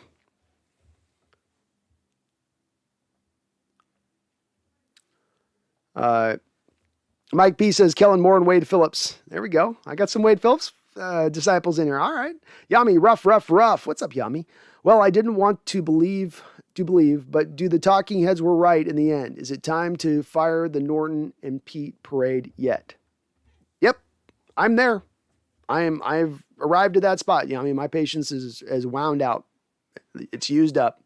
I'm done apologizing for Caroll like I've had to do over the last 2.5 years on this channel. I really am. I have been one of the people that have been an ardent supporter and saying that I think that there's still a little bit left, that when we get more, that be careful you don't lose what you could be losing if you let him go. But at this point, I think it's a net gain in letting him go where he stands right now. Not where he was 10 years ago, where he is as a head coach right now. Joseph Young, Pete Carroll talked to himself too seriously. Landon Edwards, this game made me realize how outdated our defensive scheme is. Pete is to blame in my opinion. Glad you see it that way, Landon. And I think pretty much you and it seems like about 99.9% of the chat here has been right on the same spot. Yami, could you please stop toe all caps? I'm sorry. Go Hawks 1. Yeah. Jackson, do we really want to be a one and done again? We're not winning this with this core. Rebuild is the right thing to do. Agreed, Jackson. Anmal Pata, what's up, man? What's up, Anmal? Welcome on in. Rodney Burr, I don't know how anyone can put this on the offense. It seemed like they barely had the ball in the second half, like 5 minutes maybe. Agreed, Rodney, and I'm not putting any on this on the offense. And to me, defense and Caroll where this one goes at. And I think anybody that tries to put this offense or offensive line or say that we didn't, this was, especially coming on the heels of last week where you gave up 350 yards passing, which easily could have been 400 yards, and then gave up an additional 190 yards on the ground to Derrick Henry at home in the home opener. Well, it comes down to what data do you need to see? How many more weeks of this do you need to see? How many more years of this do you need to see? And Malpada, that Caroll post-game press conference was very confusing and aggravating. Yeah, that's why I came out hard. I waited for it to come out, and I wanted to see what he was going to say. I expected I was going to hear more of the positive Pauly BS, more of the, sunshine and roses, and the sun will come out tomorrow. Let me put on my little orange curlers and dance around and somehow find the little positive rather than, maybe a little more hellfire, right? A little more brimstone, a little more, this is not enough. This is not going to stand. Today is the way this ends. But, Carroll didn't have that in him because it's always a positive thing around the corner. Always a little turn of the screw in the right direction. Just keep that positive mindset. Matt Brown, I feel bad for Bobby having to spend the last years playing for this D. I do too. He had some great linebacker play around him early in his career, and it's awful right now. And there's nothing he can do about it. There's no fix Bobby can do from the middle. Nothing he can do. He just has to sit there and watch it. Yami7947. Think short of a Russ trade. I don't think we can rebuild this year without a first rounder, so we are stuck here for the time being. Well, that's the part that makes me do wonder here is that I don't know. Maybe we need to give this some more time to think about this as a possibility. But yeah, I would think not a Russ trade could happen, but I mean, if people are talking about rebuilding and you've got a deal on the table in week 5 at this point, and Miami eventually knows anyway they want to bring Russ in after this year, or whoever that team could be that wants to, I don't think it would happen. That's crazy, way too outside the box. But I don't know. I got to think about this a little more on that. Will Jensen, I love how the game hasn't ended for him. He really is an hour behind. Laughing out loud. Yeah, I am behind. Sorry, Will. We had more people in the chat probably as many tonight as we've ever had, so it's gonna be tough for me, man. That's because I value you guys, and you're guys trying to just get to your guys' comments.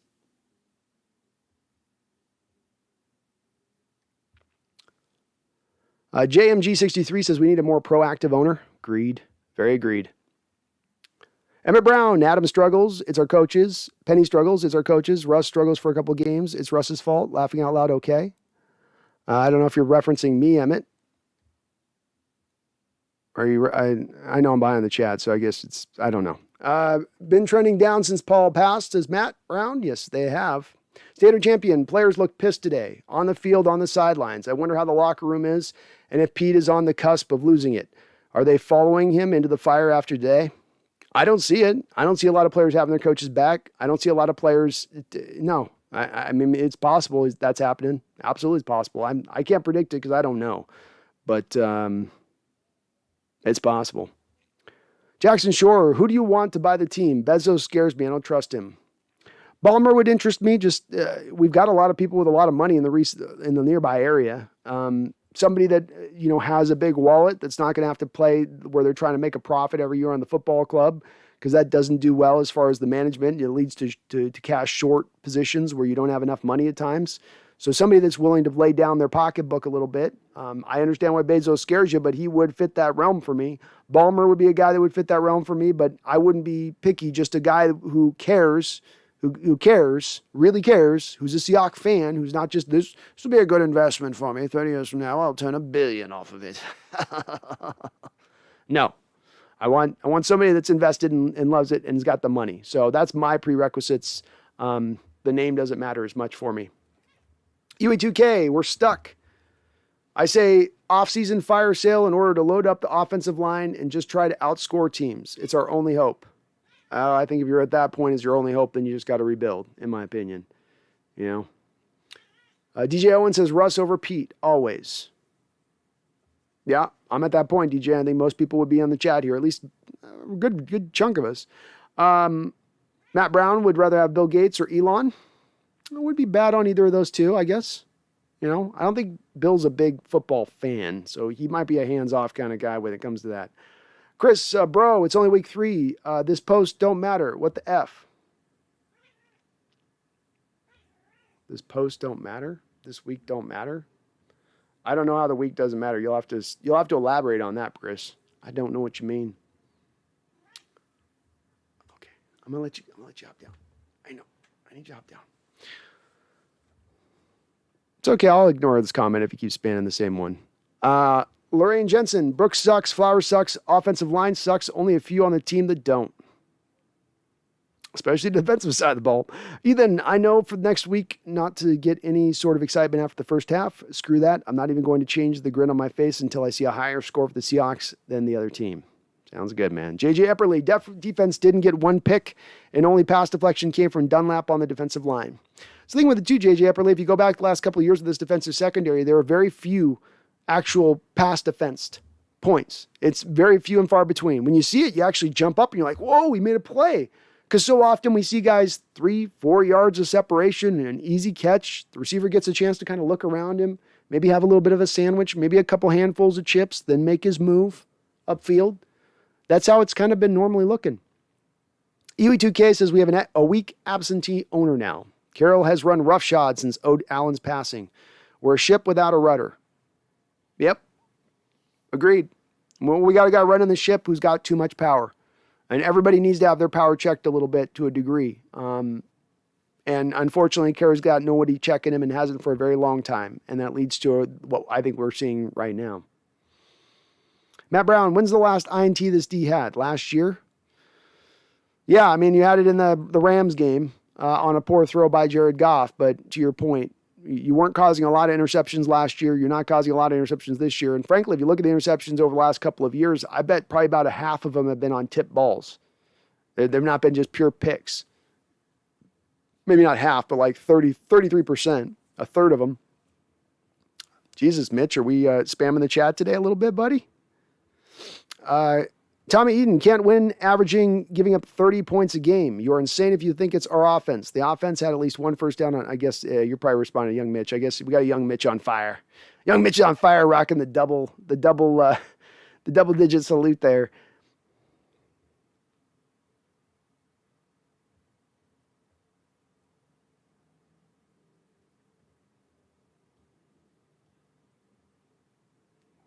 Hey, this whole Mike B, if this defense was there in 2014, they would have not made the playoffs.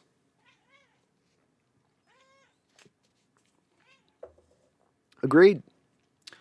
Matt Brown, is Thomas signing and Bam Bam coming out of retirement? I think we're having the chats having a little bit of a back and forth that I'm halfway into here. Bronco the same, better team. Seahawks or the Bengals? We're a better team. And we are playing in the toughest division in football, and we've had some tough. These are not easy teams. These are not bad teams beating us. These are quality football teams beating us. Brandon Lux. Okay, we're not doing that. We're not doing that. Brandon Lux. They got to fire Norton and Caroll. Steps down and draft a corner with our second rounder. I'm okay with that, Brandon. I'd like to see that at this point. Both those guys, I think, need to move on. Norton's had a lot of time to be a defensive coordinator in this league, both here now, 3-4 years in Seattle, and then he had a couple years in Oakland. He's not at any point in time been a very good defensive coordinator. Eventually, you got to at least put up something that shows you're a good defensive coordinator to keep having a job for 10 odd years as a defensive coordinator of the NFL. And he has not done that, in my opinion. Jordan Squidward, 2020 all over again. Seahawks always started slow. Yeah. This one looks a little different to me. Tommy Eden, I don't agree with that. The defense, sorry.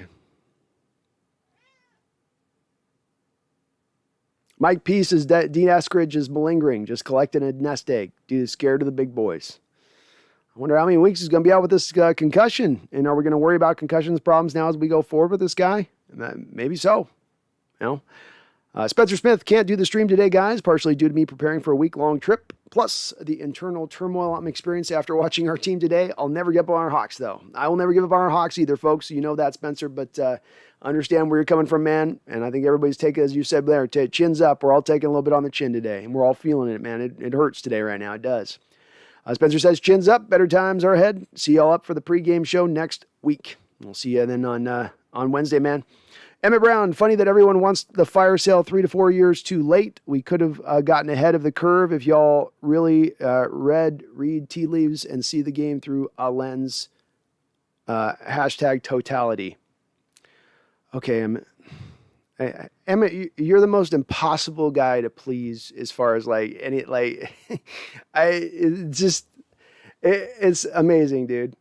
Amazing. Mike P. Russ has hidden all the basic flaws of Pete. This is the functional team. I see it. One word, malaise. Very good word to use. Pigeon, when was the last time we had a losing record? I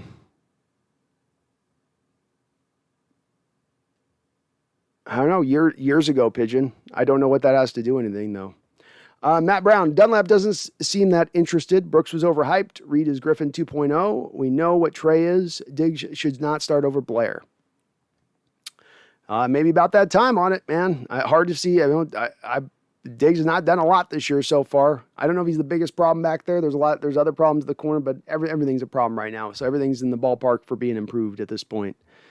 Jackson Shore, how much blame does Jody get for all this? I can't give her a lot of blame on this. I understand where she's coming from, and it's a noble place. So harder to, bang on somebody for being noble. You're not a football fan. Your brother was a football fan who had all these interests and all of these different items. You inherit all of that, and it's your job now to parse through all of it. This isn't just the only pro team she's got. She's got the Blazers as well, and it's a heavy load to kind of carry and burn through while you're trying to honor that legacy at the same time. That's a tough that could be a tough balancing game, I would imagine. So I don't completely hold her to the wall on this, but I will say as we move forward, if you don't want to own the team and be on it now, we're a couple years past Paul Allen's death. There's time for you to go out there and find a buyer. You'll make a lot of profit. You can find the right buyer. You can find the right person. And if that's the move that we got to go out there and make at this point, then that's the move we got to go out there and make. So I'm going to start to push a little bit harder on her, needing to be a little more active here as we go forward, I think. Rodney, he's not as fast as he used to be. It's obvious when you see him run. Oh, Lockett. Okay, come on. Kitty. Cat is definitely, she's in lost mode too here. So she's a little wild on me here, folks. I'm having to wrangle her. What are you doing? I don't know. Burn-Aside says, current Seahawks remind me of the late McCarthy era Packers. I think it's an apt comparison, Burnside. I do. I think it's an apt comparison, especially as you factor in a little bit of what you feel is a disconnect between the head coach and the quarterback right now.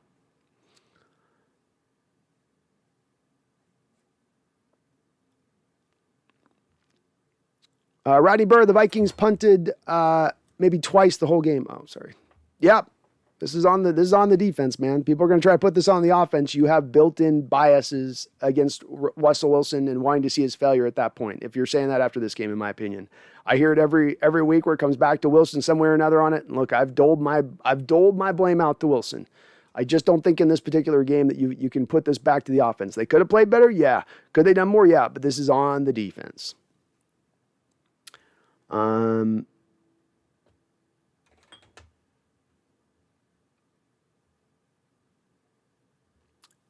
UE2K says Trey Flowers is a below-average NFL cornerback. We knew that. Hell, Trey knows that. It's 100% not his fault he's out there. He ain't going to bench himself. Very true. Tommy Eaton says, yep, another coach that overstated his glory years. Yeah, looking like. Rodney Burr says Niners, Rams, Steelers, and Saints next. Maybe if they start 1-6, Pete can get fired.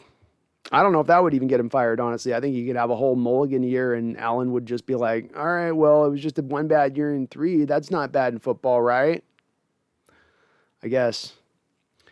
E. Gibson, Hainer has some Minshew madness in him. I'll have to look up this Hainer kid, Matt Brown. I'll take a look at him. I'm going to be starting to dive in on the quarterbacks, it looks like, as we get closer on this, so begrudgingly. Rodney, I'm not even mad about Russ leaving. This is ridiculous. It's getting to that stage of things. That's for sure. Video Maker, worse than last year, honestly, because at least last year D could magically get a turnover. This is the same team from last year with the only difference being luck not being on our side anymore. Very true. Very true. Jay says we either need to buy or sell after the season, or secret option 3 where you fire Pete Norton, hire a new head coach and a new defensive coordinator, and blow up the league, and then keep Wilson. Yeah, I would probably like to lean towards item 3 on that and seeing if we can keep Wilson and get the offensive-minded coach and go that route with it. But all 3 will be on the table this offseason, Jace. No doubt about it. Rams House, what's going on, man? Licking a lot of wounds over here. Licking a lot of wounds. Very bloody. Jackson Shore, I don't know if you saw, but on the second to last drive, Dunlap stopped on a rush that ticked me off. I didn't get a chance to see it, but look, Dunlap's been a pretty big disappointment this year. I mean, a big disappointment. I saw that guy come into this squad and he looked rejuvenated coming out of Cincinnati and Loserville for the all of his career. Came over here. He was pretty much one of the most efficient pass rushers in the league when he got here last year. And this year he's given you nothing really. You've got a sack on a 2-point conversion of Carson Wentz in the first game through 3 games. And the money we're kind of giving him, I really thought we would get a little bit more consistent rush. Scout 74, Seahawks averaged 20.66 points in the first half, 4.33 points in the second half. Seems like they have a good game plan to start, but getting severely outcoached in the second half. A little bit, yeah. I think a little bit of it's toughness, a little bit of it's, they wear down quick a little bit, seems to be the case, but I don't know what the explanation is, just if they're not able to adjust either. But yeah, something bad's happening into the second half. I will say this though, Scat, it goes beyond just the points on this one. There's a little bit of the defense. Like both third quarters of the Titans game in this week, your defense couldn't get off the football field. In the Colts game, you took your foot off the gas pedal essentially. Mason Dale, do you think it matters that we've built the defense around less valuable positions in the linebacker and safety?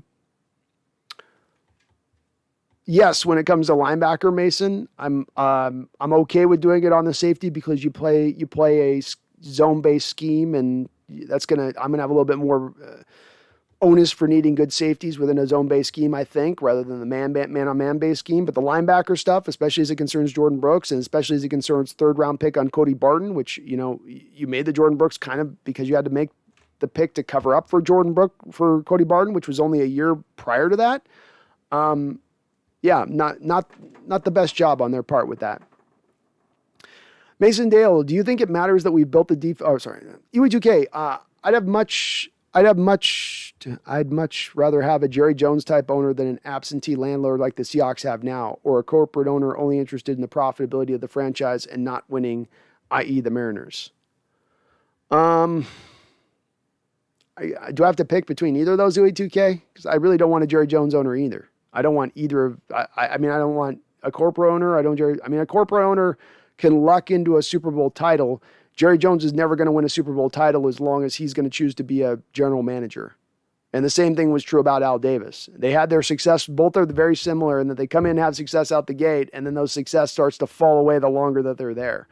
And a little bit like what we're seeing with Coach Carroll. Ego gets bigger, more control, more empowerment, more taking over all realms of things and having your fingers in everything. Less returns on results as you're not trusting the people around you and you're thinking you've got to do it all as far as your run of it a little bit. Mason Dale, is Pete Carroll still a top 15 head coach? I don't know. I'd have to think about it. He's on the line. Jackson Shore, why did we draft Brooks if Pete does not like him and will bench him if he makes a mistake?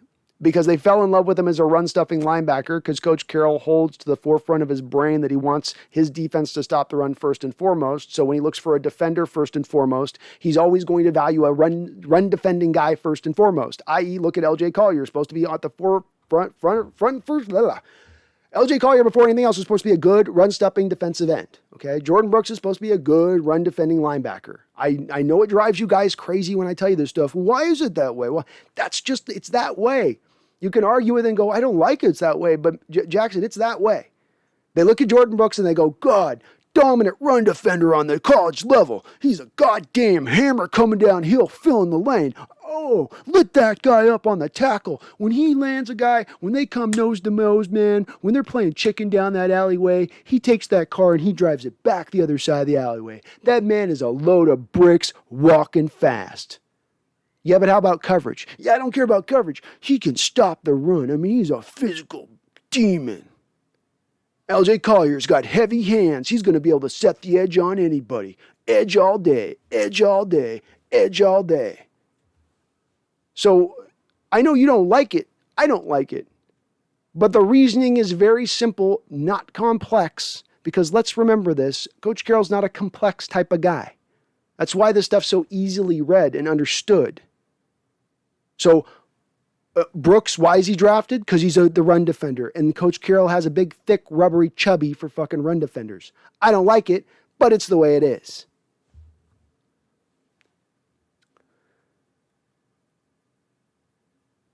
JJ Epperly, Pete might be a Hall of Famer, but he has overstayed his welcome. Agreed. Mason Dale, nothing in this organization feels planned. Everything is on the fly fixing. This might be the time we can't. I don't think that's why I'm as mad as I am. I don't know that this can be fixed. You know, I don't know that this could be fixed. It's just relatively easy that there's hope here. That's just, just a little twist of this and twist of that, and we'll bring in Sherman and whoop-a-doo, it's all done. I don't know if I can say that. I think I'd be being dishonest to you guys if I told you that I have that kind of confidence of this happening. Joe Lopez, hello 12s. Well, I wish the owner of the franchise would care about winning championships instead of cashing checks. It's the time we need an owner who does care, Joe. I agree with you there. It's time to get an owner in who cares, who's in. Robert Harju, football is won and lost at the line of scrimmage. The offensive line and defensive line both lost. It's impossible to win like that. The corner position was not upgraded in the offseason. Agreed, Robert. Agreed. Harder for me to put as much on the offensive line with this. When you score on 4 straight possessions and your defense can't stop anything on the other side of the ball, hard for me to put it on the offense at that point. The offense is going to feel like it's got to keep pace with the defense. Now the offense starts to go outside of its own identity at that point, starts to stretch, starts to pull, starts to get desperate when it shouldn't have to get to that desperate state. Defense should be holding the water. Everybody last week wanted to blame the offense. Well, they're not getting enough sustained drives, and they tired the defense out in the first half because it was just bomb city and then bop. Well, that wasn't this way this week, was it? It wasn't bomb city this week. It was offense sustaining drives to that first half, and yet the defense still couldn't stop anything. So that's where I think, Robert, we see this now in the contextual of this coming on the heels of last week in the context of recent years, and it's a pattern. It's a pattern we've seen too often here, Robert, rather than just a one game off here or a one game off there. Do you not get Brandon for offensive coordinator? I don't know. I would be probably pretty bad at that. E. Gibson, complete overhaul of a coaching staff, bringing some fresh, forward-thinking, innovative coach. Pete is stubborn, old, and stuck in his predictable ways. Agreed. Brian Roberts seconds the Brandon for offense coordinator. I'll tell you what, you guys would love my attack. You wouldn't know what's coming from where on mine. Jackson Shore, do you stream every day, every draft day? If so, we'll definitely tune in. Jackson Shore, it's my Christmas of the year. So I do 3 days of straight live stream coverage. I am basically a shell of myself come the third day, but if I got to go 9-10 hours on a stream, I go 9-10 hours on a stream. So yep, you better believe it, Jackson. I'll be running 24/7 on that draft. So you better believe it, man. So get ready, tune on up. Jace, I would probably be a better head coach than Pete because I know who's good on this team and put them out there. Tommy Eden, it's true Brandon has an epic gamer moment on Brooks laughing out loud. Facts are we took a linebacker from the worst defense at a conference known for bad defenses. It would help if he played middle linebacker, though. I do agree with you there, Tommy. The stuff he's being exposed in would be lessened a little bit going to the middle linebacker position, and he will play better there than he plays here. I will still counter that I do think you're going to see the struggles in coverage show up at the middle linebacker position there. It's just he can still, it puts a little bit of his run stuffing prowess a little bit more center frame than it does in the will. But yeah, I hit both, and we'll see if I'm right on Eskridge too, but at least I've done 3 first-round draft reactions on the night of the draft, being LJ Collier, Jordan Brooks, and Eskridge last year. And on both LJ Collier and Jordan Brooks so far, I think I basically hit that one up into the second deck as far as my call on that draft night. And I got my video on my channel, folks. You can go see it. It's right there. I put all 3 reactions together in one vid. So, people ask me, well, why should I listen to you? Why do you have a talk? Well, because sometimes I'm proven right on a lot of the stuff that I talk about. Not on my pre-season prediction for this team. Wasn't right on that. I ain't perfect. Joe Lopez, maybe then we would find more relevant coach, scheme, defensive coordinator, and if we were to trade Russ, get all the picks we can get along with a good quarterback, start over. It would at least be moving towards something new and different, and it wouldn't necessarily guarantee success, Joe, but it would be a step in a different direction than what you've been trying, and what you've been trying recently is the same steps over and over, the same wash, rinse, repeat process over and over and over, and the results are diminishing. The returns are diminishing. And that to me is what leads me to say it's time to push this into a different direction. And maybe that direction won't be as successful as what Coach Carroll has gotten, but I'm willing to take that risk at this point.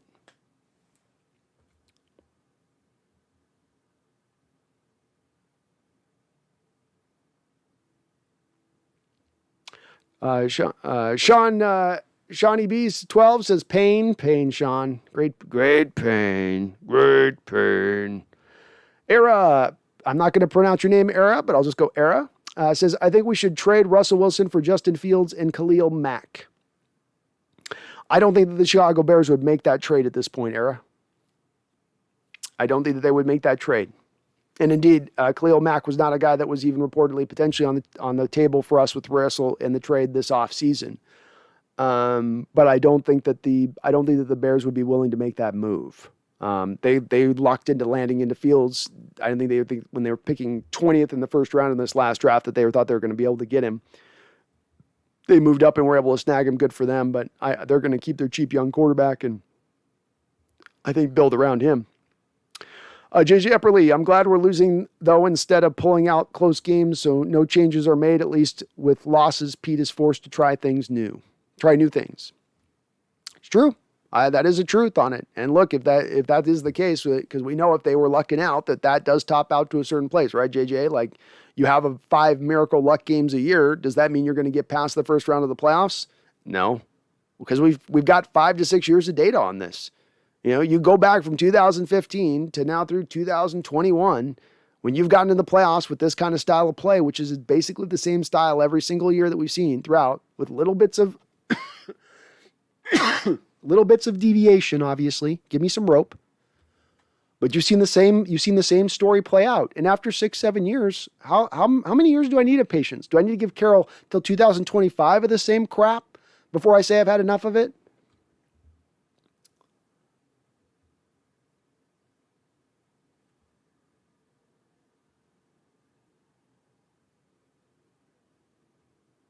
Don't At Me says the whole defense sucked. At some point, you got to stop blaming the players, and it's on the coaching staff. Put your players in the best situation. Yeah. I mean, does anybody look at this coaching staff saying they're getting the most out of that player? And that's what makes a good coach. You know, a below average coach can take a player and he gets about 90% out of that player. A good coach could take a player and get 100% out of that player. A great coach can take that player and get 120% out of him, get more out of that player than even that player really had within his abilities.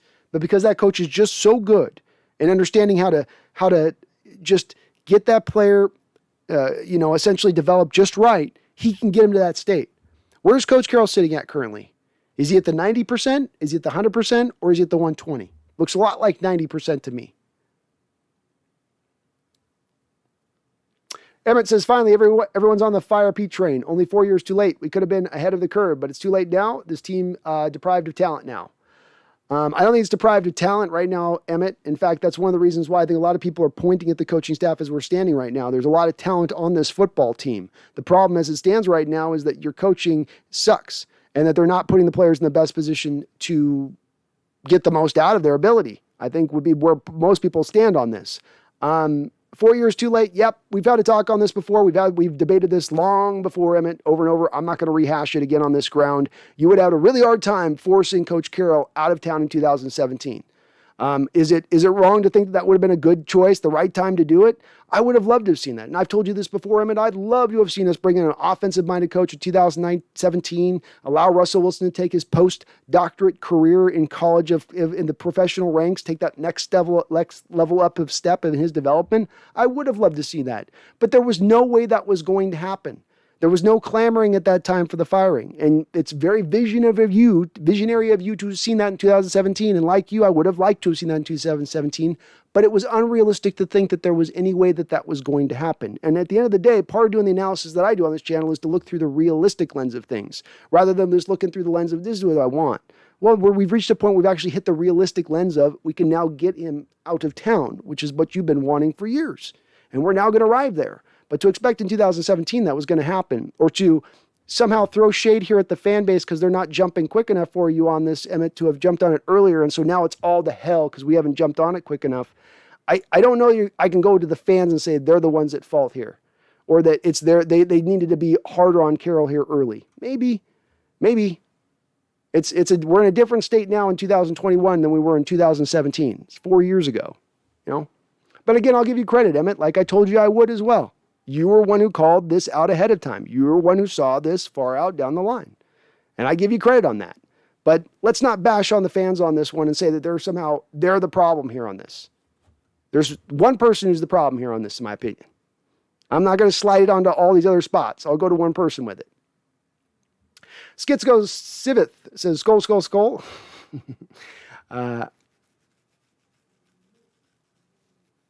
Jackson, sure, it's going to be like the 90s with the M's being on top, and the Seahawks will rebuild and get there. Potentially. We'll see. We'll see. You never know. Football can change around very quickly. It's not as much a rebuild process if you hire the right people in the right jobs, especially if you get the right coaches in there that can maximize out that talent like I was just talking about. JJ, we need to change this defensive scheme. I'd rather give up the big plays and get Wilson more opportunity with the football than get nickeled and dimed every drive and then let them run the clock down. Me as well, JJ. If I was building a football team together, I would be building an attacking defensive unit that built within that attacking says the price of us doing business as being an attacking defense is that we are going to give up some big plays over the course of the game. But within those big plays, we're also going to get some game-changing sacks, some game-changing interceptions. We're going to be suffocating the offense at all times, never letting them feel comfortable. And I think that would bring about the best results, especially if I'm putting more of the resources to being an offensive-heavy approach on the other side of it, capable essentially of putting up a lot of points on the scoreboard if necessary. Troop says, what can Caroll learn change at the age of 70? I don't believe that there is. I just don't think the guys at the age of 70 learn and change a whole lot. The die is cast, man. You know, I can see right now I'm not even near 70, and I'm hard to change on stuff. I'm hard to move off of things, and I'm getting worse by the year. You can feel it. You can feel your mind getting like more smart. You know, you're young and open-minded. The world's this just, oh, think of everything. I'll take in all these new ideas and all these. And as you go along, as you get older, the new ideas start to flicker out and just becomes yours. Because you just, I like that. I just want to think about this. I don't like that. I want to think about this. And suddenly it gets smaller and smaller and smaller. And suddenly you're not taking in enough information, especially when you're in as big as a place where he is, when you sit as large and in charge as Coach Carroll is. D-Nugget says, your voice fueled by rage is calming my soul right now. Good. That's what I would hope it would do. Mason Dale, I'm predicting we finish 10-7, miss playoffs. Russ requests a trade. We blow it up. Caroll and Bobby retire. Worst case scenario, Mason, and that will be a dark day if it comes down like that, but it's a very, very much a possibility. Very much a possibility. Emmett says, remember when I took so much crap when people were saying, we just signed Pete. He's not going anywhere. We just have to accept it. Y'all can kiss my ass. Okay.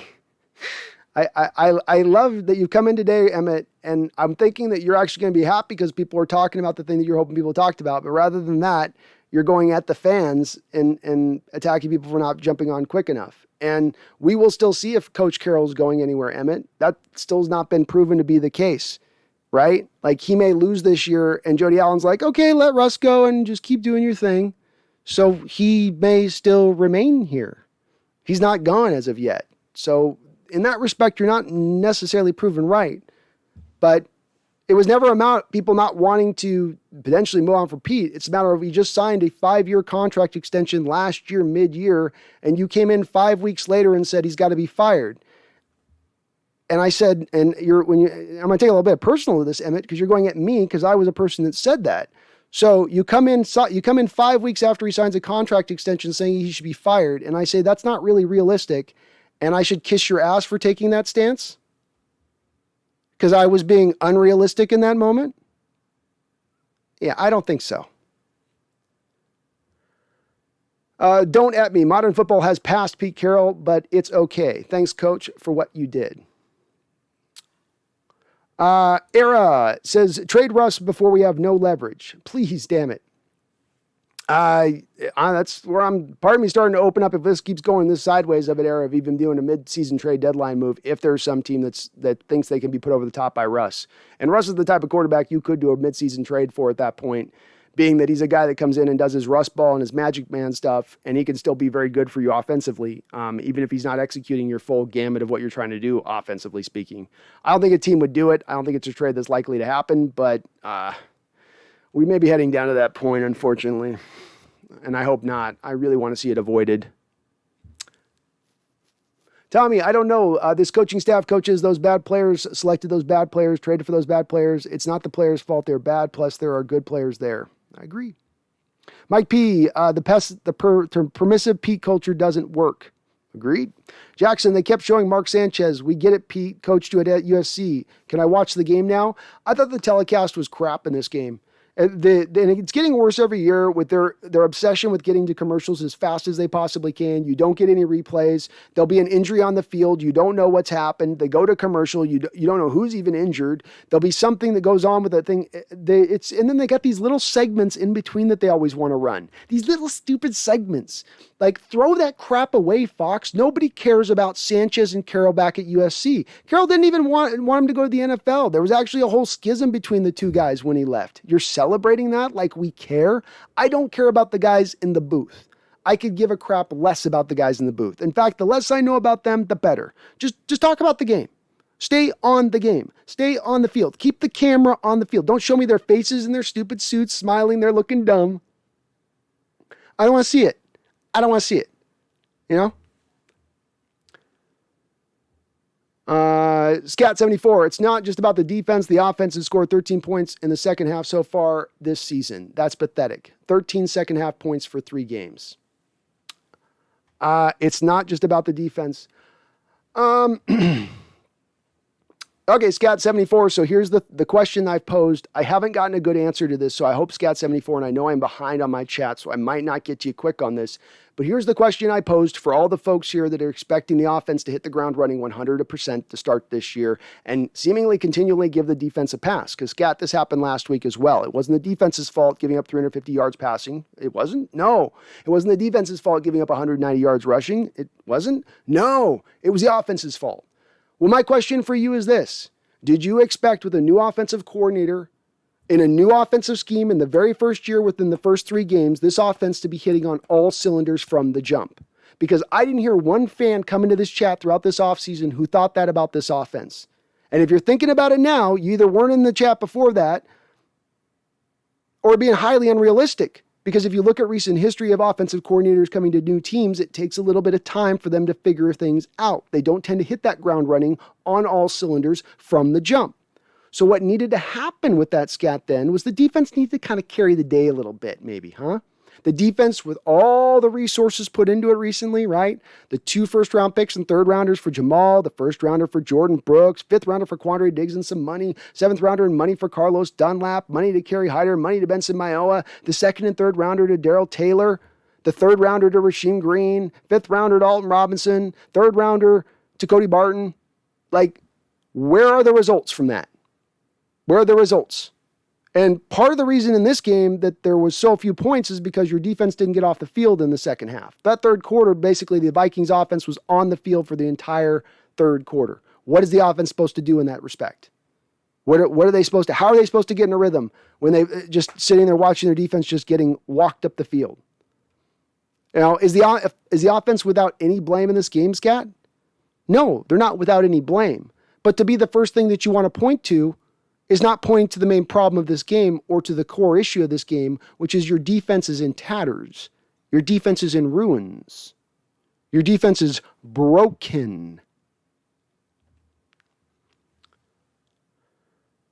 Mike Skinner, I know I'm playing good. I don't care what anyone says. Trey Flowers quote after the game, I'm at a loss for words. Well, this is the part of the problem, though, Mike, with the culture that you build of positive Paul at every direction and always making sure you push towards the positive things. Don't dwell on the negative too long. Just stay to the positive. Always look for the silver lining. Always look for that bright sky and the gray clouds. Well, sometimes the bright sky doesn't exist, and sometimes you just got to recognize I'm looking at gray clouds so you can fix it. Because if you always look at it as blue skies when it's gray, it means you'll never fix it. And that's those kind of words on that are a little bit to me of the culture that's built here a little bit from that, where there just isn't the accountability that needs to be there.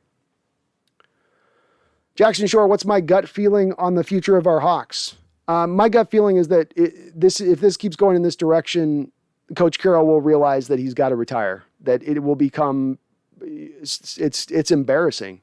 This is embarrassing, this loss today. Your defense played embarrassing. You're a defensive coach, and your defense the last couple of weeks has looked like a high school unit going against a college unit or a college unit going against a pro unit, whatever you want to say. And my feeling on that would be that he retires by the end of the year at that point. There's no more brighter sign that you could see in the sky than that. And the only thing that could keep him here is just pure hubris and ego. Jose Rodriguez says, we played like shit. We did, Jose. We did. Tommy Eden says he's basically saying it's the scheme, not him. I guess, he didn't play the scheme last week. I'd love to hear what his excuses are last week. Own it. You're sucking, man. But I don't see a lot of people owning it on this team. Who's owning it on this team? Who's taking it on the nose? Who's saying, yeah, we play like crap? There's always an excuse. There's always a reason. Just own it. Mason Dale says, this is a really interesting time for me. I started watching the Seahawks football in 2012 when I was little. This is the first time I've had to seriously consider a rebuild.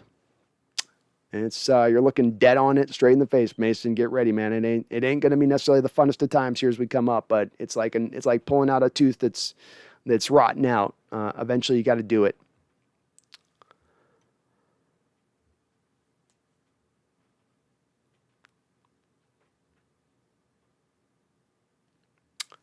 And it says, now everyone wants to remember the Holmgren era. Even you were saying you want to go back to the losing days pre-Pete. I swear you all are wishy-washy. Even I was saying I want to go to this. No, I wasn't saying. Or I wasn't saying it consistently. Emmett, I'm almost with the point with our disagreement on this where because so much goes on the chat with this, and I really can't get to kind of a clear state with you on this, and you bounce around in a lot of different spots. Do me a favor, Emmett. Hit me up on Twitter, and I'm going to reach out to you privately. And let's have a conversation and discussion, okay? Because sometimes you come in the chat loaded for bear, and you do the shotgun blast load to the walls, and it's like we aren't really getting to the thing. And it comes back to this thing again of, like, I don't know, you're attacking the people in the chat, or you're going at me. I don't know who. I haven't been holding the team accountable over recent years. I have been holding people to bear. I didn't get smacked around last year when I was, calling to question Caroll and calling to question Wilson through the whole back half of the year. Were you absent that whole time? Oh, that's right, Emmett. You didn't come in the chat in those whole back ends of those stats. So you didn't hear any of that talk at that time? Are we forgetting all that? I don't get it. I've always pulled into Holmgren as the key guy of the starting of the winning. I always have, Emmett. So do not misconstrue what I've said, which is that Mike Holmgren is the guy that started the winning culture here, the winning culture of being a Super Bowl contending team, not Pete Carroll. I said that. I was the one who said that. I've said it multiple times over and over and pushing back against people saying that Carroll somehow established this culture from 0 to 100. So Emmett, please reach out to me privately, man, so we can kind of get on maybe the same page of understanding where each of us is coming from, because I don't quite get why you want to go at fans today. This should be the day that you're going at Caroll. This should be the day you're reveling in the fact that what you said was proven true, not to go after everybody else on stuff. I don't understand why this is the day you choose to make this where your trench you want to go at with people. We're all on the same team here, bud. You know what I mean? We're all on the same team. And I don't quite get, I thought coming at Beanard, I'm not waiting 4 or 5 games here, right, Emmett? I'm switching off. I'm taking in the new data and changing off what I had thought before, showing a willingness to move along, not be hardened in my approach of things, the way I look on the channel at things. But please don't misconstrue what I've said, because I didn't say that at all. Never at all. Didn't. My goodness, man. UE2K, I've been languishing, waiting for Pete and John to get fired. If we want to keep Russ, we need an offensive-minded head coach like Bieniemy. If we trade Russ, then hire 49ers offensive coordinator McDaniel or Bucs defensive coordinator Todd Bowles. I probably wouldn't want to go with Todd Bowles, UE2K, because he has been a head coach and not that good of one. McDaniel, very much the same way. I don't trust him I don't trust a lot of coaches outside of the Belichick tree, really. I'm open to Bieniemy. And he's due to get his time. So he would be a guy that I would take maybe a look at, and he certainly is the qualified guy. Matt Brown, Madison has run for 100 yards twice. Guess who those teams are? The Seahawks, twice. Very true. Yep. And he did it last year on about a half. He got 100 yards in like 2 quarters, Matt. Mike P., we need someone that cracks the whip. That Pete system is too lazy and soft and buddy. Where's Bear Bryant? That's what we need. Jimmy Johnson. Agreed. I'm tired of the soft. I'm tired of the weak. I'm tired of the bend but don't break. I'm tired of the play not to lose defense. Mason Dale, only in the NFL can you feel confidently about your team and 2 weeks later consider blowing everything up.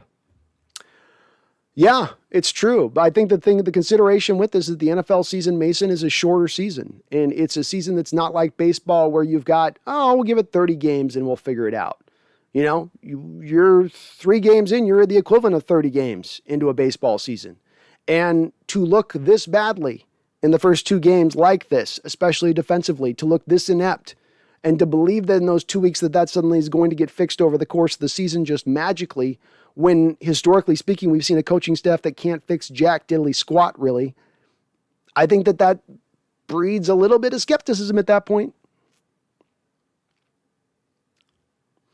Jadon London says, fire Ken, fire Flowers, DJ Reed is small, defensive scheme is terrible, Adams either sucks or is misused since getting paid.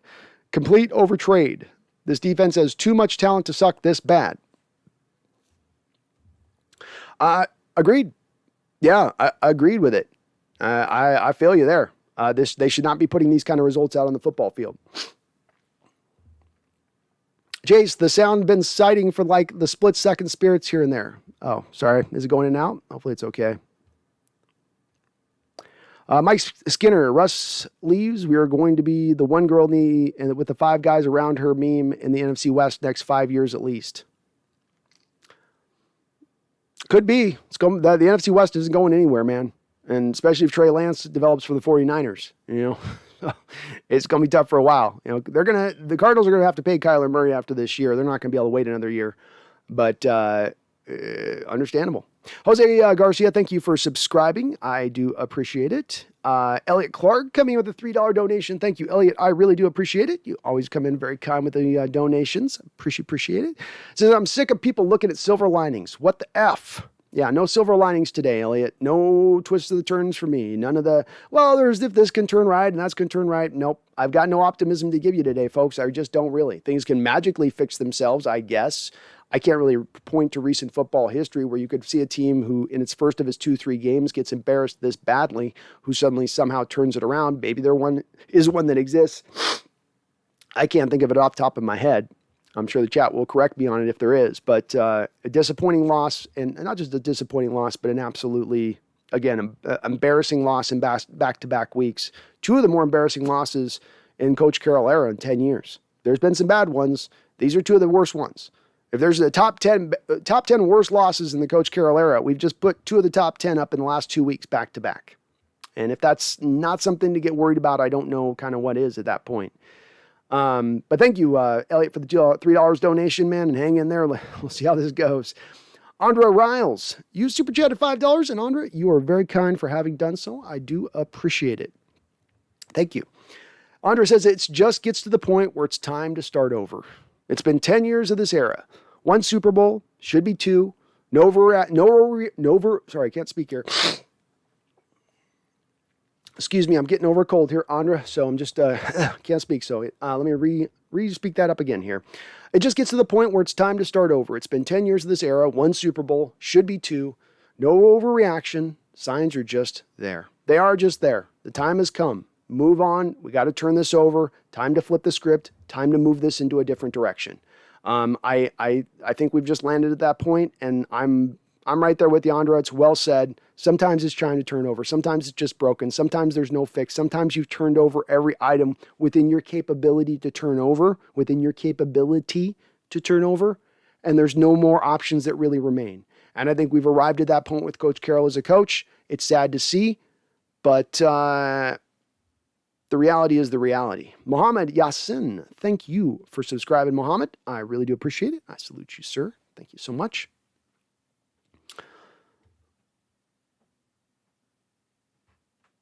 Frank Sinatra, that's who I was trying to think of. Yeah, Carroll's trying to, I picture Carroll every day waking up in his bed and he goes over to his record player because he's still using a record player. That's just how I picture it. And he puts on Frank Sinatra's My Way on repeat like 3 times just as he's getting ready in the shower. That's how I've been picturing it for the last couple of years.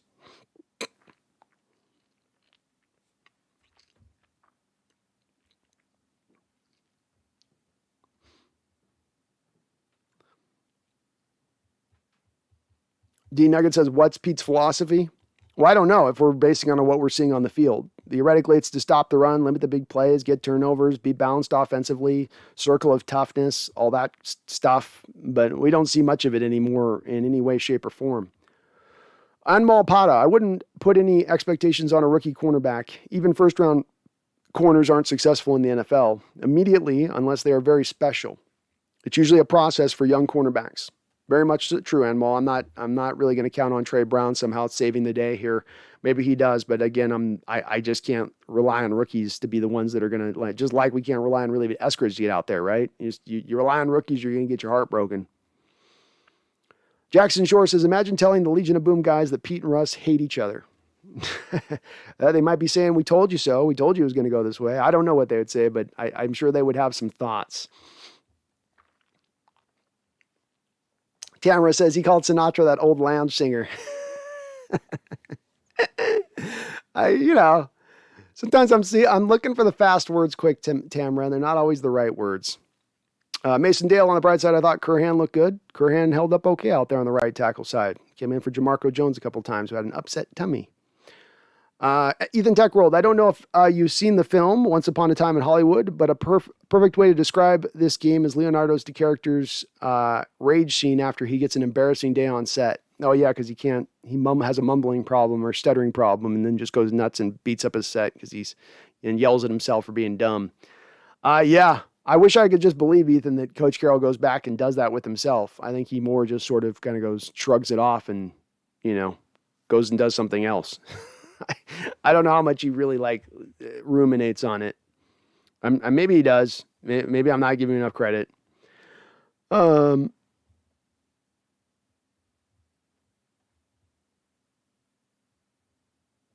DW2K, did you really just forget Frank Sinatra? I did. I'm getting old, man. Sometimes I blank on names. I get someone else to start your car for you for a while. Frank's gone. He don't got the mafioso guys in the back. They're not going to take no offense. Not to this guy over here. I usually can remember Frank's name. I don't know why I blanked tonight. I'm so caught in deep in my rage right now that I can't even think correctly. I'm enraged. I'm half sick, and it's not a good place to be. Brian Meyer says, Jackson Shore, 2 firsts for DK, no chance. Somebody would offer probably 2 firsts for DK. You'd get a team that would be willing to do that, I would think. E. Gibson, first time in the Wilson era, we seem to have no heart, intensity, or will to win. When there are coaching, play calling, and scheme issues, it might be time to move in another direction. Hawks ain't hungry. Agreed, E. Gibson. I think this is what we've kind of all landed on this stream, is that's where this team is at. There's no fire, there's no anger, there's no will, there's no edge, and then there's no schematics on top of that. You're getting nothing. It's the old Office Space line where they're sitting across from the guy going, what do you do here? It's like, Coach Carroll yelling back at us. I'm a goddamn people person. Yeah, but we need you you got to do more than that. It's not really enough. Jackson Short, does the Legion of Boom era go down as the biggest what if, or am I missing another team? No, they don't. I don't know if they go down as the biggest one if. Jackson, you got to look at the 85 Bears. The 85 Bears and the way they dominated should have gotten back to at least another Super Bowl. I mean, this Seattle team did get back to a second Super Bowl the year after, and whether or not they won it or not, I still think that puts them in a state where people go, yeah, they were really good. They weren't just a flash in the pan one-off year. There will be, and it'll be a video I eventually do on this era that I thought a lot about, and I'll eventually do a whole little mini documentary on this, and it's going to be titled Ego. That'll be the title of it. Ego. And it'll be in a multitude of ways that it affected. It'll be what the Legion of Boom, and we didn't get enough credit, and then Russell Wilson, and then Coach Carroll, and it's going to be how ego ended up pushing this era to not be able to get back to the greatness it could have been. For everybody worried so much about how, my legacy and how, I think that stuff got caught into it as much as anything else. And everyone got a little bit lost for what it took to really be that ultimate winner. Raj Ho, did Cousins play the game of his life, or was the defense very predictable? Defense is very predictable. The defense is very easy to throw against. We've seen multiple quarterbacks have excellent passing days. Right now, Cam Newton can't find a job in this league, and he absolutely sliced your secondary apart last year in the same kind of fashion. We've seen quarterback after quarterback do this over recent years. It's not unusual. UE2K says no one's giving up 2 firsts for DK. He's got a limited but explosive skill set. Maybe not. But maybe. I don't know. He's still a very young player, and I don't know about that. We'll see. Maybe. Joe Lopez, I like the general manager. He has picked great players, but Pete's stupid philosophy is whacked, and the owner is too close-minded to fire Pete. And it's all just a never-ending loser cycle. Well, that's what we're currently going to be stuck in right now. I don't know if it's full loser, but it's middle of the road, mediocre, a little bit better than mediocre. I don't know. I don't know how you quantify it at that point. Obi-Wan says, my hot take has been that we should have traded Russ for the Bears deal. I'd have more confidence trusting Fields and a new defensive line and a new D-line on this team than what we have on defense. I don't know. My thought process on this at this point is rather, it's better that it's going this way. You bring in Fields, and maybe that holds off the Coach Carroll moving out of here a little bit longer when that's the right move to be made. Because at the end of the day right now, it's not a matter of lack of defensive line depth or whatever. It's lack of your defense plays like crap in every way, shape, and form. Can't stop the run, can't stop the pass, can't stop the big passes, can't cause turnovers, can't keep containing the run game. It does nothing well. Another player of the two, I don't know, is going to fully fix that. And, when I look at I think you bring in Fields and Carroll can say, well, we got a rookie quarterback. Give me another year or two to figure that out. It would just give him reasons. It would give him more excuses. And at this point, I want to remove the excuses from Coach Carroll, which this season will do.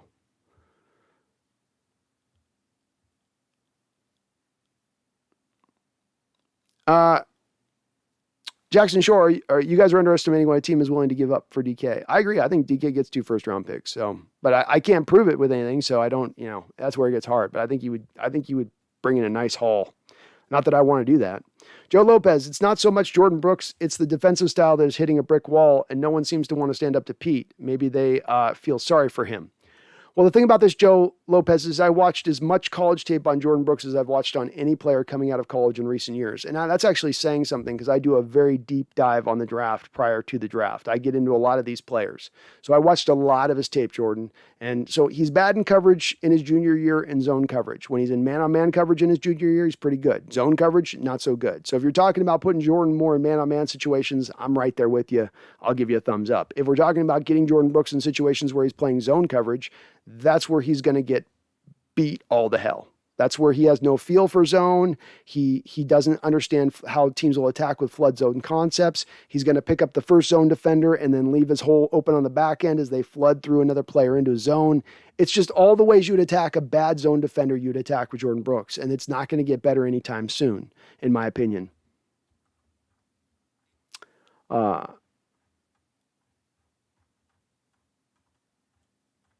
I got behind the chat here.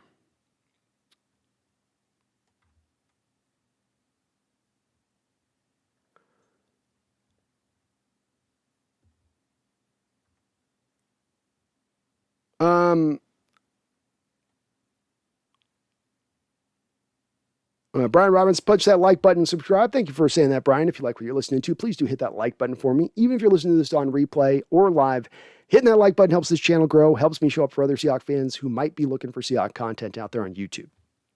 Thanks for mentioning that, Brian. Danko44, any decent quarterback can light up our defense. Flowers lines up 10 yards off the wide receiver. They run stop, and you get a 9 to 10 yard completion. Yeah, it's easy.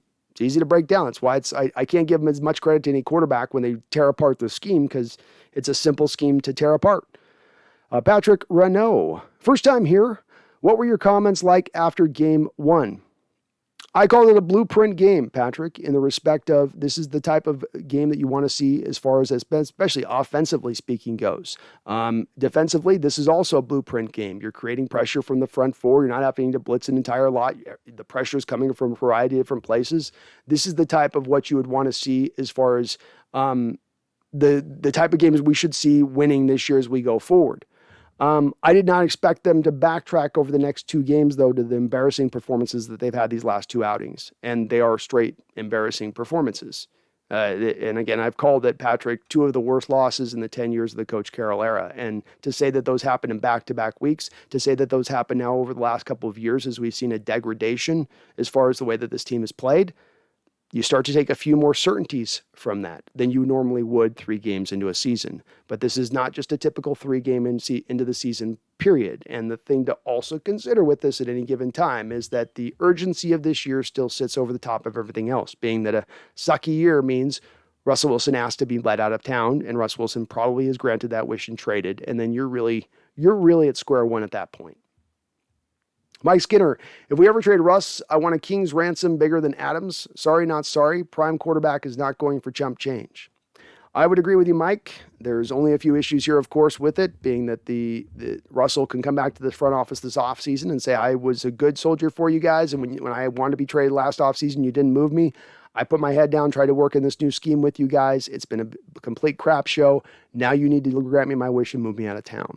And I think that would drive the situation to happen if Coach Carroll remained here in Seattle. If you have a different front office, different people coming in at that point, new head coach coming into that point, it's probably a different story. But being that it's Coach Carroll in that moment, if he's here still, they probably move him at that point if he makes the request, because he was the good soldier and stayed quiet throughout this year. I do want to see a king's ransom too, Mr. Skinner, but you didn't get it last year. You look at this offseason, the Packers didn't move Aaron Rodgers. Nobody was willing to give him what they were wanting to be paid. Deshaun Watson also wasn't moved this offseason. Granted, he has a lot of offseason issues and offseason stuff, but even prior to the off the field stuff that popped up with him, nobody was still willing to come in and give what the Texans were going to want to be given for him to be traded. So it's very hard to move these quarterbacks and get the kind of value that you want to be given.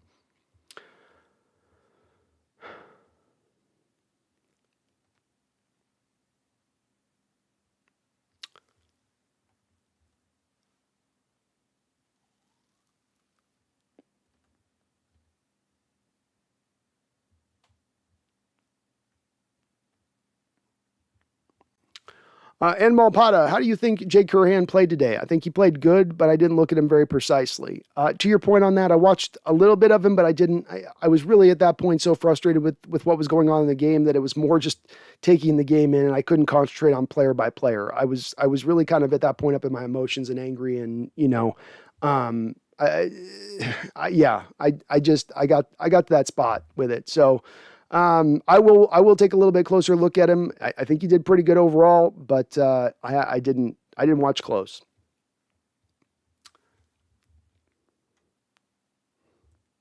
Mike Skinner says, the fact that Trey actually said that makes me want to bang my head against a wall. Not just the coach is a delusional, so are the players now.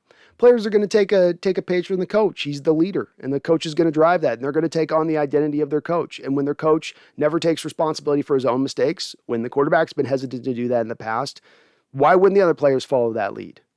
This is the downside of positivity. This is the downside of, everyone's had that friend that's told you, what you really got to do is just stay positive. Just always be positive.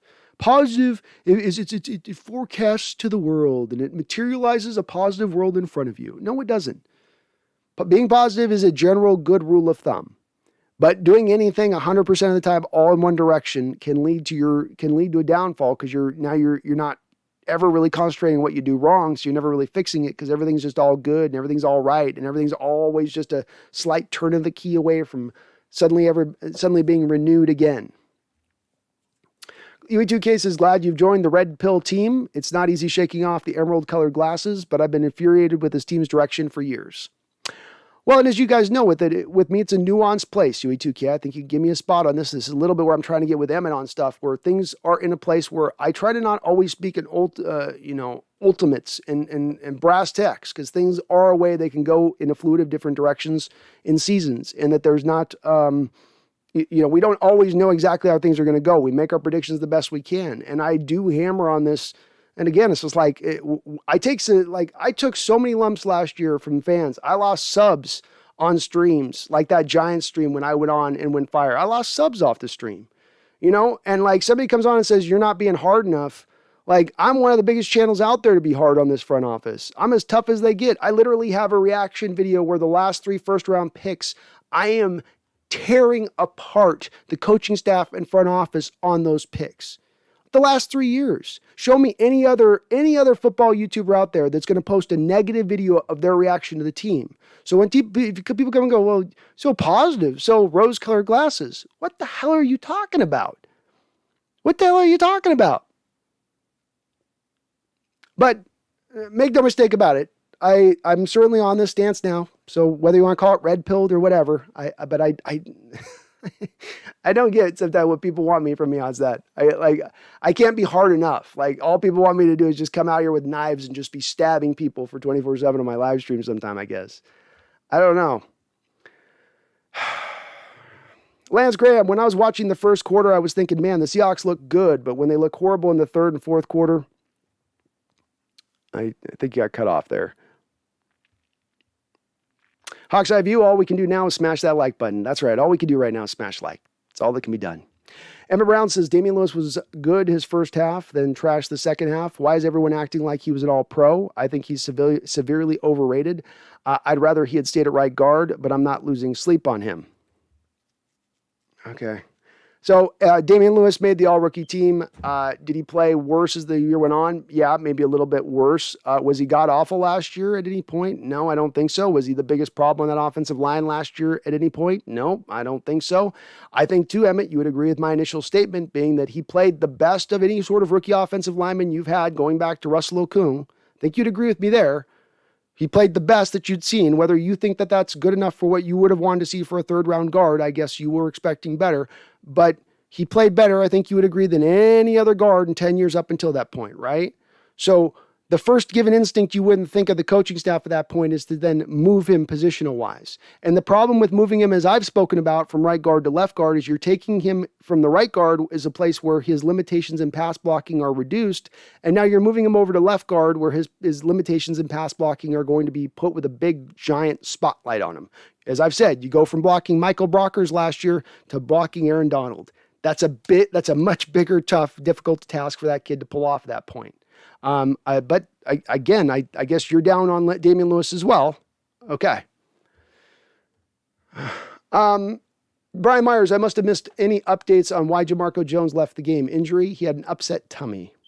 Obi-Wan, I agree with what you got to say about Caroll in this defense, but I don't understand why you don't place blame on the O. We needed the offense to sustain a drive in the second half, and they couldn't. The offense, I think, got one possession in the third quarter. The Vikings offense had control of the ball throughout the whole course of the game. They scored their first 4 possessions in this game. The defense was giving up every score along with that. The offense had to feel like they had to keep up. That's going to make the offense go outside themselves and feel like they have to score every drive. Coach Carroll himself referenced this in his post-conference. Again, my point coming back to this has been over and over again pretty succinct on this. When you talk about a new offensive scheme coming into play, Obi-Wan, and you look at recent NFL history, take 30 years of data, take new offensive coordinators coming to their team. It's very rare you'd expect within the first 5 games of that season of that new offensive coordinator that offense is going to be clicking on all cylinders. To ask for that to happen is to probably be just a hair unrealistic. So me, operating within a realistic mode of things, looks at the situation and says, I expect my defense early on here to carry the water a little bit. And while the Titans and the Minnesota Vikings are good offenses in this league, no doubt about it, I still expect the defense to put a better effort out than what we've shown the last 2 weeks. And they've been the failing cause. While I can still give the offense and say, you should be playing better, you have to take some ownership here. I can't spend a lot of time on the offense when the defense is so glaringly bad. So that's why I stand where I stand on it. Washington Fist Quest, do you think Pete's plant-based turn has destroyed his brain? Someone get that man a steak. Please do. Get him a steak. Give him something.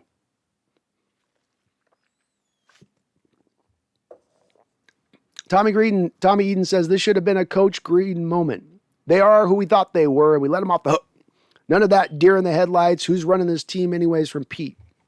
Yeah, he gets up to the press conference. He's kind of looking around, solely. He goes, well, I don't know. I mean, it's just stuff happens. And, we'll make the adjustment. It's just they just got away. We just have to get a stop. And yeah, where's the fire? Where's the passion? Where's this? This is unacceptable.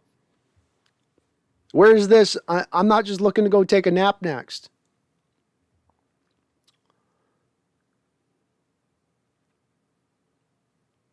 Jackson Shores, if Ballmer bought the team, he would be the most hyped owner ever. He would. A lot of thigh grabbing probably too from Ken. A lot of thigh grabbing for Mr. Ballmer. But I'd be with it. I'm okay with it. Sco, the dirtbag, says, tough day at the office for both our cornerbacks. Yeah, pretty tough.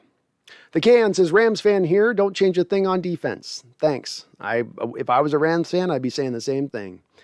Tommy Eden, you know who's good at intercepting the ball and just happens to know the defensive scheme? Sherman. Sorry, I'm done with cloud zone. I want to suck with a combo coverage like you said.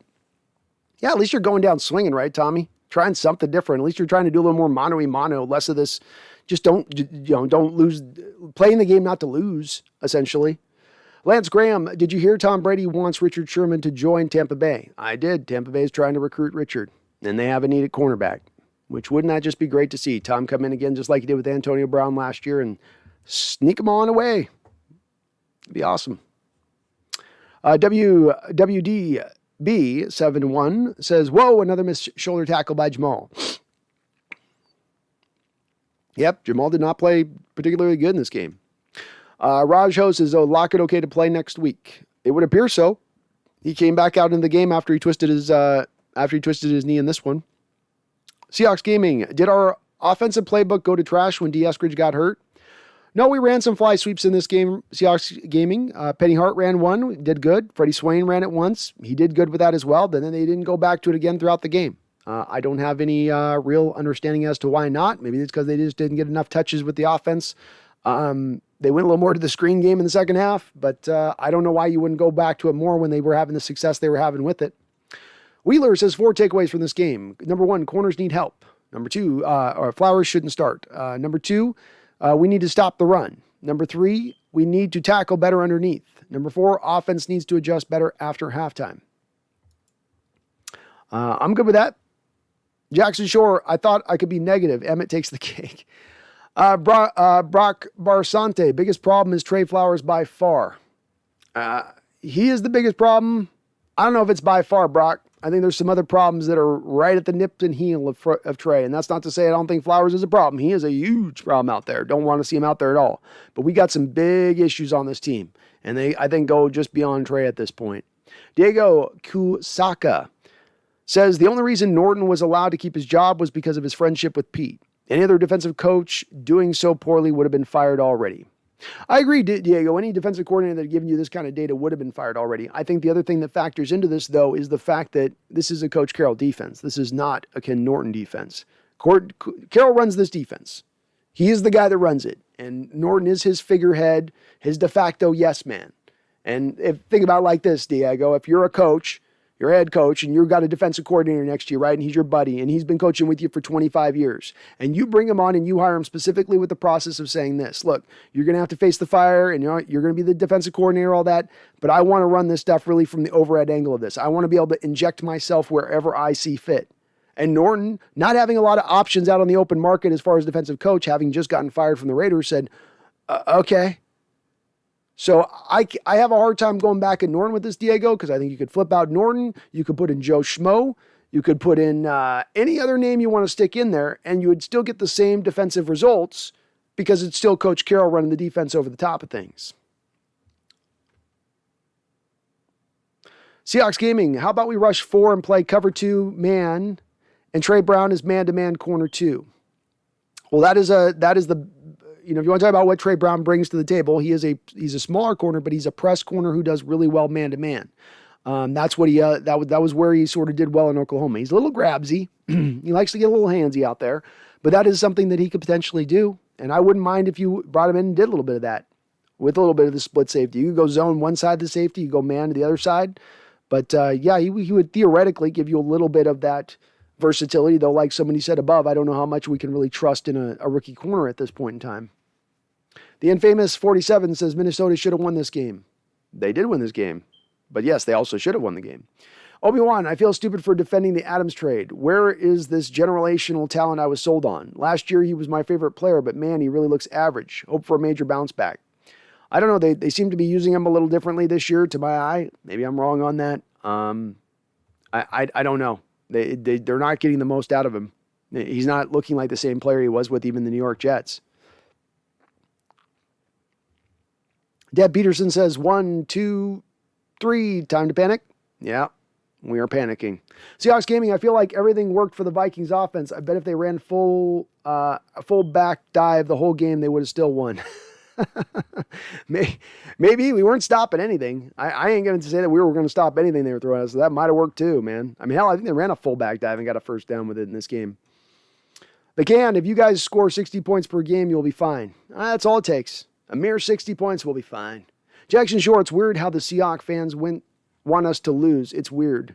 How some Seahawks fans want us to lose. It's weird. Yeah, Jackson, I agree with you. I get where people are coming from. This is where I will give a little credit to those, and this is where I want to be again. I give credit to those who see this problem coming down and point it out and say, look, I was right. And like I said, I was at the time I talked years ago about this and saying, I will be standing here telling you, you are right when that day comes down.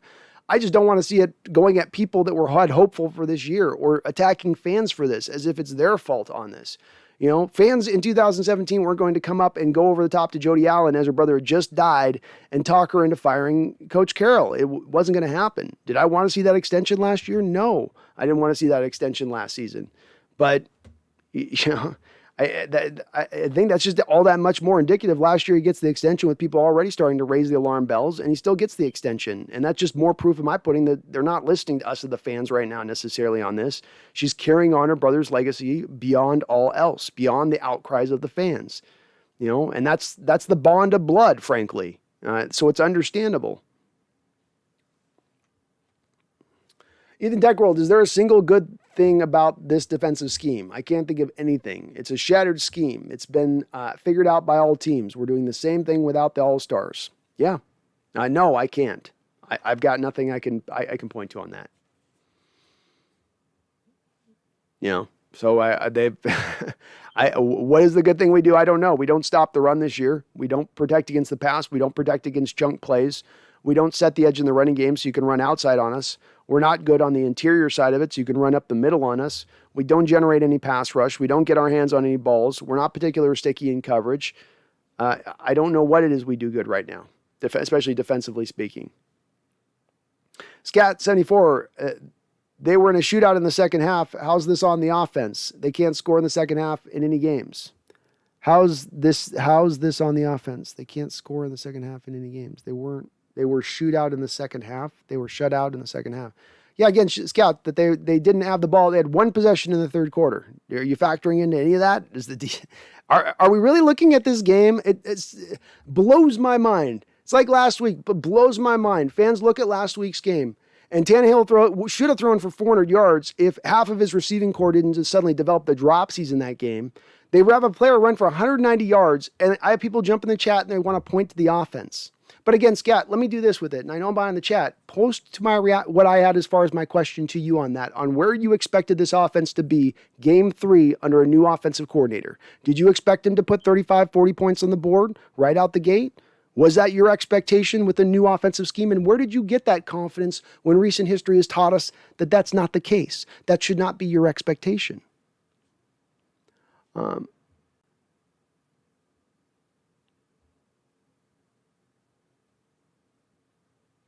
Seahawks Gaming, the only off-season move looking good so far is the Michael Dixon signing. That's it. Yep. Pretty much. Jackson Shore, I know you said we can't be moved, but that's what we all thought about the Sonics, and I think Bezos could move us because Seattle isn't big enough for him. No. The Seahawks aren't going to be moved. I would think that Jody Allen, whoever she sells it to, you're going to keep on your brother's legacy. So what are you going to do then, Jackson? Sell then to an owner who's going to screw your brother's legacy up? That doesn't make any sense. That's not going to happen. The Sonics move happened because Howard Schultz is a dick who decided to screw over the region that he was from and go for money and sell to whatever owner was going to pay the highest cost of the Sonics after he just bought them. And that's why we got moved out of town, because we had an owner who didn't really care about the organization he bought. It was just it was an asset for him to offload when he saw fit to whoever. And that's why we got moved out of town as far as the Sonic's concerned. I don't see the same thing happening here. And again, the lease that you did here is a different lease. You had a renovation done in Key Arena, which wasn't going to allow for, which at that point, I believe Clay Bennett could pay for the renovation costs. Here you have a whole new stadium built with all the leases that are associated with that. They would not be able to get him moved out of town, even if that was the case where it went to Sillyville and she sold it to somebody who wanted to, chomp on cigars and move the team out of town like Ken Behring in 1991. Washington Visquest. Tyler Ott was on point this game. Truth as I know it, it seems like man underneath with 2 deep safeties would have made this game more competitive. Potentially. Jackson Shore. So we thought in a pass happy league, a run defending linebacker from the worst defense in college football that year was a good first round pick. Yeah, I guess that's what we thought. How could you have seen that one coming, right, Jackson? Who could have seen this one coming down the track? Deb Peterson, this all started when Max left and we started going downhill from there. I think in the respect of Max leaving wasn't the worst thing in the world. Not replacing him was, and thinking the center position didn't matter. And they haven't thought the center's position didn't matter since he's left. You had guys like Ted Nowak there, Drew Nowak, whatever that guy's name was that played a few games. Joey Hunt, Wee Willie Joe Hunt, Wee Willie Joe. Getting bent over backwards by DJ Jones and Fletcher Cox. They definitely ignored the center position once Max left. But Max was a guy who was starting to kind of break down. I think Max got his career elongated out an extra couple of years playing with the Saints, who ran the ball a little bit less. I think the running game here and the zone-based scheme and the cut blocking stuff we were doing at the time was getting a little bit hard on Max's body. So going to the Saints was a great place for him to go to kind of get a few more extra years out of his career. Just my opinion on that one. Tony LG says, disappointing game, but it's a long season. It might be a very long season, Tony. It might be a very, very long season, if you know what I mean. You know what I mean? Jackson Shore, at the time, that was your reaction to the Jimmy Graham trade. I was not happy. Max was one of my favorites. Max is a good player. Don't get me wrong. Max was a great player, and he did go on to do really well with the Saints. He was getting beaten down here a little bit, missing games. I think, again, the zone blocking scheme at that time, the cut blocking stuff, it's hard on linemen. We have a lot of linemen over the years. We were using that cut blocking stuff that got beat up because of it. Ethan Chamberlain, who would you want to replace Pete? If we're talking about from the college level, I'd go with a Lincoln Riley or a Campbell from Iowa. If we're talking about at the pro level of things, I got to think a little bit deeper on that. I don't have a quick, easy answer off the top of my head, Ethan, for that one. So I'd have to kind of delve into my mind and kind of really kind of think it over a bit. And I don't have a good answer for you with it necessarily, but I'll try to come up with something. We'll come up with the coaching ranks, but those would be the 2 guys off the top of my head on the college level. Splash and Skill says, high draft pick for the Jets and Russ farewell tour or comeback miracle attempt. I don't know if it's a Russ farewell tour. If they're going to be this bad, we might see a Coach Carroll farewell tour and Russ remains. But it's going to be we're probably a team. We're probably a middle of the road team right now if we continue where we're at. I mean, I don't see where the improvement comes from, guys. I don't. Schedule does not get that much easier. You haven't even started into your division yet in year 1 and 2. You haven't even started into the toughest division in football yet. Year 1 and 2. You haven't even gotten into Lambeau yet. You haven't even paid the Washington football team is going to be probably the team that wins their division yet. There's a lot of losses still looking on this upcoming schedule. Raj Ho, Adam's skills are useless if corners cannot cover receivers. Yeah, doesn't do a lot if you don't have guys that you can't get a lot done defensively if your corners can cover nothing. Brian Myers, once Austin and Sidney Jones and Trey Browns are playing full time, the D will be better. I love your confidence, man. I wish I could say I share the same. I don't quite at this moment anymore. Timing Bigfoot, would you rather have Shane be the coach instead of Pete? Right now, I would rather have, you know what I'd rather have? I'd rather Shane take over the head coaching duties right now. If I was the owner right now, I would move out Caroll and I'll throw Shane in there and I'll get Wade Phillips in here to be my defensive coordinator the rest of the season. And I'll try to just mend bridges with Russ long-term at that point. At least, I don't know. I'm ready to do something different, guys. I don't want to do the same thing. I'm tired of the same thing. I'm wore out of the same thing. I'm tired of talking about the same problems over and over that never get fixed. I've done it for years on this channel now. I'm tired of it. I want to see something different and new. And even at the expense of, we'll get rid of used to being losers, get rid of the potential loss. I don't operate life in fear of the potential of a little worse than what we're dealing with right now. Hard to feel like the games could be less entertaining than they are right now. Hard to feel like the feeling walking away from those particular losses, if we happen to lose with Caroll leaving, will be worse than the feeling as it is right now, where you just feel like you're leaving stuff on the table, you're wasting the prime of a Hall of Fame career. It's just, there's nothing with it that has anything positive. Scat74 says, Hawks rushed effectively in the first half, set up passing game beautifully, ran 3 times in the second half, passing game suffered. Yeah, they definitely didn't get a lot of times with the ball in their hand, but I think we'll just have to go with the difference of opinion on this one, Scat. If you want to press this one on the offense, I respect your view of it. If that's what you see as this was an offensive problem, if the first thing you did walking from this game is look in and go, well, it's the offense is the issue we need to talk about, I just don't land on the same place. I don't. The offense needs to be better in the second half, yes. But it can be 2 things at the same time. The offense can need to be better in the second half, and the defense can be an absolute shit show that's on fire and crap is flying off of the sides of it. That's the thing we need to be looking at to me. Not the offense, which needs to kind of tighten down and ratchet down some things to get right, which I'm going to expect to happen too, Scat, as we get deeper into the year and they get more immersed in the new offensive coordinator and the new offensive scheme. Jackson, my favorite thing about the LOB era was they struck fear in the offense. Now a quarterback looks at our defense and says, yes, Trey Flowers and DJ Reed. Yeah, they get hungry. They lick their chops. TJ, remember the 0-9 and we thought they were that was stupid? And Donzel Hawkins, thank you for subscribing, Donzel. I appreciate it. You're awesome for doing so. Remember the 0-9 and we thought they were stupid? Well, it isn't too far off if we keep playing like this. Yeah, I don't think we're ever going to get to 0-9, and I don't think we're going to be at 1 loss by 9 games into the season even. You know, you're going to get a couple wins in here.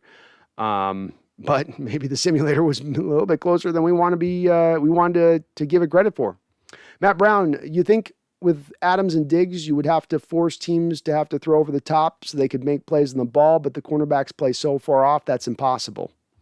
Yep. You're right, Matt. When you don't confuse a quarterback, when it makes his reads easy every time, why should he take the deep shots if he's got a 10-yard underneath route at any given time? Or he can look at the deep shot first and then always come back to the 10-yard deep route on the other side of the field. J.J. Eppersley says our defense makes average quarterbacks look like Cousins and Tannehill look good. Makes them look like all pros, JJ. Makes them look like all pros. Makes above average quarterbacks look like all pros.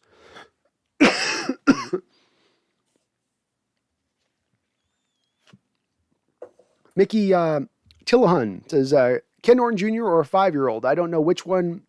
I'd rather have call plays for our defense. Me neither. Splash and Skills at the Hawks Nest. Seahawks fans finally woke up. Is this a fake video? Am I dreaming? No, you're awake. You're in reality. Rooster, the NFL doesn't do midseason blockbusters for a quarterback. That's true, Rooster. I don't think it would happen. TJ, who would trade for Russ? The 4 teams he said he would go to are gone. Raiders have Carr, Cowboys have Dak, Saints will keep Woodston, and Bears have Fields. Well, I think there's some team. I think that by the end of this offseason, I think you'll see the Giants and the Eagles and the Dolphins all making a pretty heavy play for Russell. And I think you'd find him expanding those teams at that point in time a little bit further than he was potentially willing to do this particular offseason. I think year by year that list changes, essentially. So those would be my 3 teams that would be probably the most likely destinations for him. Austin Hall says Fields is garbage. He might end up being not great. We'll see. He's still a young kid, and that's not a great offensive line he has up in front of him right now. It's very hard for a young quarterback with a bad offensive line to look good. Austin Hall says, I actually had a dream last night. Russ left the Hawks. It's looking proficient. It's looking prophetic right now, my guy. Okay, you don't go up there. We're not going up there. Video Maker, not Hawks related, but the Chiefs are going to go 13-4. I could see it. Probably. It's tough. Division's looking pretty tough they're in, though. Austin Hall says, very effing depressing. It is very depressing. Plagueis says, trade Pete Carroll. I'm with it. I'll take a bag of peanuts at this point, just basically. Rooster says Russ is a generational quarterback, not Carson Palmer. He isn't getting traded. Remember this too, though, Rooster, is that if he wants to force his way out of town, he's going to force his way out of town. And he tried to do it this offseason just subtly, He was opening the door to it. And if he goes through another year like this, a man who named his kid Win, literally named his kid W-I-N, who talks constantly about his legacy and becoming an icon, do you think he's okay with sitting around and being just a little bit better than average every year? Do you think that's what's going to cement his legacy and turn him into an icon? I don't. And I think he probably has that realization too. And if he really wants to push and he really wants to force, he'll get his way out of town. Kay says, realistically, where could Russ go? Houston, Washington? Those weren't high on his list, though, remember? I don't think a midseason trade deadline for Russ is realistic. I know I kind of was throwing that out there as like, would they possibly think of doing that?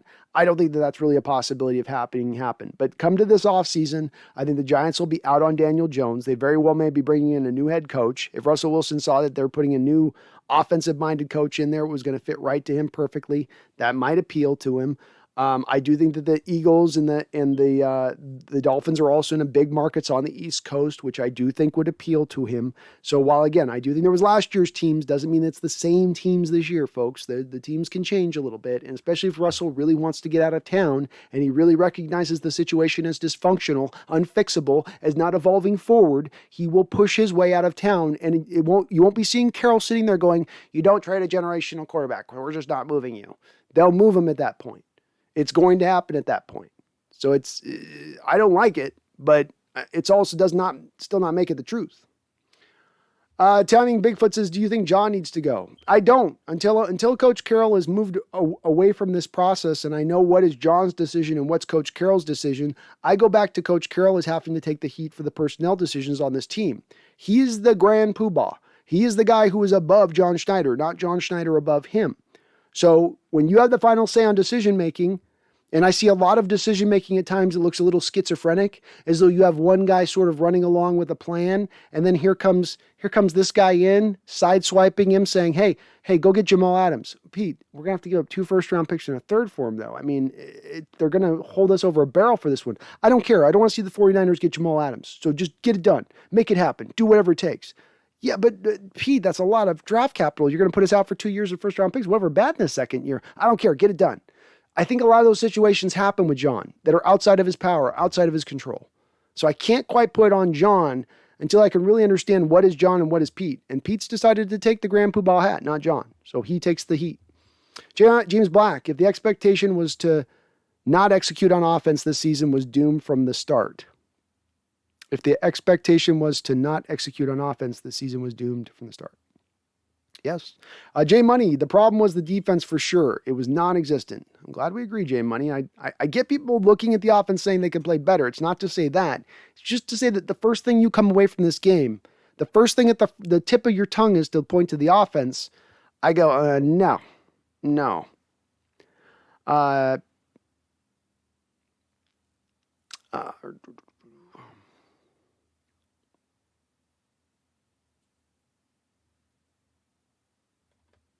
Shervin says Russ is leading the league in yards per attempt, touchdown percentage, interception percentage, and passer rating, and we're 1 and 2. No turnovers. This guy has carried the franchise on his back for years. He deserves better than this shit. Yep, he does. He does. Jose Garcia, if Pete retires, who would you think would be a good replacement? Well, I do Lincoln Riley with the Oklahoma, and because I think it would be a perfect fit with Russ. He's dealt with smaller quarterbacks in Oklahoma recently and gotten a lot of success out of those smaller quarterbacks. Hell, he's gotten 2 of them into the number 1 overall pick in the first round. Baker and Kyler's developed pretty good in this league as they've gone along. Baker's not a sensational guy, but he's coming along all right. And Kyler's taken that step forward this year, and he's looking better. So I'd like to see a guy like a Lincoln Riley. I think the guy at Iowa also can do some interesting things, and he's fairly an innovative guy, a little lesser-known dude. I would stay away from the Kelly guy at Notre Dame. His red face just scares me. But I have to think on head coaches. I've got to think about who's out there on the streets, who would be a guy still who could get something maybe done. I'd have to think about it because there's not as many like great coaches just kind of sitting out there on the sidelines waiting to come back into the game. So I don't know. Rooster says, what's wrong with the Holmgren area? We went to the Super Bowl. I don't have anything wrong with the Holmgren area, Rooster. No, nothing.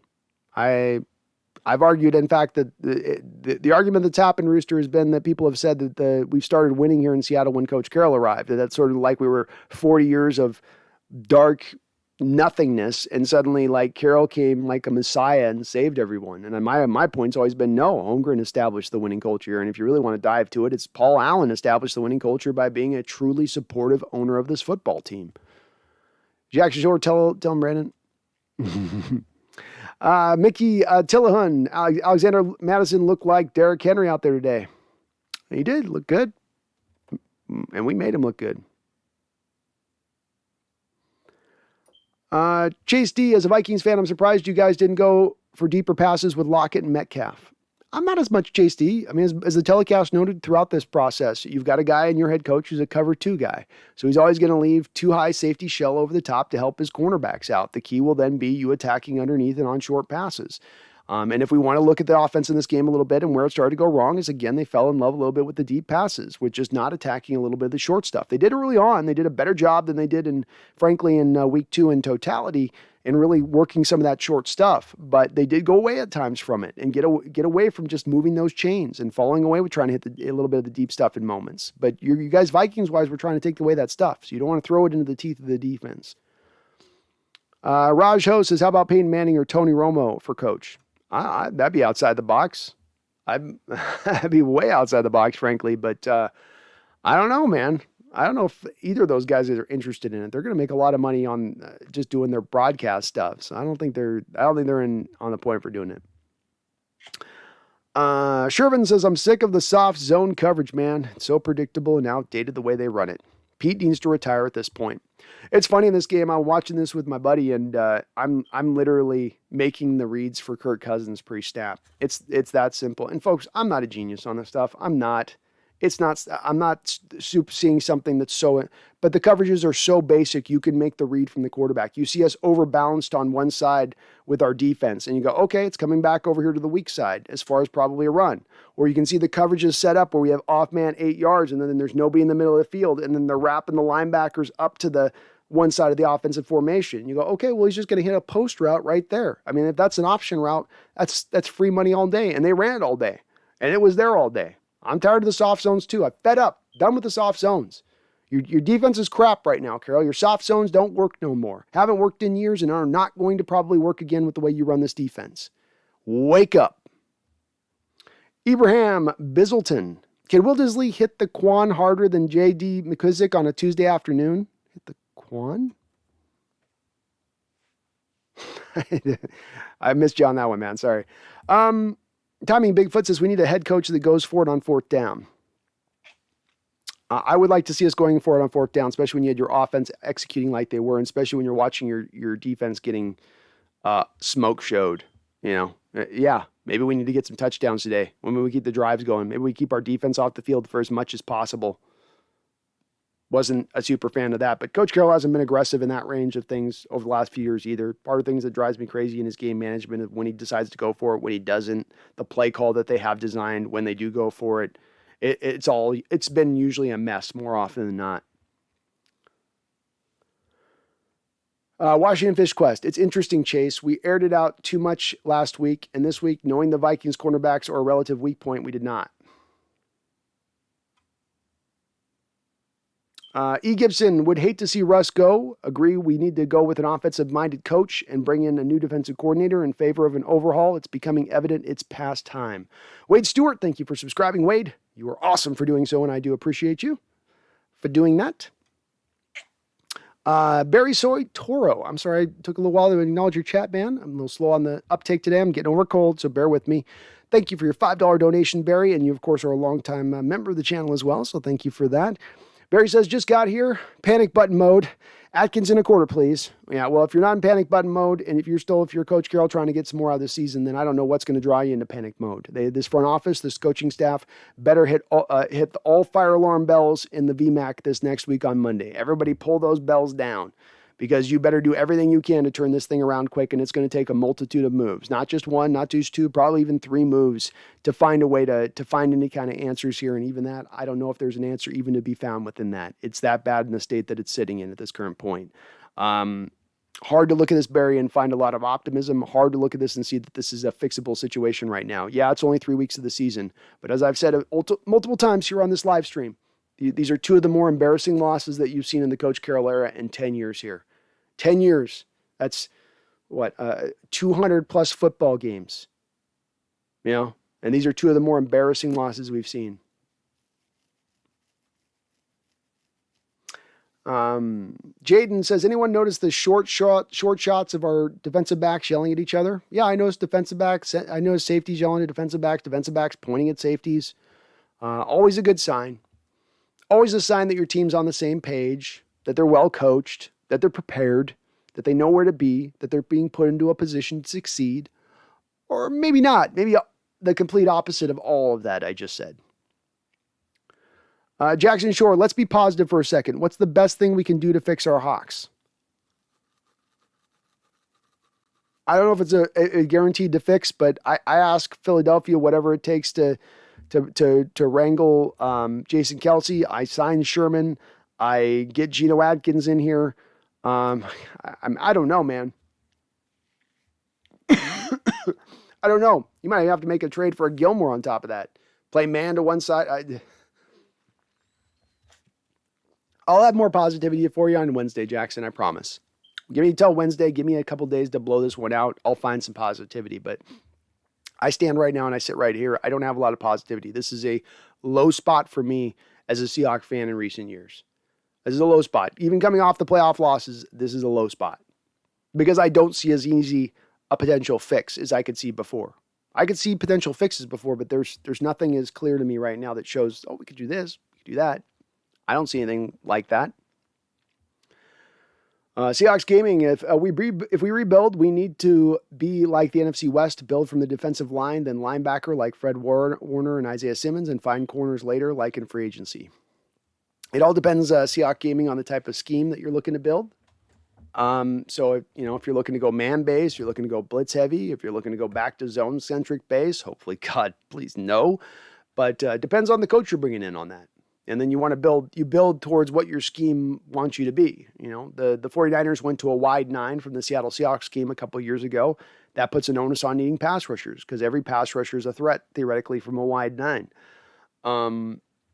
So it's very scheme based. Rooster says, this isn't baseball. There are no super trades. What is rebuilding in the NFL? Rebuilding in the NFL is owning a season where you're not necessarily competing. And it can be just a one-season situation, frankly. There's been, the Niners went from the worst team in the league to the very next year they got to the Super Bowl. You can turn around things very quickly in football. Very quickly. Much faster than any sport, frankly, just about by far. Basketball might be the one that you can change that on because you can build super teams so easily in an offseason. But with that said, you can turn this around quickly, but you've got to then own it needs to be turned around, that everything's got to kind of be changed from top to bottom here, that there needs to be a wholesale change that comes through.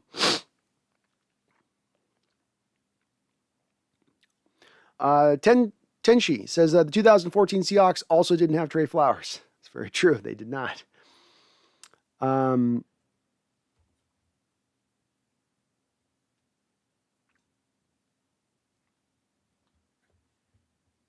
Tenshi says Wilson and Sherman don't like each other. We won't sign them. I don't know. Well, if Wilson thinks it can help the team at this point, I think he'd get over his dislike real quick, but you might be onto something. Jackson, YouTube algorithm, safety board, Vikings fan here. I think your problem has been suspect drafting. You didn't look at that defensive scheme today, Vikings fan, and think the defensive scheme was broken. It's drafting. I mean, maybe it's drafting. I think drafting is a big part of it. I think the scheme broken is a part of it. I think a coach who has lacked innovation now for a couple years is a part of it. I don't think that there's just one clear reason as to why we're in the state we are as far as the team goes or where we're trending towards as a team. But I think that there are a multitude of reasons. That is one reason. Drafting has been a part, so I'll give you that. And welcome on in here. But I think there's a couple things at play here too. Play against the irony. The Legion of Boom warned us, went up against Pete's BS, and now Russ is clashing with Pete. Yeah, there's definitely something with Pete that the longer you're with him as a head coach, the more he seems to kind of wear you out or you tire of his message as a player. I'd love to know from other players why that is, and I'm eventually going to reach out to ex-players, and especially once we get out of this era, as I'm going to start to do more interviews with ex-players if I can get them on the channel. we'll do a lot more in-depth talking because when I get these guys on, they're going to be thrown off by me a little bit because I'm not going to ask them sugary questions. So we're going to get into some depth and detail here. I'm not going to be like, what was it like when you ran for like 100 yards and you were like a badass and you just like ran over people? It's going to be more of, give me some insight into this locker room. Give me some insight into why veterans are bailing on Pete the longer they're with him. What's the tiring of the message there? Just that he repeats that he's in automated mode, automaton. Everything's just basically in cruise control at this point because he's done it so long. That's the feeling I get from it, but I don't know it for sure. Jose says, not only would Richard Sherman be a better cornerback for us, but I feel he would be someone to help that would mentor the defense and light a fire under their asses. He would help with that. He would definitely help at least with that. No doubt about it. Washington Fish Quest with another $2. Thank you, Washington Fish Quest. Always kind. I really always do appreciate it too. Thank you so much. Was it Collins with the monster stiff arm? Boom. You are damn tooting on that one. Alex Collins got out on the edge there with that stiff arm, and that's not just anybody he's stiff arming. He's stiff arming Daniil Hunter, who's got like 39.5-inch arms. I mean, he's got arms where his knuckles drag on the ground when he's walking. And our guy Alex Collins just effortlessly stiff armed him. Just pound a good stiff arm too. That kind where it hits the face mask and it goes right in the guy's nose and it presses his face. And they got a nice tight angle where you could see it. It's a nice little moment here in a game with not a lot of great moments necessarily, but that was one.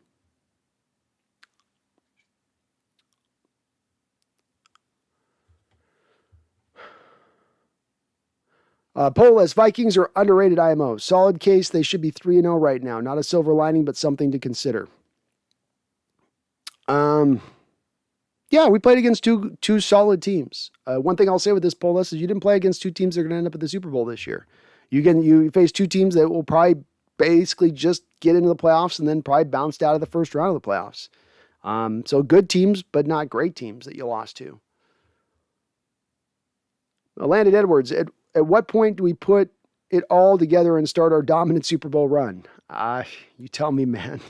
I'm going to need a couple of days to find that optimism, man. I am. Robert Jokins says, tough loss, Brandon, but REALX, relax, week 3 of 18.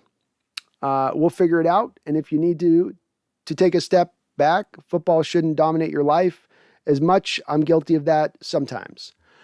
So let me just, Robert, take a breath here and respond to your comment on that. I'm a real patient guy. I've been very relaxed to this front office. I've taken a lot of time to give this front office a lot of rope. I've literally had back and forth with folks coming to chat like Emmett Brown, where I've done a lot of having this front office and coaching staffs back. And frankly, I'm getting burned by it. I'm paying the price for having that back. I'm paying the price for just trusting in that and remaining patient. And my patience after years of this has run out. It isn't just 1 year. The reference I put on this, Robert, isn't just the 3 games in the context of you having to look at this. You need to look at this over the last couple of years as a trend. I'm not just looking at 3 games. I'm looking at the last couple of years as a given trend on this football team. Diminishing returns, degradation of play on the football field, players seemingly tuning out, not a lot of fire or passion on the football field, signs that a coaching staff is losing the players, signs that a team is starting to go a little bit backwards. Can they turn that around, Robert? Is there a potential this year that somehow they find some Super Bowl ignition switch that exists inside them? Sure, that could be there, but I'm going to need proof of that before I'm going to prognosticate that it exists. Where is the proof of that? Just this last week, when we look at the loss, there's an obvious disconnect still that remains between Russell Wilson and Coach Carroll. Your head coach and your quarterback are not on the same page. That's a problem. Coach Carroll referenced this past week about Shane Waldron and that he's open to doing some of the more of the stuff we've done historically here. What? Why does Waldron need to do any of the stuff you've done historically here? Do what his stuff is. You're supposed to be bringing on the new, not holding on to the old. But at every turn, we're shown nothing, Robert, but the re-embracing of the old, which is not working anymore, or only works up until a certain point. But I only call them as I see it, Robert.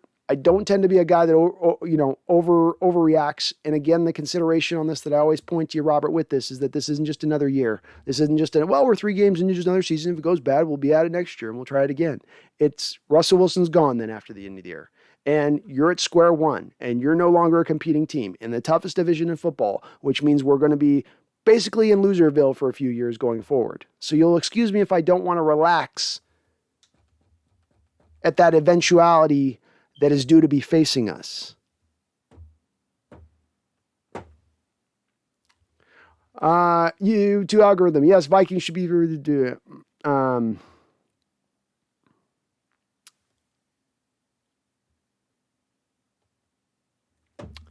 Landon Edwards says, sign Gordon, Sherman, Gilmore, and Atkins.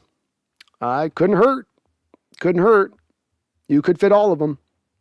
Landon Edwards, we're really missing KJ Wright on these screen passes. I was thinking the same thing, Landon. Somebody came in earlier and said we were still having trouble with the screen passes even last year.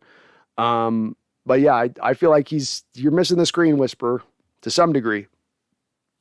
Ethan Leicester says, Fields was asked today. Coming from a neutral fan, be grateful for Wilson. Ethan, I'm 100% grateful for Wilson. This is what's bringing out my fervor here, is we're going to lose. This is the thing. It's funny. Fans come in here from other teams' fans, be it Bears fans, Rams fans, other fans come in here and they don't understand like why I'll be where I'm at with this stuff. And the reason I'm here, Ethan, the reason that I'm as emotional as I am on this, as angry as I am about this loss, is because this means the eventuality of losing Russell Wilson this offseason. And say nothing of Fields, having not even a Fields, having not even the hope of a guy that could develop, not having even a guy. So you guys can maybe understand out there why there's a little bit of a lack of relaxing in my soul at this moment, knowing that I'm about to enter that stretch, knowing my Hall of Fame quarterback in his prime is going to move on because of the dysfunction within my own organization. That's going to leave me a little bit frustrated. Maybe that's just me. But nobody's wanting to move on from Wilson, Ethan. Not at all. Not at all. It's a matter of, Ethan, if Wilson wants to force his way out of town and asks for a trade, much like he softly did this offseason. Jackson, I don't want to trade either, but if we're building, best not to half-ass it. Jay Money says most quarterbacks are crap. And the thing with Fields on saying he's crap at this point, he's being put behind an offensive line that's not right. You guys that get rookie quarterbacks, Ethan,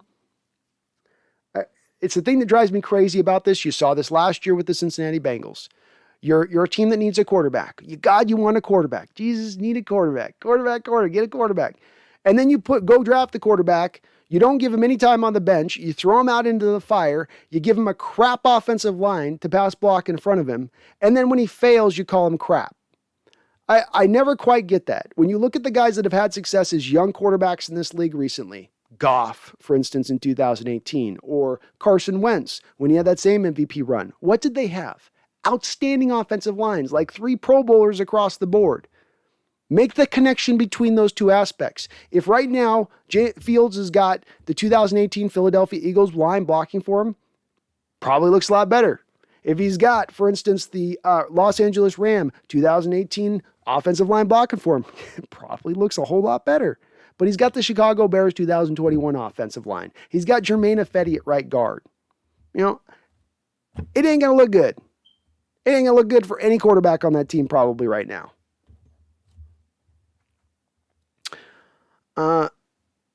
Mickey Tillahoon says, is Earl still in shape? Maybe we may have to make that call sooner than later. Jace, the perfect offense shot, an intermediate sprinkle in some zone inside. Tracy Baby, Justin Fields doesn't have an O-line, good coach, or receivers. Thank you, Tracy. Tracy's baby. I agree. Videomaker, I really don't want to see Pete go, but after years of questionable decisions and shitty defensive personnel, I think it's time. We could have had that 1 seed in 2019 if not for the delay of game penalty. True. There's a lot of coaching mistakes that have been littered throughout these last few years, on top of a lack of fire on the field, on top of a lack of innovation, on top of a lack of player development. Jackson Shore says, would Chris Carson be a trade deadline guy? Probably not, because his bonus money would accelerate to this year, which would not make you save any money by moving on from him. And I don't know what you're going to give as far as draft capital back in return, really, to make that worth it. Landon, I'm clearing house. Pete, Norton, you're out. Brandon, you're in. Fix our defense, please. I got it, man. I got it. Bring me in there, and it can't be worse. I can't be worse. A yapping monkey can't be almost worse at this point. Minnesota has a great offense, is the truth that I know it, and the backup tailback is just as talented as Dalvin Cook. The Cards defense was getting shredded too. You're saying Alexander Madison is as good as Dalvin Cook. Well, I disagree on that. I don't think Alexander Madison is as good as Dalvin Cook. Minnesota has a great offense. They have very good offense. Yeah, they do. The fact that you looked helpless against them, though, I expect better from my defense than that.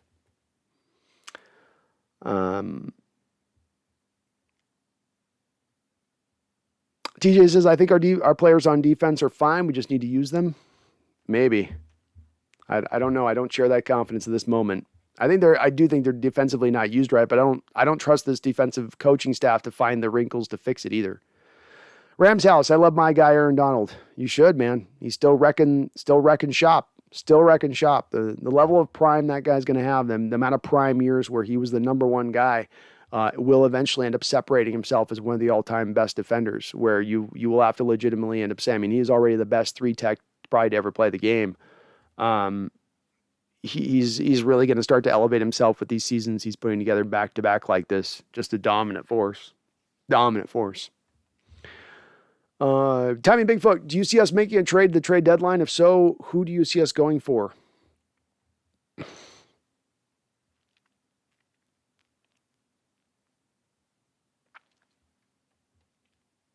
I don't know if you make a trade at the trade deadline as we stand right now. Maybe you end up doing something, but I don't know that you do. When I look at this trade deadline deals as it is, are you in buyer mode or are you in seller mode? And right now, I don't know for 100% you're in buyer mode. We have an upcoming schedule that is very difficult, and we have a team that's scuttling right now. I don't know this is a team that's going to be not sitting there at 2-4 as we get to the trade deadline. And you're going to be in buyer's mode if that's the point. You're going to feel confident enough at that point to go make a lot of real aggressive moves. I'll give you some names of guys that I like, Timing Bigfoot, and then I would like to look at. Jason Kelsey at the Eagles, Fletcher Cox, a defensive tackle for the Eagles would be interesting players, especially if you haven't gone out there and looked at Geno Atkins. I think Brandon Cooks at the Houston Texans would be an interesting receiver to look at helping and adding to the receiver core and rounding him out. Wouldn't cost a lot of money. If we're looking at cornerback, Stephon Gilmore, CJ Henderson would be interesting. There's really not a lot of offensive linemen out there that you're going to be able to look at to fix anything. Corners actually not a lot of guys either. So we're going to need a little more time for these to develop, see which teams kind of fall away a little bit more. I'll have a little more idea for you on Wednesday, maybe of guys that would be options for fixes. I'll try to do some research on that in the next couple of days to give you some better ideas on guys, but nothing beyond that quite yet off the top of my head. JMoney777, why did Jamal Adams stop blitzing? I like that. I did too. I like them when they're being aggressive. I guess they just don't like giving up the holes on the back end, and they can't trust their corners out in space. So they're trying to get as many people as they can into zone coverage to protect their cornerback room. So I guess. Jackson Shore, why are the people trying to blame the offense? Did you not watch the game? I don't know, Jackson. I don't know. I'm trying to understand the methodology behind. I get people wanting more of the offense in this game. They scored 17 points, and I get in the second half they didn't like it, but I don't know how you don't just put this on the defense. This to me, this is the defense, and the defense really as much as anything. You can give a little bit of the offense, but the defense is it here. Inudoro says defense is garbage. Thank you, Inudoro. Correct. Jackson Shore says, in the words of Jim Moore Jr., not acceptable, just not acceptable. You're right. And also in the words of Jim Moore Jr., we need to get more dirt bags on this team. We do not have enough dirt bags. Leroy Esteban, a lot of tight grabbing. Leroy, I think I missed out on something there. In utero, Norton needs to go. I'd like Pete to step down as well. Me too, man. Me too. Truth is, I know it. Donate to the best Seahawks analysis in the world. The super chat button is below. Donate to the best Seahawks analysis in the world. The super chat is below. Thank you, Truth is, I know it. I appreciate you for mentioning that. You're awesome. Video maker, I'm going to go to sleep. So just respond to what I've said in the chat in the comment section if you want to after the video. Oh, and I'm sorry if I missed something there, video maker. I got behind on the chat today, so the chat kicked my ass today on staying on top of it. I got way behind, way too chatty today, way too talky. Seahawks gaming, I don't know what is going on in Ken Norton's head. He sends Jamal Adams to rush the passer, and the people who should be rushing the passer, Dunlap, are in coverage. Yeah, he loves these zone blitz things that don't work. I don't know why he thinks that defensive linemen can cover in space, but they can't. Every once in a while, you can shock a quarterback with dropping a defensive lineman in coverage, but doing it consistently, quarterbacks are only then going to attack it when they see it then, and be on the lookout for it, frankly. Nathaniel Martin, our offense had like 3 possessions in the second half. The defense needs to get better quick. Agreed, Nathaniel. I can't put it on the offense. Landon Edwards, where's Carlos Dunlap been? Absent. Missing. Ghost-like. I don't know why. I expected much better play this year. It's been a complete drop-off from what we saw over the back 8 games last year. He's not necessarily great in the run, not getting any kind of consistent pressure, and I don't really, frankly, have a really good explanation for that. Brian Barajas, we used to say Pete's thing is defense, and that's what he's best at. Now, for the last couple of years, I've seen him tune this D into a disaster. I tried to ignore it before when it started, but I can't. I find myself in the same camp on this, Brian. I probably have buried my head into the sand a little bit too much in this respect and not paying attention more to the warning signs and just staying on point with it, saying, look, this isn't good enough. It's broken, and Pete's philosophy is broken and outdated and done. But I've reached that point now. My days of patience are over with. My time for placating to this defensive scheme and apologizing for it are over with. I'm not standing up on that hill. I'm not dying in that trench anymore. And I'm glad to hear that many of the fans are following into this stance, and that I hopefully more and more get into this stance, and hopefully this chorus gets louder and louder. I don't celebrate the wanting to see a guy fired and moved on from, but you know, when you're going to hold on to your job and you've got the ultimate power and you're not held to any accountability and you're failing and you've got no self introspection inside of you to understand that the game's passed you on and that you are failing within that, then you need to have your feet held to that fire. You're the one operating unrealistically. And that's what I think Coach Carroll is doing right now. Jackson says it's funny because Norton was so bad with the Raiders, it's not like he was a hot coaching candidate. He got canned by the damn Raiders. Yeah, that's why I said he wasn't hired here because he was some great candidate. He wasn't brought along here because he was some innovative thinker who was going to drive Caroll forward with his defense into the new era, into the 2020 era. That's not what he was going to do. He was going to come in here and be a yes man. He was going to come in here and be a sycophant to Coach Carroll. And that's what he has been. That's been exactly what he has been. Landon Edwards, time of possession has killed us for the last 2 games, especially in the second half. We used to dominate in time of possession.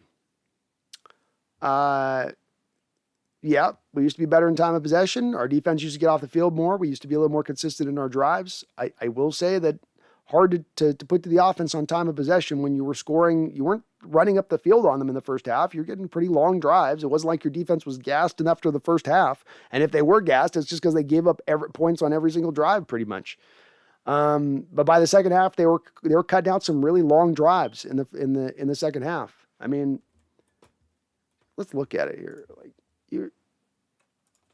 The second half, I want to say that we didn't get the ball in the third quarter until there was 5 minutes left to go in the third quarter. You finally get the ball back after the opening kickoff. Man, my kitty is being so lovey right now. Let me look at the play-by-play on this. So second quarter, they pull off a 16-play, 50-yard drive that takes 8 plays. They 16-play drive to start the second quarter. What are they showing? Do they not have the second quarter in here? All right. Well, they messed up their deal with this, but it's not coming up. Okay. Well, point still stands. You know, you gave your offense, the defense just let them drive up the field, eat the clock, and then the offense came on and the pressure was on because the Vikings were scoring a bajillion points to get points on the board. Your offense feels like it's got to score in every possession. Guess what? The offense is eventually going to fail, being put under that impetus, and they failed. It's not a surprise. We've seen it happen over the last couple of years. That's why this loss is so bad, is it's not a one-off loss. It's not 2 losses like this happening in back-to-back weeks. It's a loss that we've seen happen over the course of the last couple of seasons on the often. And that is what makes it unacceptable, and that's what makes it time now for the excuses to stop. Stop. No more. We lay the blame squarely and solely on the shoulders of Caroll, and he eats it and he owns it, whether he likes it or not. Money, the defensive players Carroll has drafted the past 5 seasons were all head scratchers. Collier is nowhere to be found. He can't even get active on game day. First round pick. And you can't even get rid of him as this first round pick now because you literally cost more to get rid of him and to release him right now than it is to just keep him on the roster and eat up a roster space. Not only is he nothing for you as a player, but he just eats a roster space now that could be used on somebody else too in addition to it.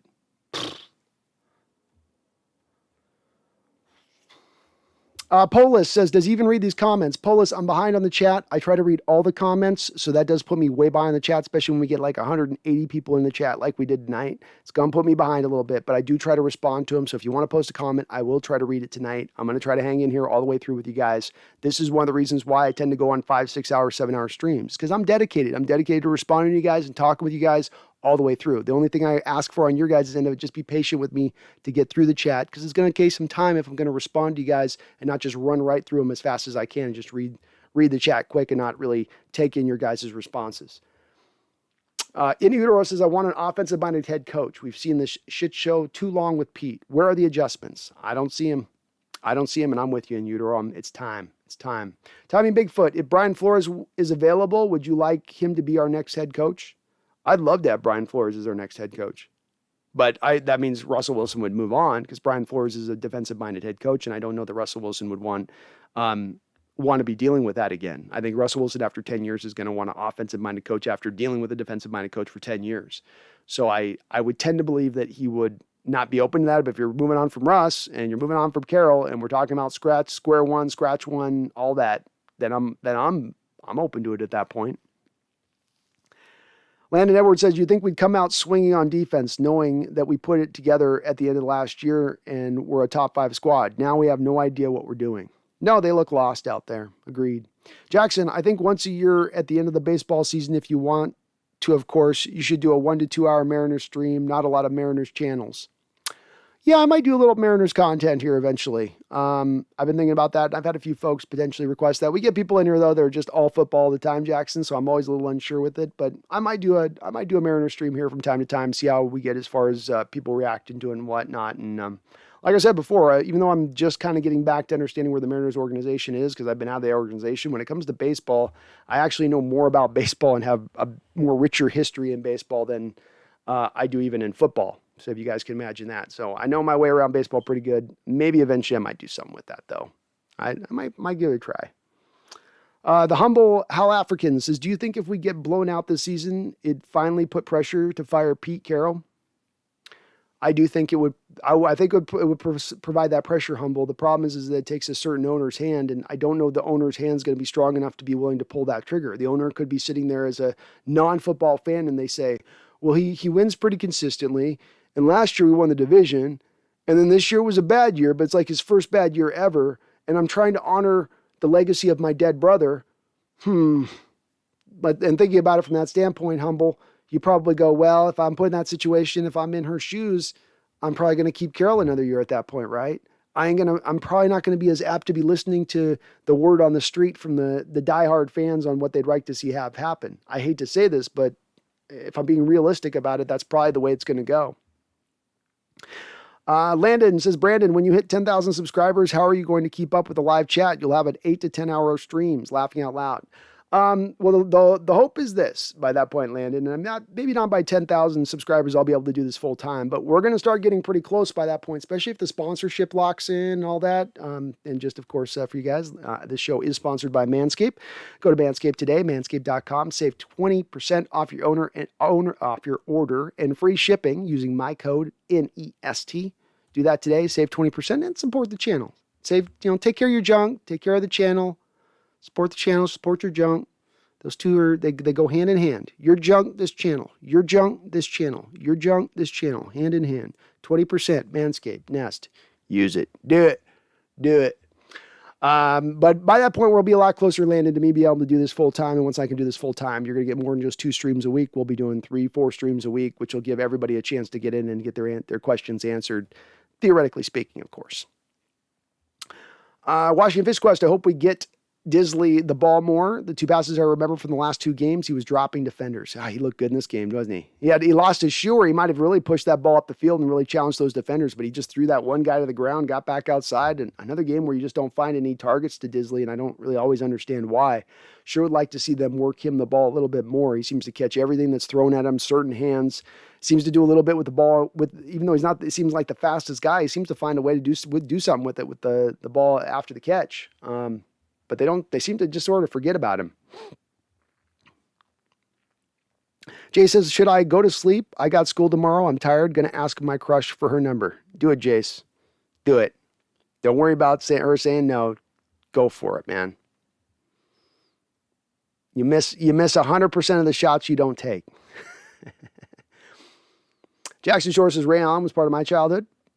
He's a good player. Good player. In utero, it's easier to replace a Hall of Fame coach than a future Hall of Fame quarterback. Agreed. Agreed in utero. Agreed. Harder to find those Hall of Fame quarterbacks, especially the special breed type that Russell Wilson is. Agreed. Arthur Mercer says, fire Pete. Arthur, I think it's been 99.9% of the responses in the chat here over 4 hours and 40 minutes have been fire Pete, has been pretty unanimous. For any person that wants to come in the chat at this point, still on the Coach Carroll train, I think it's got to be pretty telling to you that the chat's this way. My chat does not lockstep with everything I say or agree with everything I say. And by no means do I expect that. I don't know. I do. There's times I'm going to bristle with certain disagreements when people misposition what I'm trying to say or where I'm trying to go from. But today it's been pretty unanimous. And I think that's pretty telling after 3 games that you have people arriving at this state with pretty much this kind of certainty. I think it's pretty jaw-dropping, frankly. And if it's not sending a ripple through that organization right now, if they're not having a wake-up call right now, then they're just blind to any criticism whatsoever. Rusk 11 says, time to freak out. Wow, we are really not a good football team. No, we're not right now. You're not a good football team as you stand right now. And Wade Stewart, thank you for subscribing, Wade. You are awesome. Jackson Shore, plus, like you said, Howard was from here. What a dick. Also, Clay Bennett. Yeah, Howard Schultz should forever be shunned in this town. Howard Schultz should be kicked out. He should never be, I don't care what he did with Starbucks. Blow me with your Starbucks. Blow me with it. You let this city down. You stabbed your city in the back where you grew up. How dare you? For money? You didn't have enough money, Howard? You didn't have enough ducats? Give more, you can give more 100 million. Always humping that dollar, them billionaires, aren't they? Just always humping it. Always humping it. You sold your region out. You sold the team out. And then had the balls to not even own it after you did it. To not even have the balls to own your own greed. Your own evil fucking slimy greed. Nah. Schultz has no place for me in this point, but F him and F Clay Bennett both. I don't almost F Clay Bennett. You can't F the guy that's the cigar chomp and you could see him coming a mile away, that guy. That's a snake oil salesman. You could see that coming. But Schultz, the guy that's from Seattle, the guy that should know better, you did that to us? To us? Unforgivable. Jason Tudor, why do you think the team has been so horrible in the second halves? It's blowing my mind. Honestly, I see a little bit of give up in the team in the second half. I see a little bit of a lack of resolve, a little bit of lack of, the chips are down a little bit. Let's dig deep. Let's find that extra gear. And instead, a little bit of a willingness to roll over a little bit. There's obviously a little bit of lack of chess match going on. We're playing checkers over here, and other coaching staffs seem to be playing chess. We're trying to run simplified, and other teams are going a little more complicated. With the offense, you're going to get a little bit more of an up and down stuff with the offense anyway, in my opinion, because they're trying to work these wrinkles out. Why it falls off in the second half? Well, the last 2 weeks, it's fallen off a little bit in the second half because your offense doesn't get back on the football field in the second half. Then when they do, they're out of rhythm. Then in their out of rhythm state, they start trying to take the deep shots because there's a little bit of this need to have to score a ton of points because your defense is getting boat raced every time they're on the football field. So I think that's kind of drawing some of this a little bit. But it's all of those things together and not just one or probably the other. And Sam Krellin, thank you for subscribing, Sam. You were very awesome for having done so. I really appreciate all of you new subscribers. You included, Sam, so thank you so much for that. Ricardo Basalto Duran says, Mexico, pero. Go Mexico. Seahawks Gaming, with the way this season is going, we might be the first team with a Hall of Fame long snapper. You never know. Potentially. We got a spammer. Well, TJ's on the case. TJ's got it. Washington Fish Quest, what does Skull stand for? Isn't that a brand of chew? I don't know what it stands. I think it means you drink the whole drink. Somebody will correct me on that.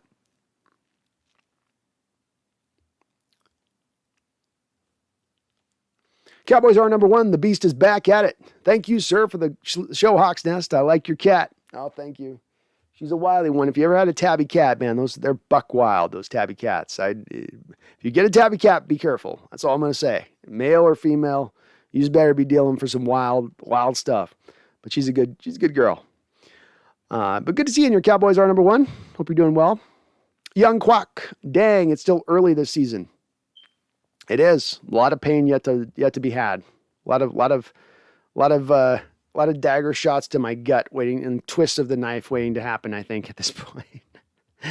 Jace, since both sides of the ball are not good right now, does that mean our team will be legendary as the season goes on? It can only mean that, Jace. It can only mean that. Caroll is having a bad side effects of the Ovid shot, says Austin Hall. Maybe so, Austin. Young Quack, 11-6 regular season. Hard for me, Young Quack, right now to see 11 wins right now. Maybe I'm in the darkest depths of my despair, but at the moment I'm sitting really hard to see us past 9 wins at this point. Really hard to see it. Landon Edwards says, let's make a petition. Save Wilson, fire Pete. You put that petition together, Landon, I'll sign it. You put it together, I'll sign it. What's up, Marcus P? Jackson Shore, it's funny watching Vikes fans get hyped. Congrats, you scored on our defense. Here's your medal.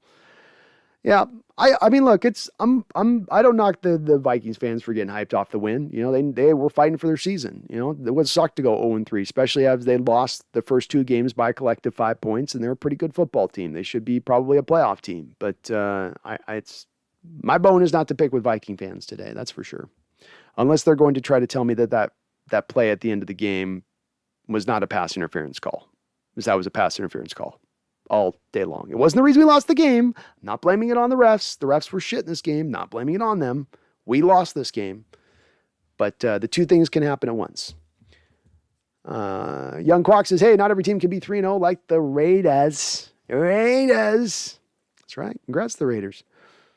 Tommy Bigfoot, we need a playmaker on this defense. I don't know. We're supposed to have that with Bobby. You're paying $17.5 million for Bobby. You're paying $70.5 for Jamal Adams. You got, $6 million going over to Quandre Diggs. Money into Carlos Dunlap. Like, what these guys should be, doing better. I'm not disagreeing with the timing, but just it should be nice if one of the playmakers came from within. Barry Sotoro, I'm tired of seeing Carson running outside the tackles. Yeah, he's not much an outside guy, that's for sure. He did pretty well with it in this game, but he's more of an inside guy. I just don't think they have much of an outside guy right now with Rashad Penny injured. Maybe you can really get it done from a speed standpoint wise. Mike Skinner, we do have playmakers. It's just the dude doesn't know how to use them apparently. I agree with Mike on that one. Yeah. Barry says, I'm tired of seeing receivers running wide open inside the numbers. Me too. I think they're playing a little more of the protective cover 2 stuff, leaving a little more of the inside open up at that point at the expense of that, trying to take away the deep stuff, but it's annoying to watch and it's very easy for quarterbacks to play against.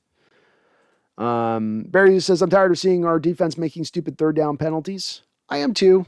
I didn't like all the calls in this game that came on the penalties situation with us with it, but there's been some bad time penalties over the last couple of weeks. No doubt about it. The helmet hit with Jamal, last week on the quarterback that caused a 3rd down, conversion for them. Then you had the DJ Reed taunting penalty last week that caused a 3rd down conversion. This week, Ugo Amadi in the slot with a holding call gives a 3rd down conversion. Really poorly timed. B-Russ, are you worried at all about Waldron's ability to adjust to the defense? They have 13 points total in the second halves. Your whole thing was Shadi had a good plan A and no plan B. Is this different? My belief on this, and I could be speaking out of school because it is just a couple of games worth of data, but my belief on this is we look at the first two games especially. Let's just look at all three games on this, B. Russ. First game with the Colts, you get up by points, you're up by a couple touchdowns. Obviously, the offense seems to look like it takes their foot off the gas in the third quarter into that game, allowing the Colts to kind of get back into it a bit. But you still had a pretty comfortable win there overall, and the offense was just kind of not as aggressive as they were in the first two quarters. When I look at these last two games, though, what I notice in both two games is that your offense is affected in the first half, defense is getting boat raced, your offense has got pressure to score basically every possession. Now, we look at the offense, though, that also what happens within that needing to score in every possession is they start to look for the deep shots. They start to look to score faster in those moments rather than staying within the confines of the offense, this new offensive scheme. To me, that speaks of them still bringing the new offensive scheme to bear, still adjusting to it wholly. Sort of like times get rough, Russ is going to fall back into old habits, right? The muscle memory will take back into effect. Let's take the hit shot deep rather than trust the underneath stuff. That stuff will, in my opinion, take time for Russ to fully implement into his game over a full 4 quarters and trust in it. I do believe it can come along. I do believe there's a possibility that we got to still see it. It needs to come along. But I have faith in it happening because of that reasoning. In the last 2 weeks, the fall in the love with the deep shot and the defense getting boat raced was more of what caused the offense to go wrong rather than a lack of adjustment by our offense necessarily. Young Quack says, I hate the make the playoff rate for 1 and 2 teams. I hate the make the playoff rate. Barry says, I'm tired of seeing our improved offensive line looking pathetic. I mean, I don't know that they looked that bad in this game. There were times that Russell Wilson held the ball a little bit too long. There were some pressure in the game, but I didn't think that they were that bad. I mean, when you're scoring on your first 4 drives of this football game, the offensive line's looking pretty good. You're running the ball pretty well. The pass protection's relatively good. I don't know. I didn't think they played as badly as that, but I will say this, Barry, you're not the only one that's pointed that out on the stream. So there's been a few folks that saw it that way in this particular game. Jackson says making the playoffs is cool, but everybody only remembers the Super Bowl winner. It's very true.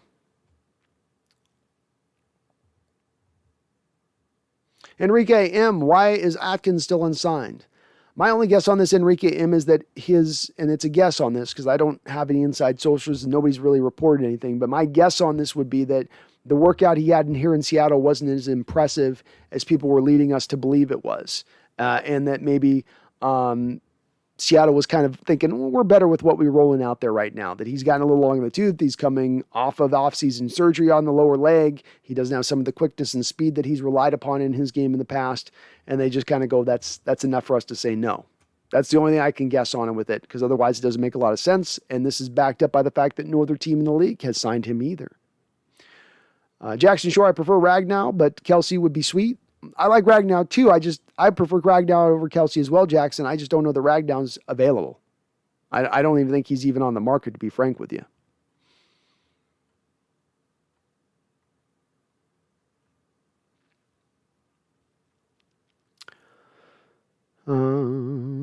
Leroy Esteban, how likely are we getting Josh Gordon? Well, prior to seeing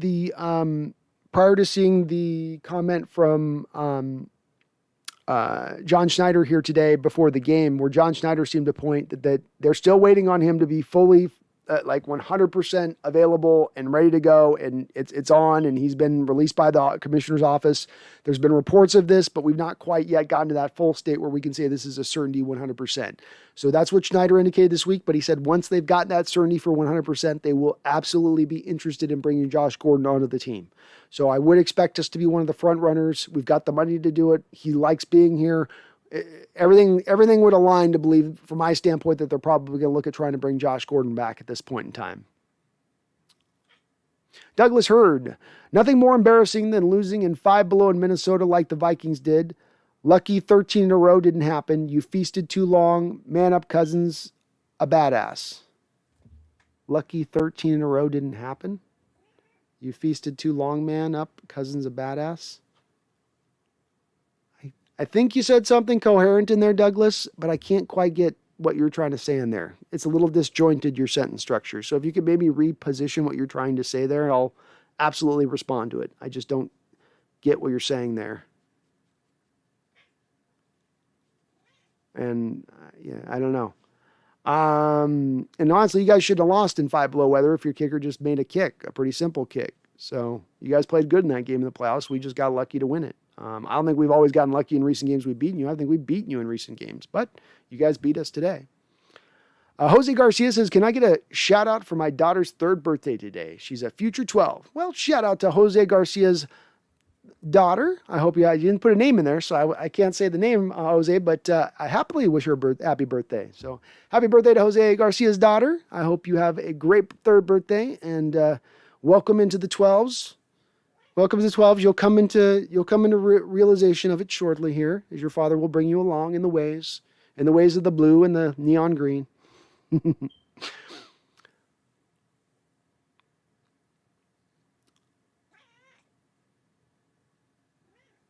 Deb Peterson says, interview Lofa. I would like to do a Lofa interview. Yep. I will definitely be reaching out to Lofa at a given time for sure. He's going to be on my list. I want to talk to me some Lofa.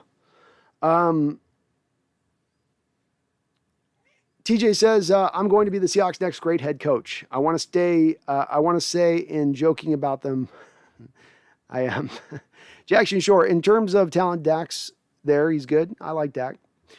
Douglas Hurd, Wilson can sure kick ass and below zero, outdueling Bridgewater in the playoffs, Cold Bowl 2016. He played okay in that game. He was all right.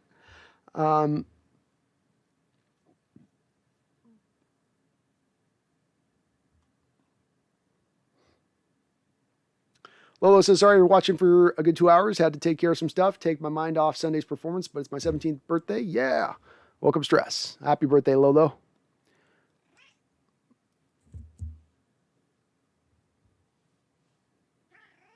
Michael Walker says, repeat Caroll. What do you mean by that, Michael?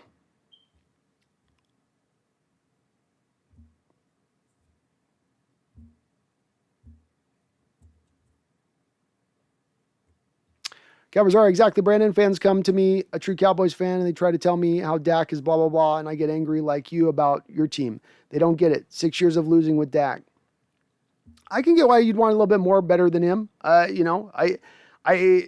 And again, too, like we were talking about last week with this Cowboys are, I can speak to a general view of what I have of Dak and what I see of him, but when you watch every game and you're feeling, you know what's going on, you got a pulse, you're going to have more of an in-depth knowledge of that team. I would always fall back to a fan, even in my casual view of things. I think that, I do think Dak's a good quarterback. I think that he was a better quarterback for you guys when you got to pay him on a cheaper deal. And when you pay him on a bigger deal, it's going to bring some realities to bear that we're having to deal with that I think Jerry Jones was trying to avoid as long as he could and hoping to maybe sneak a Super Bowl out in that time period when he did. But I can get why you might want to see better, why you're not necessarily happy with Dak as the guy there.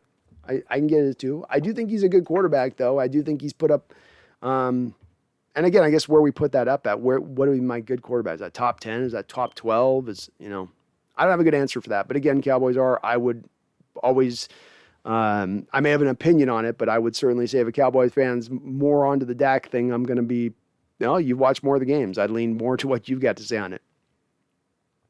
Lolo, Fields has a Fetty as a starter. That says something. Yeah, it does say something.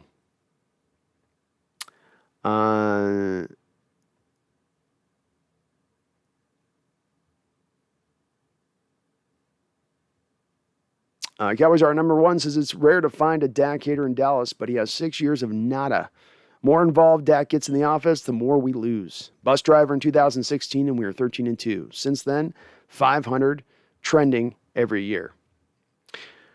I would wonder, too, at the same time with that, Cowboys are, of what the defensive rank has been for you guys moving from 2017 onward up until this point. Because it seems like every year the defense is a big problem as well. And maybe I'm speaking out of school on that, but that would be one thing that I might lean towards with it is we're watching right now, Cowboys are, I see a fan base right now that in a lot of respects will go back and blame Russ on these last 2 games, for instance, where our defense has been embarrassing. And it makes me scratch my head to wonder how is it that you can go back in these last 2 games and look at it and point at Russ in the offense and not be pointing it squarely at the defense. But that indeed is the case. And where you do see positional grouping sometimes get passes in this mix, and you'll hold the feet to the fire on one end, but not necessarily on the other. And I'm not saying that's what's going on now. Again, I don't know on Dallas where they're at, but It's just a guess.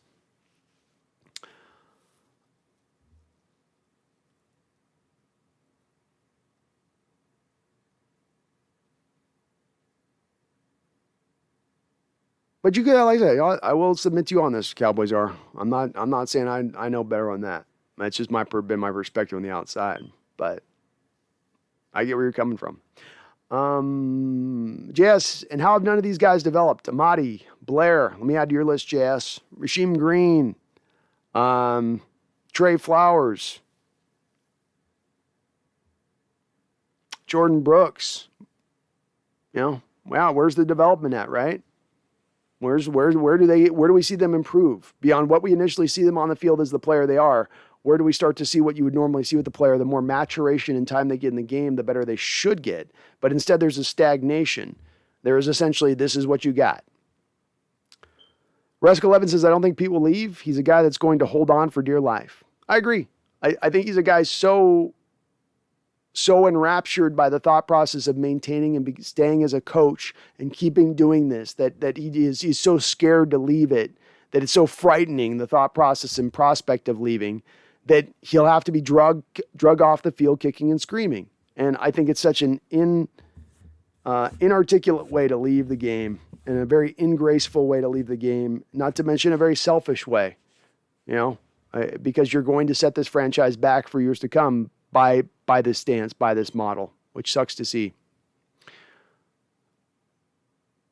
In case you don't understand, that means Dak was at fault for defense that you tried to clearly blame right now.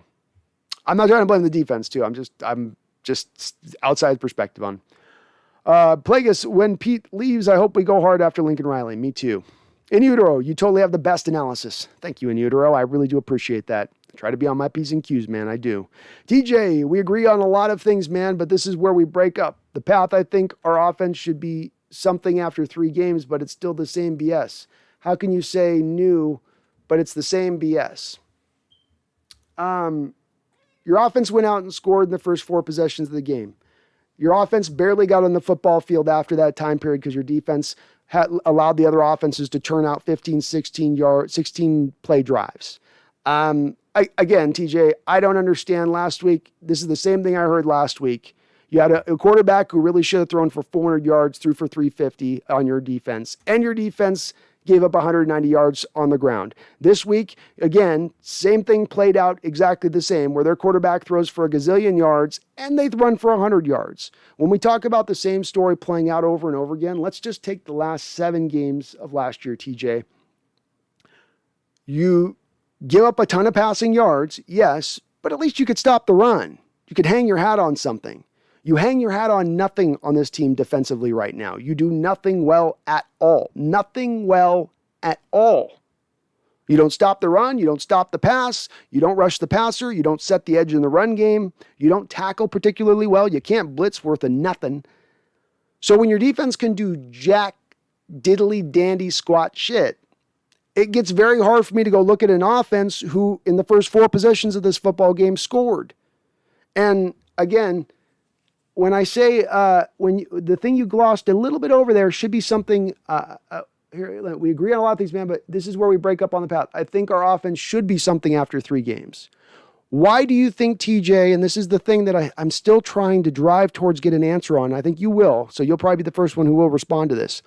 Why did you think that the offense would be hitting full gear, full stride, all cylinders go by the 3rd game of the season with a new offensive scheme, understanding that this is the first time that we've implemented truly a new offensive scheme in 10 years?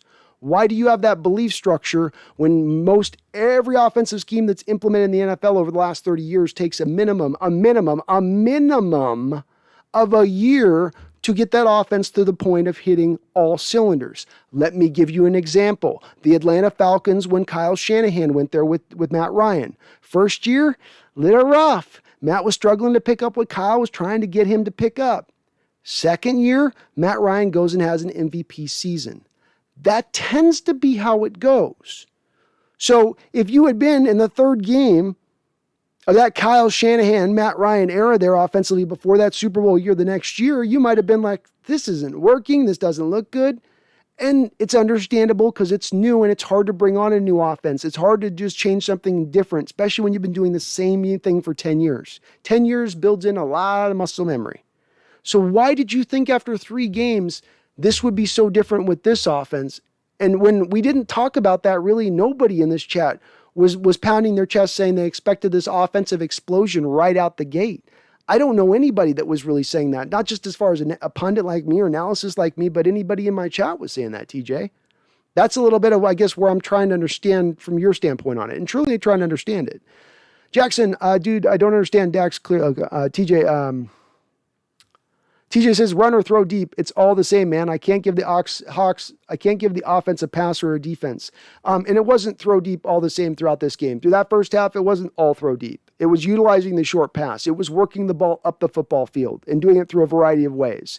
So I didn't see the same thing with the way that the offense was moving the ball, especially in the first half. And again, when they had one possession in the third quarter and the Vikings basically controlled the ball all the way through the whole second half, what did you expect the offensive to do? Were they supposed to score on every single possession in this football game?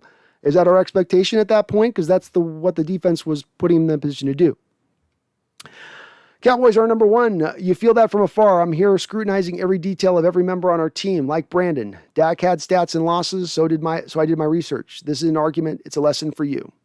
You can learn or run from the truth. I'm teaching you. And you're talking not to me, Cowboys are. I know you're talking to somebody else on this, so understood. Jackson Shore, even if you have to admit he was great before his terrible injury. Douglas Hurd, you really think the Vikings were going to lose 13 in a row? Seahawks will rebound. Did I say the Vikings were going to lose 13 in a row? And I didn't say that, Douglas. I think you misunderstood me saying that. Cowboy, Ninja Dragon, after the Colts game, I thought this defense was going to be really good. Well, I was wrong. They're worse somehow than last year. Yeah, Ninja, they are somehow worse. Somehow. I don't know how. Inexcusable Pete Carroll. Agreed, Ninja Dragon. 100% agreed. It's inexcusable at this point. Cowboys are number 1. Dak's only win was versus the worst team on our schedule, Atlanta, via kicker miracle. Oh, I'm sorry. Cowboys, you're responding to him, so I'm going to kind of leave your responses off because I think you're responding to someone else in the chat. Ankle breaker, make Waldron the head coach. I get Caroll out of here now, make him the head coach. I'm okay with it. Even if it's just interim. We'll put him as an interim, then we'll figure out what we're doing at the end of the season. How about that? Dangerous. This is going to be a long season. Dangerous, you're right. It is going to be a very long season, and it's when I'm drawing a lot of trepidation towards this. I'd like to say I'm looking forward to what comes next, but frankly, I don't think that I necessarily am.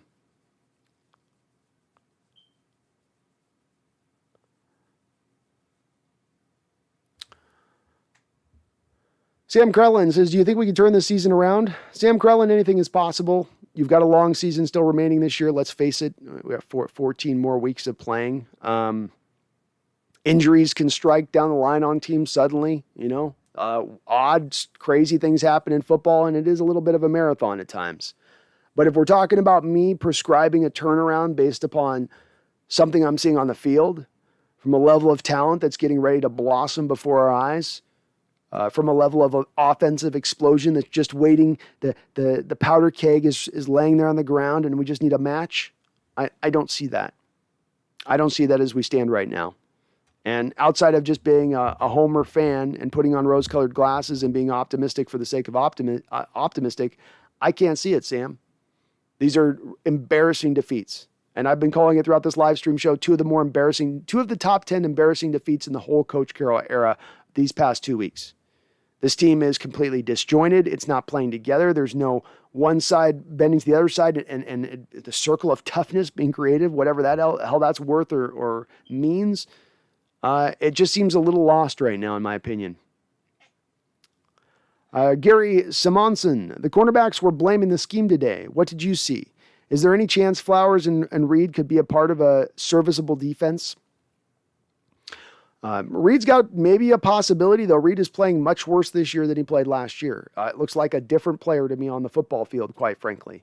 Flowers also looks worse this year than he has ever looked. And that's saying something because he's had some bad moments and played really poorly.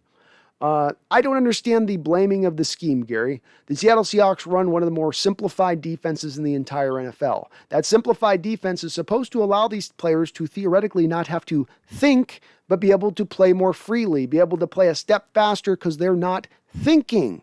So why are they left thinking so much within the simplified defense? Is it that simplified defense is just so complicated to their mind they can't take the simplification of it? I don't get getting confused in that. I get getting confused if you have this type of defense with all these moving parts and you're doing all these different things every snap and have this key to this read and that key to that read. And if this guy goes in motion, your keys to here. And if that guy goes to here, then your keys to that. And then drop in, drop out. I don't see that in our defense. You play 7-man yards off coverage and you tend to play bail technique to coverage. What's complicated about that? What's confusing about that? I don't understand. And the finger pointing to me, Gary, is just more of a lack of anybody on this football team, literally anybody on this football team, taking some goddamn responsibility for once. Stop making excuses. Stop pointing to something else and own it. And I don't see anybody on this team as of yet doing that. I see a lot of people ready to just blame everything else. Why not blame the wind? Why not blame the rain? Why not blame the sun then? It's time for some people to take some responsibility here. And that's what this live stream's about right now, frankly. That's where I'm on this trip right now. No more excuses, no more explanations, no more positive Paul, no more you slamming the secret book in front of my face saying, this is our ideology, this is what we believe in. I don't care anymore. It's broken. It don't work. Fix it. And frankly, I don't know if it can be fixed at this point because the train's so far gone past the station. But it's unacceptable regardless, and it's time for change if that's the case. And change fast. Ethan Chamberlain says, boycott Starbucks. Yeah. I don't know. I like Starbucks. Elite, Brandon, do you think we can save our season? If so, how do we do it? What does Pete and Russ have to do? Tomorrow morning, the Seattle Seahawks have to walk into their facility and they have to say that this team as it's currently structured is not good enough. And that we have to take every outside the box idea that we can potentially apply in this situation and apply it. We have to go out there and take a look at every available asset that's on the market and find how we can squeeze and push every which one in. I would look to try to find a way to bring both Stephon Gilmore and Richard Sherman as your two cornerbacks on this team at the very same time. Find a way to make that deal happen. I would reach out to the Eagles and I would say, what is it going to take for me to get Kelsey in here at the center position? Be realistic. He's a 33-year-old guy. You guys aren't winning this year. He's not your long-term answer there at the position. You literally drafted Landon, whatever his name was from the Alabama, one of the best centers in this draft, who you're playing at guard right now. You can slide him right back into center once you move this guy to us. Just let's go ahead and get this done. You guys aren't getting to the playoffs this year, not in that division, not in this conference. I'd make those three moves probably right off the top. Beyond that, I'd go sign Josh Gordon once he gets activated. Beyond that, I would then probably try to add Geno Atkins in addition if he's any good. And if they didn't like his workout and they think that he's shot as a player, then I would go make a trade for another 3-tech defensive tackle somewhere to maybe bump up the pass rush.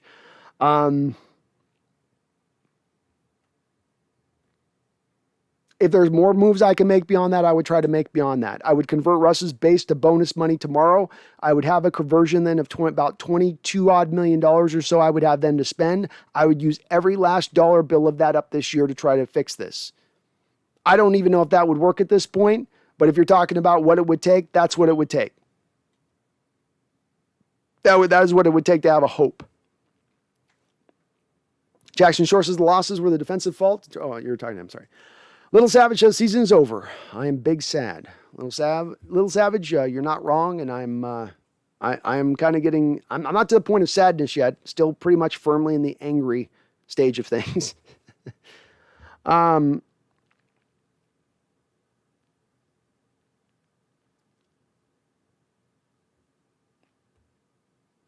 JJ Epperly says Seattle's first 30 years as a franchise had very little success. Good owner Paul Allen took over in 1997 and has had 3 Super Bowl appearances and 1 Super Bowl since. Cowboys need a new owner. Yeah, I agree with you there. Zach Moulet says defense looks like it's getting gassed by the third quarter. Yeah, which is kind of unacceptable, Zach.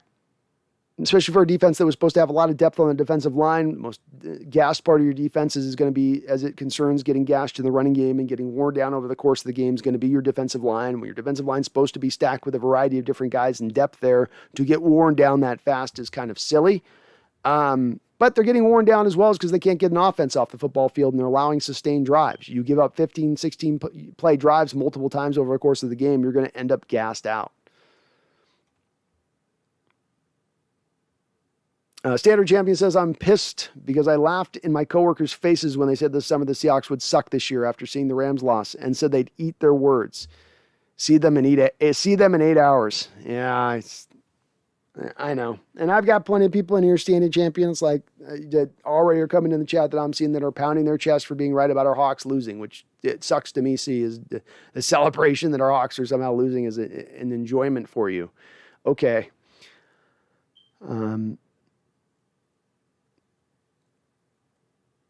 Sam Kremlin says, no worries, happy to sub. I'm a diehard Hawks fan from down under, and I keep waking up in the morning to watch us play only to be disappointed. Well, we've got a few of you folks from down under there, Sam. I love having my my Aussie contingent down there. And I appreciate you subbing on that. Yeah, it's rough for you folks too, because you guys have to really commit. I mean, it's a midday on a Sunday, and it's like, what else are you doing? I'm gonna sit back and watch me some football. You guys got to get up in the middle of the morning at like 3 a.m.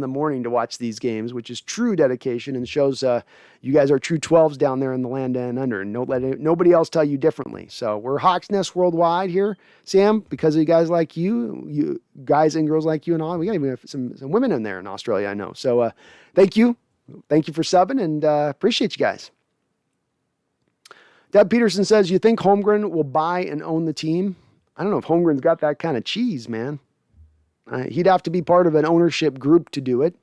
He might be interesting. He might be interesting as a guy in that kind of figurehead spot to do something like that. Jackson Shore, I understand it sucks being JJ Epperle and Cowboys RN. I'm gonna let you keep at it with the viewers. So you want me to respond to something? Mention in the chat there, and I'll respond with your guys' debate. But I'm letting you guys go at it with it there. JJ Epperle, you said a lot of pain left to be had this season, and I felt that sadly, especially with the high expectations I had at the start of the season. It's the part that took a lot of time for me to get started here today. I had everything prepped for the show. I had my thumbnail prepped. I had my description titles prepped. I had everything ready to go, but it took me a good bit of time. I had to go eat a burger and some fries today after the game and just sort of sit there and because I don't want to arrive here. I did not want to arrive at the state I am today in this show. I don't want to be negative. I don't want to sit here and harp on this stuff. I know it's not what people really like to hear at the end of the day, too. It's not necessarily the most entertaining thing to watch. But I'm going to be truthful beyond all else, beyond being entertaining, beyond driving for subs, beyond growing this channel is going to be truthful and be honest. I'm going to try to. I ain't going to always get things right. I'm going to be wrong on predictions. I'm going to be wrong in my analysis. I'm going to be trying to be right way more than I'm wrong. But that's how I try to go about this channel. And I can't look at what I've seen over the last 2 weeks and not call it what it is, what it clearly is. And to say that this is just going to turn around to me just on sunshine and roses, on the theory of optimism, frankly, that's a little bit of the problem that's gotten us into the state in the first place, is the reliance on optimism, the reliance on just be positive about it, and it'll eventually turn around because we're being positive about it. Samaritan Elad says, chill out, Hawks, have some Skittles. Tommy Bigfoot, do you think we should have drafted a center instead of Eskridge? Tommy Bigfoot, the good part about this is I literally have posted on my channel my last 3 reactions to the first 3 picks of the draft. And you see in my reaction and leading up to the pick of Eskridge as we're leading up to it, I'm literally pounding the table saying the words Creed Humphrey over and over again. And if it had to be a wide receiver, I think I would have rather have gone for De'Ami Brown, as I also say in the video, or Terrace Marshall. And I don't know about De'Ami Brown at this point, but Terrace Marshall's looking like a pretty darn good receiver for the Carolina Panthers, and a much younger player, about 3 years younger than Eskridge as a football player, not to mention coming from a more major college program in LSU, and we can go through all of that. But there were better options to be had, and yeah, Creed Humphrey would have been my guy. Creed Humphrey would have been my guy over Eskridge.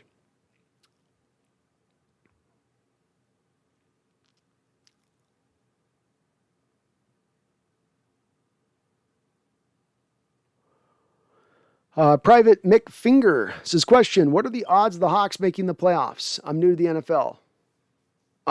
If I was going to say the odds of our Seahawks making the playoffs as we stand right now, I would say that we would be sitting at 40%. That's not a mathematical number I've come up to. That's just off the top of my head, pulling that out of my behind. So, but 40% sounds about right. RSOs, the biggest flaw with our team is the defense, and I'm sorry, but Jamal Adams is playing bad this year. He's not playing, I think it's a combination. He's not playing great, and I don't know that he's being utilized all that well.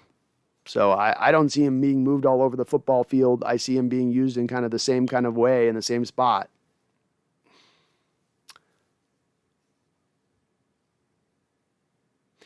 Samaritan Elod says, 2016, you only won because of our kicker wide left. Bridgewater outplayed you. Okay. Are you still thinking about 2016, Samaritan? Does that one still sit in your mind?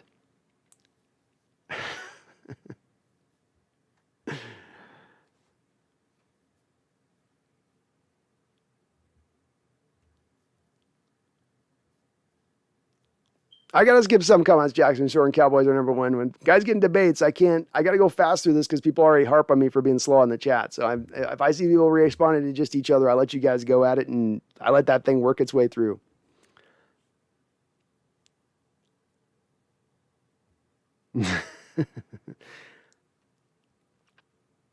I like Dak. And again, I fall back to Cowboys are number one. I'll lean to his opinion on this as far as if he thinks that Andy Dalton was a better quarterback for the Cowboys than Dak is for them. I don't agree necessarily. I would, if somebody's going to make me make an answer out, I'll go, okay, if Cowboy fans tell me this is the way, but I don't think that on what I've seen. And Andy Dalton, I expected him to do way better with the Cowboy team last year than he did when he came in there. I don't want to over elevate Dak Prescott and where he is as a player, but he's grown on me. Dak has over the years. I think I started Cowboys are number one over. If you go back 2 years ago, where you're at with him, where I'm going, he had the great offensive line, and Elliott was, a man child coming out the gate, and he had Des Bryant there a little bit at the end to help him out here. Yeah, he was kind of set up to succeed. A lot of like what I've talked about with Goff and Carson Wentz in their situations, where it's very similar. Those guys started out and they got everything was made in front of them to succeed, and then they looked great. It's part of why I say hold off a little bit on the criticism to Justin Fields. He might end up being a failure. He might end up being a bust, but he's not being given a lot to really work with on that Chicago Bears roster, either on the offensive side of the ball, at least. So I kind of sit there with it where I stand. But again, when you talk about having to pay Dak Prescott $40 million plus, that part has to start to get factored in at this point, right? And when you got him on a rookie deal, on a third round rookie contract, it makes a lot more. I'm maybe a little more higher on him what the productivity gives you. You get him up on $140 million a year. I'm like, I don't know if he's carrying on a team on his back like that, which is what I think you need to do if you're going to be a $40 million a year type quarterback. You need to be like MVP level quarterback because you're really hampering down your team in the way that they can build around you. E. Gibson, you keep the oldest coach in the NFL who coaches like it, or an elite quarterback at his prime. The answer is obvious if there's a choice. Losing Wilson would be one of the darkest days in our sports history. Well, unfortunately, you've got a lot of dark days in Seattle sports history to fit to this. And I like Russell Wilson quite a bit. You lost Ken Griffey Jr. right about the same age. And while I like Russell Wilson, I do think that Ken Griffey Jr. was a better baseball player. Maybe there's people that argue with me on this one, but I think Russell Wilson's not quite as good a football player as Ken Griffey Jr. was a baseball player. And you lost Griffey, and you've lost Alex Rodriguez, and you've lost Sean Kemp, and we've lost a lot of guys here. So unfortunately, it's a little bit of commonplace here. Doesn't mean it's not going to hurt and be painful when it comes down to that. But like you, E. Gibson, it should be a no-brainer. You are correct. The problem comes down to on this is when you have a lack of ownership, of a strong hand and ownership to recognize that. An owner who can look at the situation and make that kind of read. And I don't think Jody Allen's sitting here looking at the situation and able to make that kind of read. I don't know that she would have the stones to make that change or trust herself enough to make that change because she's given no indication up until this point that she has any interest in the team really whatsoever, beyond just status quo and keeping Allen's legacy afloat. Shane, after Ugo's dumb penalty on 3rd and 8 and Myers' missed field goal was the momentum changer. It hurt. I mean, I don't know if you're any more stopping their offense without those two situations, but they hurt. They didn't help. Definitely didn't help. TJ, I'll tell you why I think this is because Pete is an idiot and scared to try new things. Colts game, we show something new. The Titans game, we go back to the old stuff. Why would we have something new if 70% of this offense is the same? I don't see 70% of the offense is the same. And in this first half of the game, maybe we're differing on this, TJ, but I felt like the way you scored in the first half of this game was not the deep shots. You can go back to last week in the Titans game in the first half and say it's all deep shotville. I agree with you there. But this was not what last week's Titans game was. You were working the ball up the field patiently. You were converting third downs. Russell was moving and working the short and intermediate passing game. He was embracing some of the new concepts we've been on the lookout for. Did it fall away into the third quarter where they barely had the ball and the defense is getting boat raced and there's pressure at that point to score every possession, which Coach Carroll himself, TJ, referenced in his post-conference? That's a reality. You can ask the offense to not ignore what's going on with the defense and just stay within what they're doing and don't worry about the defense. If you guys just you can say that in one thing, but they're watching them. They're watching the Vikings run up the field on them. And that's going to have effect like it did last year when Russell was throwing for all those yards and pressing more and more when those games went along. Like the Buffalo Bills game where he feels the need. He's got to score every possession because the defense can't stop anything.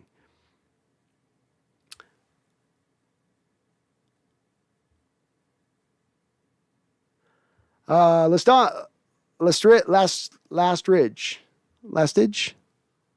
Sorry, my eyes are like going sideways here. We've stolen multiple games from the Vikings that they should have won. Missed game winners, multiple fourth down miracles. We've had lady luck on our side big time. They were owed one. I wish I could say that this was a matter of luck balancing the scales of justice, but I don't think that that's what this game was. They were due to win one against us. Yeah, sure. Russell's like 7-0 against the Vikings throughout his time here in Seattle. You're going to win one eventually. The manner by which you lose it matters. Losing in this matter this week in the same way you lost the manner last week in back-to-back weeks like this matters and goes beyond just a 1-2 start to a season. Goes beyond just a bad couple of games. TJ says we can pretend the offense is new, but the same principle as the shoddy offense. I just don't agree with you on that, TJ. You saw the first half drives. The first half drives, let's just throw away last week for a second, TJ, okay? The Colts game, you'll absolutely agree, was adopted with the new offense and the new scheme. You saw in the first half of them scoring here in this first half, it was nothing but deep shot city, that they were just looking to get the ball deep down the field through the first half of this game. And those drives, the first 4 possessions they scored on, that's what you were seeing? Shane, week 1 versus Indy. Shane called a great game. Tempo, jet sweeps, check down to the running backs. That was abandoned week 2 and week 3 so far. Seattle is bottom of the barrel in division. I was in denial at first. It does look we're in the bottom of the barrel in division. Again, I think it's the first half of this week. You guys are seeing a different game than I'm seeing. You scored in your first 4 possessions, and you weren't doing any of that with trying to attack down the field. Really, not in my opinion. It was short stuff. It was trying to work the short completions. It was being patient. It was essentially the Waldron offense. And even up-tempo in that first half as well, Shane. You mentioned up-tempo. There was up-tempo in that first half. Did we see in the second half? Well, no. But guess what? When your defense is getting run up down the football field, when your offense gets on the field, they got to start eating clock. So now the up-tempo stuff gets trashed. And now you have to throw all that away because you're risking now putting your defense right back on the football field really quick if you start to implement it again. Jackson Shore, all right, it's midnight. I got classes, 8 hours. Cowboys are number 1. Take it easy, bro. Have a good one, Jackson. Good to see you in the chat. Thank you for being so active in here, and have a good night. Danny McCormick, what's your dream scenario with ownership? Bezo buys, Jody wakes up. A buyer comes in from the local area who truly cares about the team, who wants to do nothing but just put a winner out there, who isn't worried about the money aspect of things, who's owning this as a pride thing, from their standpoint. If it's Bezos, fine. If it's Ballmer, fine. If it's a guy billionaire with a B name, I don't care. Just somebody that cares and will keep the team here in Seattle in the future and cares about the legacy of what's been established prior to them buying the team. I don't have any faith in Jody waking up. I just don't. I don't think she's a. I just don't think she's a football fan. I don't think she's into this team. I don't think that she cares. And I think she wants to honor her brother's legacy up to the point of keeping status quo, which to me is not enough of caring as an owner. I appreciate you trying to carry on legacy, but you're kind of doing it harm with this sort of minimalist aspect of things. See you next show. Cowboys are number 1. Jose Garcia, can we talk about maybe losing DK in a game because he gets hot-headed, especially with the new point of emphasis rules. A little bit, Jose. I pointed to it last week on him that he needed to improve it, that he's starting to cost the team by playing on the edge of the line like he has. It's not been, I think, this plague problem with him where it's just like, Jesus, the guy's sideways and we can't fix it. He's a young guy, 23, 24 years old. He's still kind of coming along. Yeah, he's in his third year.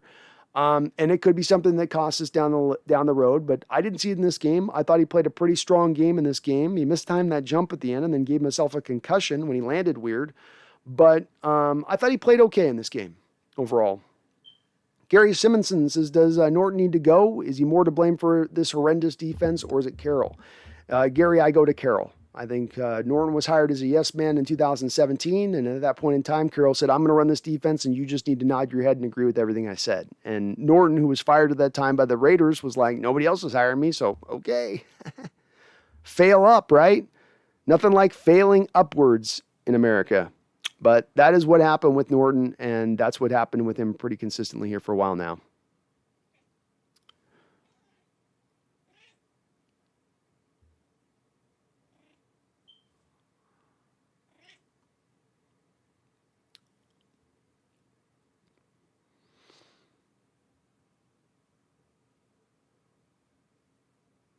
Private McFinger says, what are the odds? Sorry, I'm responding to that. Danny McCormick says, I've been doing this stream all night. I've been dodging the stream all night to stay away from the negativity, but it's interesting tonight. I'm waiting, not patiently, to see what happens. What changes will be made this week? What's next? Danny, I don't know, man. I don't have a read of this front office and where they're at and what they're trying to get done. They're sitting on all this cap space, but there's really no indications of them looking at anybody or trying to make any impending trades. They've not converted the rust base to bonus money, which, again, these are indications more of that they're going to be treading water here to potentially move on from Russ this year and then try to have money in cap space at that point to rejigger this into the place that they want to be putting it into. That would be the indications based on what I'm seeing on their behavior so far. There's been nothing to be indicating that Coach Carroll sees a big problem here or sees things going in a really bad direction. If anything, he's still back in that, let's make an adjustment here, an adjustment there, and things will be all fixed.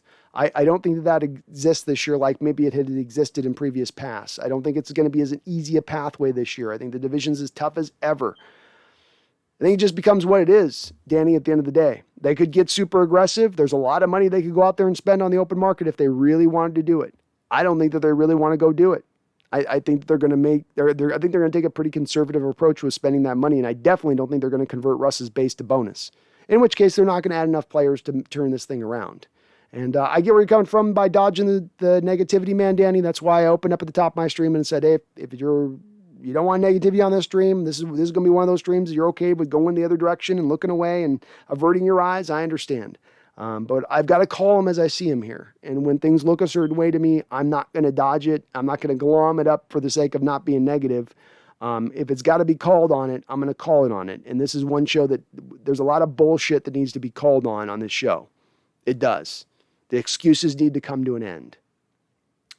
Brandon, you the best, but to a degree, I wish you read all and hated us too. Read it all and hated us too. I try to read as much as I can. Some of this, like I said, I see you guys talking in the chat, Cowboys are, I'm not going to read out loud and in between back and forth you guys have, because it's hard enough to stay on the chat with just stuff for their direct questions. JSD, at least we can rebuild. Truth be told, who knows this core could ever win again. It's true. I mean, maybe there's just, no matter what adjustments you made, the core was never going to be good enough to make this go. That could be the truth of it, JSD. It's a very solid point. I can't discount that. It's possible.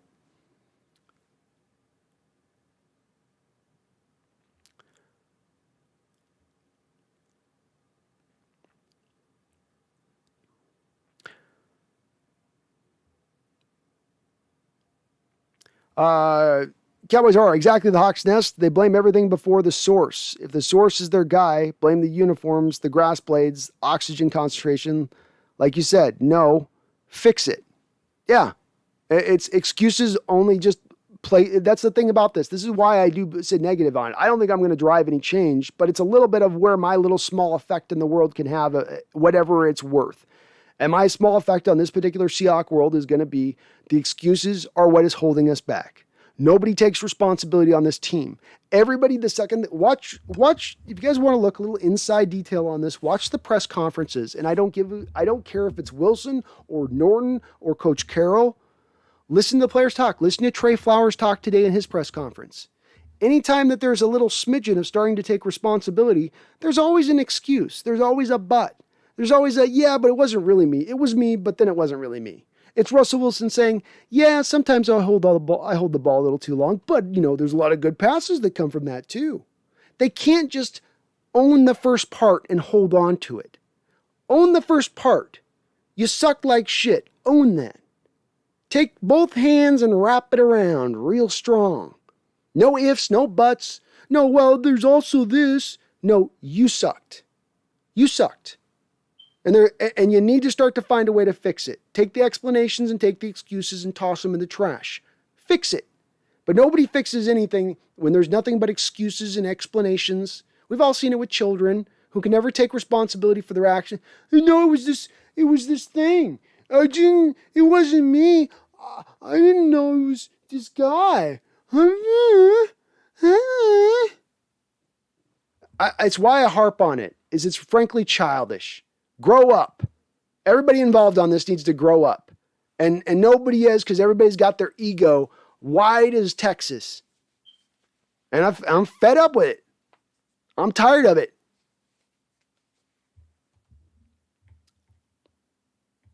Judas, I know it says the Titans and Vikings both have better running backs. Yeah, I would agree. Sam Kremlin, respect. Sam Kremlin, thank you, man. Jamie Cruz, since last year was a first half season, hopefully they get it together. And this year it's like the second half of season year. Hopefully, Jamie, hopefully. And it's a good time to get hot at the end of the year. Certainly, Super Bowl winners are often dictated by who is the hottest team at the end of the year. I would say normally it's who is the hottest team at the end of the year of good teams in the NFL. So you got to be one of the great teams in the NFL to be at that spot. Which is hard to see the Seattle Seahawks being at this point. I hope they can turn it around. The schedule is going to be tough coming up. We're going to get in the next 3 or 4 games. We're going to find out right where this team's at pretty clearly.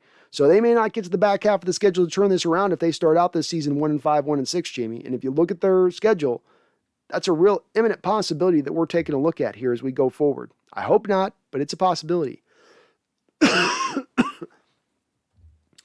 Okay, will you stay on for a little more? Okay, I'll stay on for a little more, of course. I love that you're still on here. Thank you, Kay. I always go late. It's the one thing I'm known for. I may not be a smart man. I may not be in depth, but I'll stream long. I like to stream. It's fun. I talk to people. Rams House says Creed Humphrey was my guy for the Rams too. Yeah, I both with the Seahawks and the Rams on that one. I was as mad, Rams House. I ain't gonna be lying. Okay. I was as annoyed at the Seahawks and the Rams for passing on both those two. I really was. You guys lost Austin Blythe, and then you're going to pass on Creed Humphrey. And I think the Seahawks and the Rams both passed for the same reason, because they're caught in their stupid ass, we need our linemen that can move in space stuff, and not concentrating on what Creed did good, what he did beneficial, that what could really help a team and make your team better versus what you already had. One of those places where I feel like coaching staffs overthink themselves sometimes on stuff, or front offices or whoever's in that drafting process to end up there. Will be interesting to see if the Rams center position ends up being a problem for them as we go on this year. Seahawks have already had an issue with their center position here to begin things. Annoying. That was a really annoying miss on our part. Jamie Cruz says, wild card like we won the Super Bowl. We didn't win the Super Bowl when we were a wild card team, Jamie Cruz. We were the number 1 seed in the NFC when we won the Super Bowl. In fact, all 3 times that you've gone to the Super Bowl, you've been a number 1 seed to do it. You've not been able to win on the road with any consistency in the playoffs at all. And few, really, frankly, teams in the NFL are able to do that. Jamie Cruz says, defensive back change up and trade for value. We need a key defensive back. I'd love to see it, Jamie, and I would expect them to do something. Boy, they're waiting. They're sure being patient about it, though, aren't they? They're going to give it the time and wait for that right moment to strike. Don't know when that is. I guess we'll wait 2, 3, 4 more weeks, maybe. You know, when the feeling gets them, they'll let about 4 more losses reel off and maybe then decide to do something. Jamie says, we are an old defensive scheme. We need the young hidden coverages defensive coordinators that are now showing up. Agreed. We need a bright young mind on this one. We're running out old, ancient, dusty schemes that don't work anymore. Time for something new and a little more vibrant. Even if it has the potential of failing at moments, even if it's just something to do differently. We're not going to get good returns on this. It seems to be diminishing at every turn. Samaritan, no, was responding to a comment made that said Bridgewater in 2016 was basically a loser. Oh, okay. Sorry, man. Gary, this is different than previous post-2014 losses. It usually felt like though we lost, we could have won. Like we were still an okay team. For the first time since 2010, early 2011, we're not a good football team. Agreed, Gary. That's my feeling on this as well. There's something different at realm here. There's something different at play here. And as you look through go 2015, 2016, 2017, you would have these close losses. And there'd be bad play on both sides of the ball. But you felt like you were competitive as a football team. You felt like, you were in it. You're still one of the better teams. You could still kind of bring things together if things kind of went in the right direction of things. But you don't feel that this year. It's just I don't have that same feeling at all. Cowboys are number one. I've been to San Francisco and Cali, and the Wharf has terrible seafood. Is that the same in the Seattle restaurants? I am not a seafood guy because I'm the pickiest eater that anyone has ever met in their entire life. Cowboys are number one, and I don't overstate that. It's reality. And so I don't eat any seafood, but I've been told the seafood in Seattle is great. JS, yeah, I'm tired of the let guys come to a zone with the shitty blitzing. Yeah, I'm tired of it too. Seahawk Head, did you see or watch the Storm game? I didn't. No. Missed it. Something bad happened in the Storm game? KJ Wright is Ken Norton is just a nice motivational coach, but he has no idea what buttons to press when it matters. Agreed. He's not an X's and O's guy as a coach, and he should not have been the defensive coordinator in 2017. And, it was a hire of nepotism at that time, and it's been proven out that since. JS says Rob Stanton was right on Jamal Adams. Whatever they got him for his strengths is not working in the system. What were they thinking? I don't know. Big part of why I said I thought the trade would be a success is I thought that Coach Carroll by this point would learn from past trades where you bring guys in that you don't try to get the most out of their skill set. You try to fit them to your scheme rather than you fit to their skill set. So a guy like Jimmy Graham, you tried to fit him to your scheme rather than fit him to your skill set. And I think here in Seattle with Jamal Adams, they've not fit him to his skill set. They've tried to just kind of force him to what they want him to do outside of when they initially got him last year and they had him kind of up the line of scrimmage. If you're not going to utilize him correctly, then why make that trade?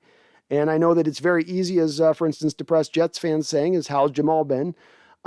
Jamal's not been great necessarily, but again, I don't know that we're utilizing him right. We're not utilizing him in the same way that the Jets utilized him in New York. And I think that that's not how you utilize a guy like this. And if you're going to try to turn him into a Cam Chancellor type guy, rather than making him a guy up around the line of scrimmage and who's going to make the offensive line comfortable and bring him from a variety of different angles, then you're misusing him and you're not getting the most out of him.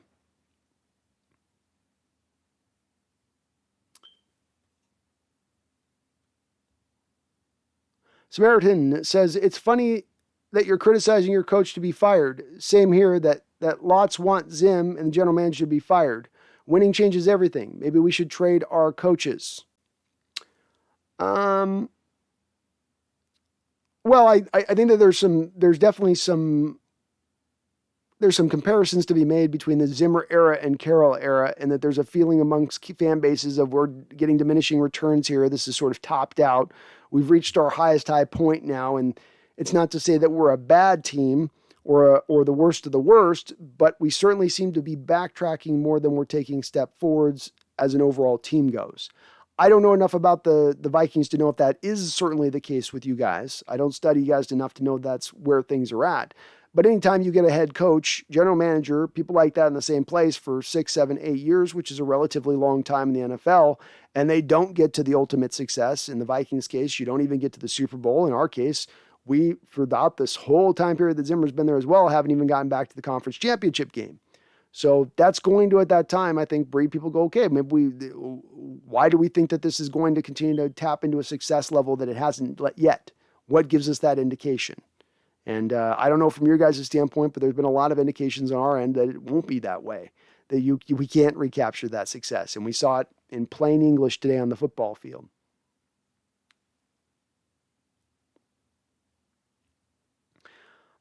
E. Gibson says, another great stream. Appreciate your honesty and takes. Have a good night. Appreciate that. Thank you so much. Have a good one, E. Gibson. Austin Hall. Hello. Who plays run skill?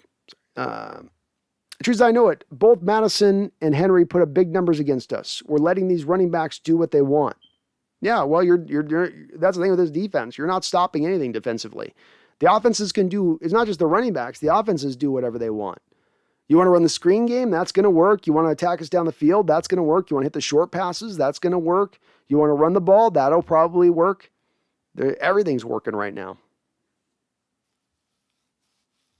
Austin Hall says, hello, Pete Carroll's having bad side effects of the vax. His balls are going away. Like the steroids.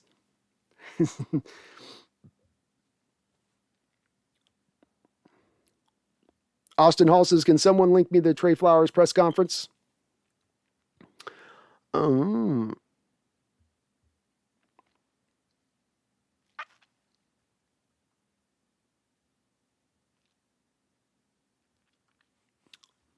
TJ says, I thought we were a Super Bowl competitor, but damn, they're making me look like an idiot.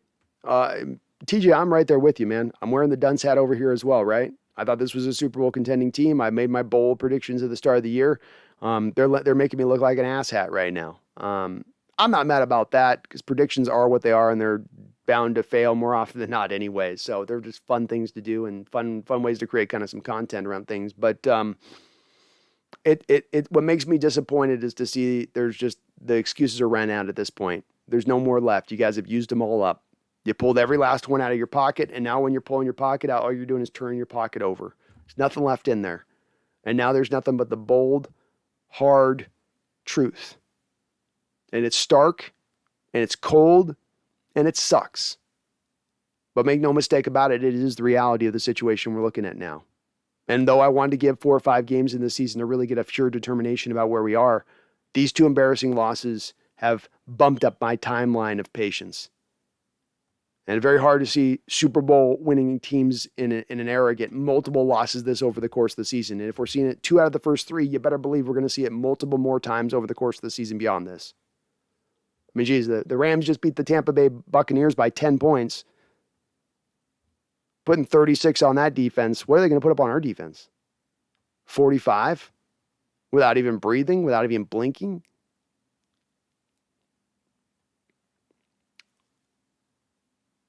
Music Kingdom says a lot of respect for Pete, but he's got to go. I do have respect for Pete for what he did here. I do.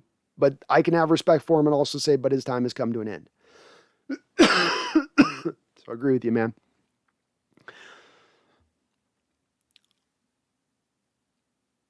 Seahawks heads to the Storm lost. They got beat by Phoenix in overtime. Oh, tough for the Storm. Tough day in Seattle sports. Jamie Cruz, you're right. We're not in a rhythm as an offense. You can see the egos of too many different people on offense, coach included. Yeah, beyond offense, I see it as a team-wide thing. I don't see enough congruity with this whole team in nature. I don't see everybody just knowing their role, knowing the part they play. I see a lot of disjointed parts and pieces all across the board. I don't see how the great plan all fits together at this point. And that does come again back to coaching, comes back to team building, comes back to, general strategies for how you're putting together a team. And again, that's where the buck stops on one spot at this point in time when it becomes that. Gary Simonson says, Pete took this franchise to new heights. He created and sustained one of the greatest defenses in NFL history here. But that defense has been mimicked and figured out. He needs to bow out. That's my point on it as well, Gary. You walked in, nobody was running cover 3 defenses. Everybody knows the cover 3 upwards and backwards, downwards and front. There's literally what they call Seahawk beater plays to beat cover 3. So you'll play a team like over in past years, you might play a team like the San Diego Chargers when Gus Bradley was the defensive coordinator, or Dan Quinn when he's the Atlanta Falcons head coach. And Seahawks would have structured, and teams would have structured within their game plan offensively what they would term Seahawk beater plays going up against those different teams that weren't Seahawks. Because the cover 3 had been so proliferated by that point and so well understood in how to attack it, it wasn't a question on how to do it anymore. is a question on just sticking to your guns and staying in the pocket and not leaving outside those Seahawks beater plays, because you can kill them all game just staying in that pocket of small plays. Kitty is definitely... Can you relax, please? So the days of innovation, of it being innovative, are out. Now a lot of teams run in the league. Now a lot of teams not only run it, but have figured out how to beat it. The big corners that I referenced earlier in this stream, everyone's got a big corner now. That's no longer innovative. Playing 2 one-tech defensive tackles on rundowns. Well, it's not stopping the run really well, does it? And it doesn't give you much pass rush on early downs when you do stick out the 2 one-techs on early downs. The read and react defense, the soft zone stuff, its day is come and gone. It's come and gone.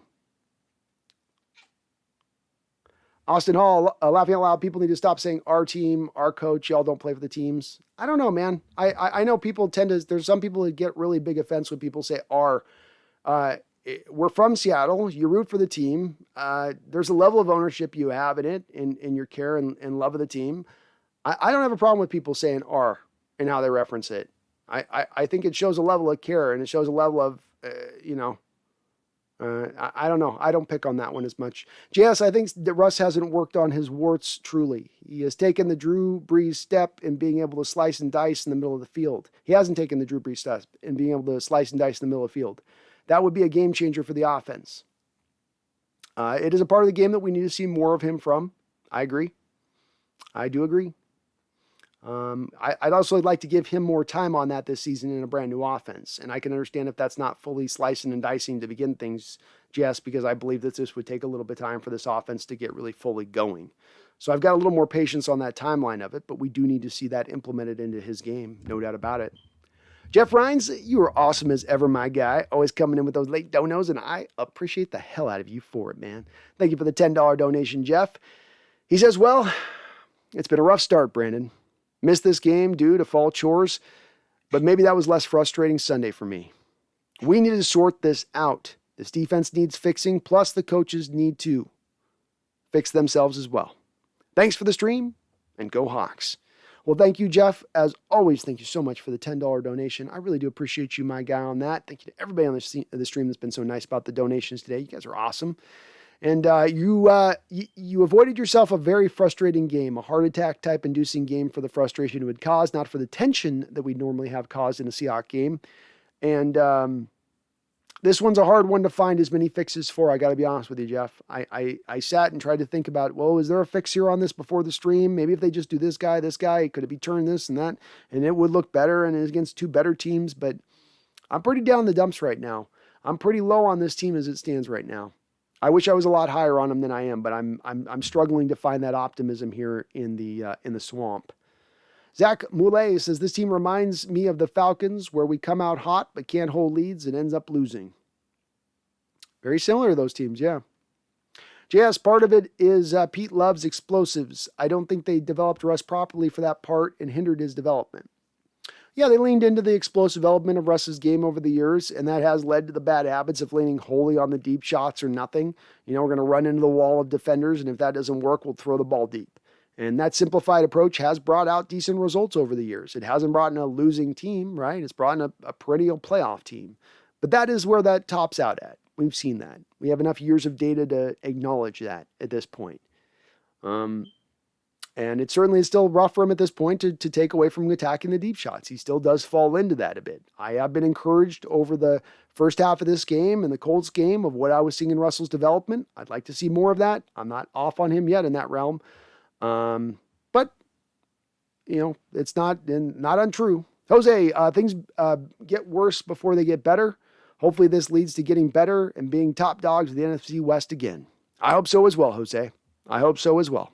Maybe this is just the twist of the knob we see needed turned of the dial to get ourselves back around to front. And Eudor says, Pete has really seemed like what? How dare you question me? I thank Pete for all he's done, but the NFL has changed. Rules have changed. Offense is favored. Blocking rules have drastically changed. Agreed. I'm tired of his whole don't question me approach and bristling anytime anybody pushes back on him. He's got one of the softest medias in all of the United States. I mean, our media is as easy on Pete Carroll as it gets. The players, same way. You rarely get questioned that hard by the media folks here. And still, whenever he does, he bristles like nobody else. Like, how dare you? Just again speaks to what I've talked about. Ultimate power ultimately corrupts. When you have all the power, not just as a head coach, but organizationally, is it any wonder then you let that get to your head and no one dare question you? Not even your Hall of Fame quarterback. Don't you dare question me. How dare you? I am Carroll. Yeah, everyone needs to be questioned. Everyone needs to hold accountable. I don't care what your damn resume says. Everyone needs to be held accountable. You included, Pete. No free passes here, buddy. But yeah, he's not changed with the times, in utero. He holds on to the same old stuff and ignores all the changes in the NFL and ignores the where the league has gone, ignores any possibility of trying to innovate at any given turn to hold in favor of holding on to the old. And now we see failing results. Isn't any wonder. Jamie says there's so much bad paper trail with defense. I mean, no rookie middle linebacker for Bobby to coach up because his coverage is not looking great. Maybe bad defense. Well, Jamie, Jordan Brooks is your middle linebacker of the future. So he's playing out of position at the will linebacker right now, but his de facto main position is going to be middle linebacker when it's all said and done. That's your middle linebacker of the future. And I don't know if I don't know if the biggest need right now is a middle linebacker we should have, be ready in the ranks, right? There's bigger issues, I think, on the team a little bit right now. TJ says last year, top 5 secondary. Nope. This year, Super Bowl. Nope. Well, JJ Epperly, great stream. I'm out. Make sure everyone gives the stream a like and have a good night. Oh, thank you for mentioning that, JJ. If you like what you're listening to, and either live or on replay, but live, especially right now, please do hit that like button. I know it seems small. I know it seems insignificant. I don't want to hit the like button. I have to move my mouse over to the thing and click the thing. And by doing so, you do help out this channel considerably. It helps this growth, helps me show up. It helps YouTube to show my channel in other places. So please smash that like. Come on and subscribe. Why are you holding off subscribing? Come on. I don't do any clickbait videos. We just do live streams, cool videos, all that. So come on, subscribe. Come on board. Come on. Ninja Dragon, they can still turn around, but these losses are really ugly.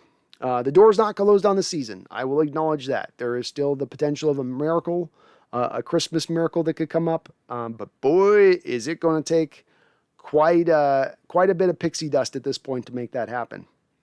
Rusk11 says the Chiefs are 1-2 also. They are 1-2 also. I have a little more, if I'm the Chiefs fan, I have a little more understanding of why my team is 1-2. Historically, when you tend to take your whole offensive line and from 0 to 5, change everybody out, from 0 to 4, change everybody out. I think they're keeping Mike Morse there is the only guy that they've, I think, held on to. Well, when you're changing out 4/5 of your offensive line, it's going to probably take a year to get it right. And that defense has been kind of holding on for dear life the past couple of years. They're not exactly stacked defensively speaking. And they've had a kind of a tough opening gate, right? You've had to play the Browns. You've had to play the Chiefs. It's been a tough thing. You've had to play the Ravens. That's a tough thing, opening slate of opening 3 games. I'd say that's even tougher than our opening 3 games. So if I'm a Chiefs fan, I've got a little bit way more understanding as to why they are 1-2 than I do for our Seahawks. John Reynolds, thank you for subscribing. You heeded the call, brother. I heeded my call to you. I said, please do subscribe to the channel. What are you waiting for? And you did so. So thank you for doing that, John. I really do appreciate it. We're now on the road here to 10,000, folks. We widened past 5,000 like 2 weeks ago. We're already at 5,300. We are cooking. We are cooking with oil, I tell you. Plagueis, imagine if Caroll gives the head coaching job to his son. How atrocious would that be? I might start turning into a pyro if that were to happen. I might take up pyro as a hobby. Cowboys are number 1. I guess it's time to rest. As always, great stuff, Brandon. Thank you for the show. No, thank you. Cowboys are number 1. And always good to see you in the chat, man. Have a good night. Jake Burns says skull. Skull, Jake. Congratulations, you guys. John Ronalds, Ken Norton needs to go. John, I don't disagree with you. I do think Ken Norton needs to go as well, but to me, I think you could bring any new defensive coordinator here and the same problem that's plaguing us and hounding us right now would continue. Coach Carroll is the guy running this defense. He brought Ken Norton in 3 years ago to be a yes man. Don't forget, John, when you go back to 2000, I believe it's 16 or so, when you're having a hiring of the new defensive coordinator at that time, or, I think it was 2015, when at that point in time, you've got Quinn going over to the Atlanta Falcons. We got to remember at that point in time that they had it between Chris Richard and Ken Norton. And that was a hiring process. Chris Richard wanted out over Ken Norton. So what happened in the 2 years from when Ken Norton wasn't good enough to get the defensive coordinator job the first time to when he then got it in 2017? Well, he failed in the Raiders as a defensive coordinator with Khalil Mack, one of the best defensive players in the sport at that time, and maybe not a lot all else on the defensive side of the ball, but certainly didn't get the most out of that talent either, did he? So he sort of failed upwards back into the job. And my contention on this, John, has been because he was agreed to be the yes man. He agreed to let Carroll do it his way. And essentially, Norton would have to take the slings and arrows for whatever failures happened for it. But he would get to call himself a defensive coordinator at least and continue on with his coaching career. Whereas I don't know if that continues to happen outside of him going back to being a linebackers coach after his failed stop with Oakland. So I don't like Norton. I agree. I get where you're coming from and wanting to move off from him, but I do tend to point to this being a little more on Carroll's shoulders at the end of the day as far as it concerns our defense, more than I do even Norton. It's Carroll, to me, who's the big problem here. Gary, he says, I have to get up at 8:30 for work, but I'm stewing in my own juices here, and I appreciate this stream. Well, thank you, Gary. We're both stewing in our juices. You guarantee that. I really feel like this is the beginning of the end of the best era of Seahawks football. I certainly think it's got the earmarks of that, Gary. And if this isn't it, I wince at what is it. If this is not it, I wince. You know, it does feel like that to me. There is the slight hope here where it is 3 games in, but I look at this team pretty closely. I study this team pretty closely, and this type of opening year, looking at this team where it's at right now, it's beyond discouraging. It's very hard to find optimism within this. And I can usually find optimism within just about anything, you know, but this one, it's really beyond the pale.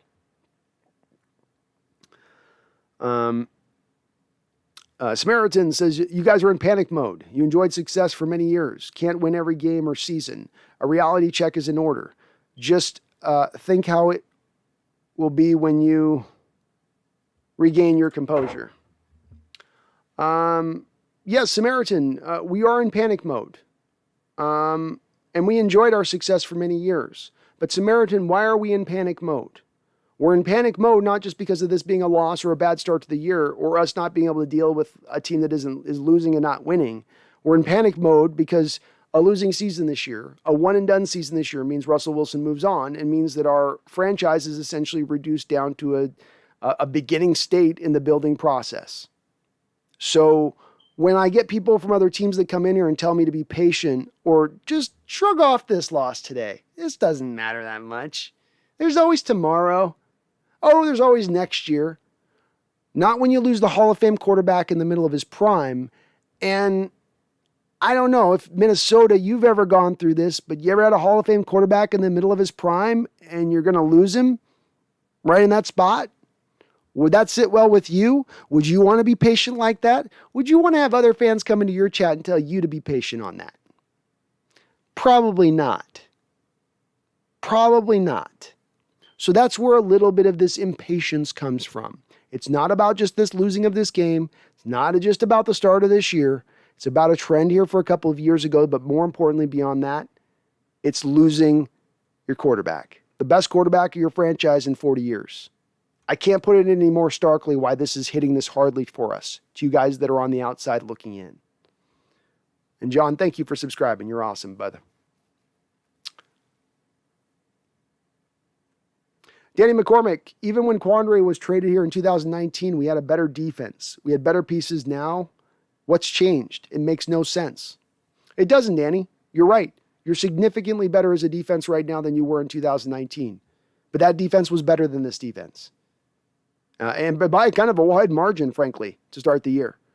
And why? I don't have a good reason. There is no excuse. Other than your defensive scheme has stagnated and continued to stagnate and continued the diminishing returns of success from once it once gave you. That's what I take away from it. Gary Simonson says Kittle's going to annihilate us. Probably. In utero, I agree. This feels like the end of an era, and it won't be pretty. No, it won't be. You can imagine this is going to get way more uglier than this moving forward if it keeps on this trend. And I don't look forward to that at all. Danny McCormick, want to know where things went wrong? Y'all can start with the 14 draft to the 18 draft. This is why we're struggling. I don't know the numbers, but we probably had the least drafted guys on our current roster. No, you're right. The way you've roster built has been not good.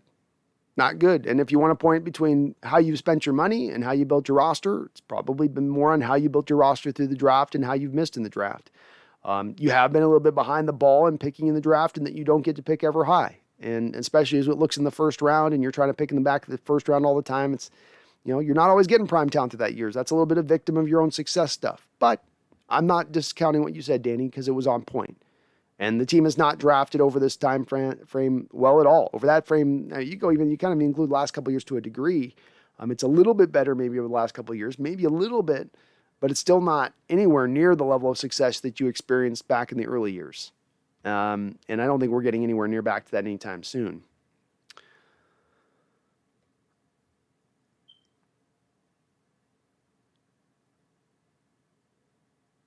Roadhouse says my farts always have a little bit of juice with them. How do I fix that? I always hate having to change every time I fart. You put a nice little, you get a little bit of toilet tissue paper, just press it right up into your behind then, and then just toss that tissue paper out, put a new tissue paper in, man. Wash, rinse, repeat, baby. AB7, hey man, sorry if this question's been asked. I've just got up for work here in the UK. Who would you replace Pete with right now? Like on the fly right now, AB, like mid-season, or do you mean like at the end of the year? At the end of the year, my ideas would be it's not exceptionally outside the box.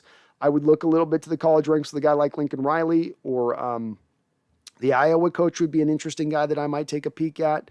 I need to think a little bit more about if we're talking about also ran head coaches in the NFL. If we're looking about a name, a guy that would be a guy that might be interested in as a head coach who's had some success in the past, I got to think a little bit because I don't want to just throw a name out there that's just a name. I want to think about somebody that would be a real good, ideal candidate. But Lincoln Riley is the guy off the top of my head with Oklahoma because of a couple of different reasons. He runs a modernized offense that is intricate, that is innovative, that's always bringing in new wrinkles. He understands how to work with a smaller quarterback. I think it would tremendously appeal to Russell Wilson. There's just a lot of aspects of it that I like with a guy like Lincoln Riley that I think would be a really good fit with this football team. But I will try to think B7 by the next stream on Wednesday. I will try to think of a good idea for a couple of coaches who might be out there on the unemployment line right now, who might be good potential replacements. I just don't have anything off the top of my head. I haven't given it enough real thought. John Reynolds says, I don't understand how a team with our reputation, we can't lock up a solid offensive line in D. Well, offensive line are hard to come by. So it's hard to find offensive linemen if you don't draft them right. And when guys come on the market, they're not always guys that are guys you have a chance of going and getting. We liked a couple of years ago a guy by the name of Jack Conklin, who got signed by the Cleveland Browns and who was coming off the Tennessee Titans and who went to school at Michigan State. And a lot of Seahawks fans were like, let's go get Jack Conklin. Let's go get Jack Conklin. But there's a lot of indications there that Jack Conklin wanted to play in the Midwest, and he was a Midwestern boy, and he didn't want to leave the Midwest. So was that even an option? And that was a particular free agent period where there wasn't a lot of offensive linemen, especially tackles, out there available. You got to make do with what you can make do with what's available sometimes. I will say, when you look at this offseason, you had guys like Joe Thuney as a left guard or Corey Linsley for the Packers who could have helped you out at a position of need on that offensive line, and you ignored wholly. You didn't even try to negotiate with them. You didn't even kick the tires with them. There was no reports you were interested in any of them, which is hard to understand. Hard to understand that one, John. But they've not addressed problems on this team for years. They will have problems year in and year out that are the same problems, and they continue to be the same problems. That's why I'm harping so hard in this live stream is you guys, with your explanations and excuses, don't fix the issues that continually rear their ugly head over and over and over again. Shade Apex, why does Pete think his cover 3 scheme is working? He's working some of his cover 3 stuff. Frankly, Shade, they've done more cover 2 stuff this year recently, which is now opening up the stuff underneath more often than not. They can't squeeze the zones at the center of the field and tighten them up as much as they could when they're running cover 3. But they can't run cover 3 anymore because their corners are getting smoke showed on the outside, and they need the help with the extra safeties. This is going to then limit the effectiveness of Jamal Adams because he can't play as much now at the line of scrimmage. So, It's not working because it's gotten old shade epics. It's gotten ancient. It's gotten dusty. And like all old, ancient, dusty things, when the old and the ancient and the dusty go up against the new, the vibrant, and the young, the old loses. Roadhouse, it's only week 3, but what is your ranking? What is your ranking of our division? Cardinals look good silently. I'd put the Rams number 1. I'd put the Cardinals number 2. I'd put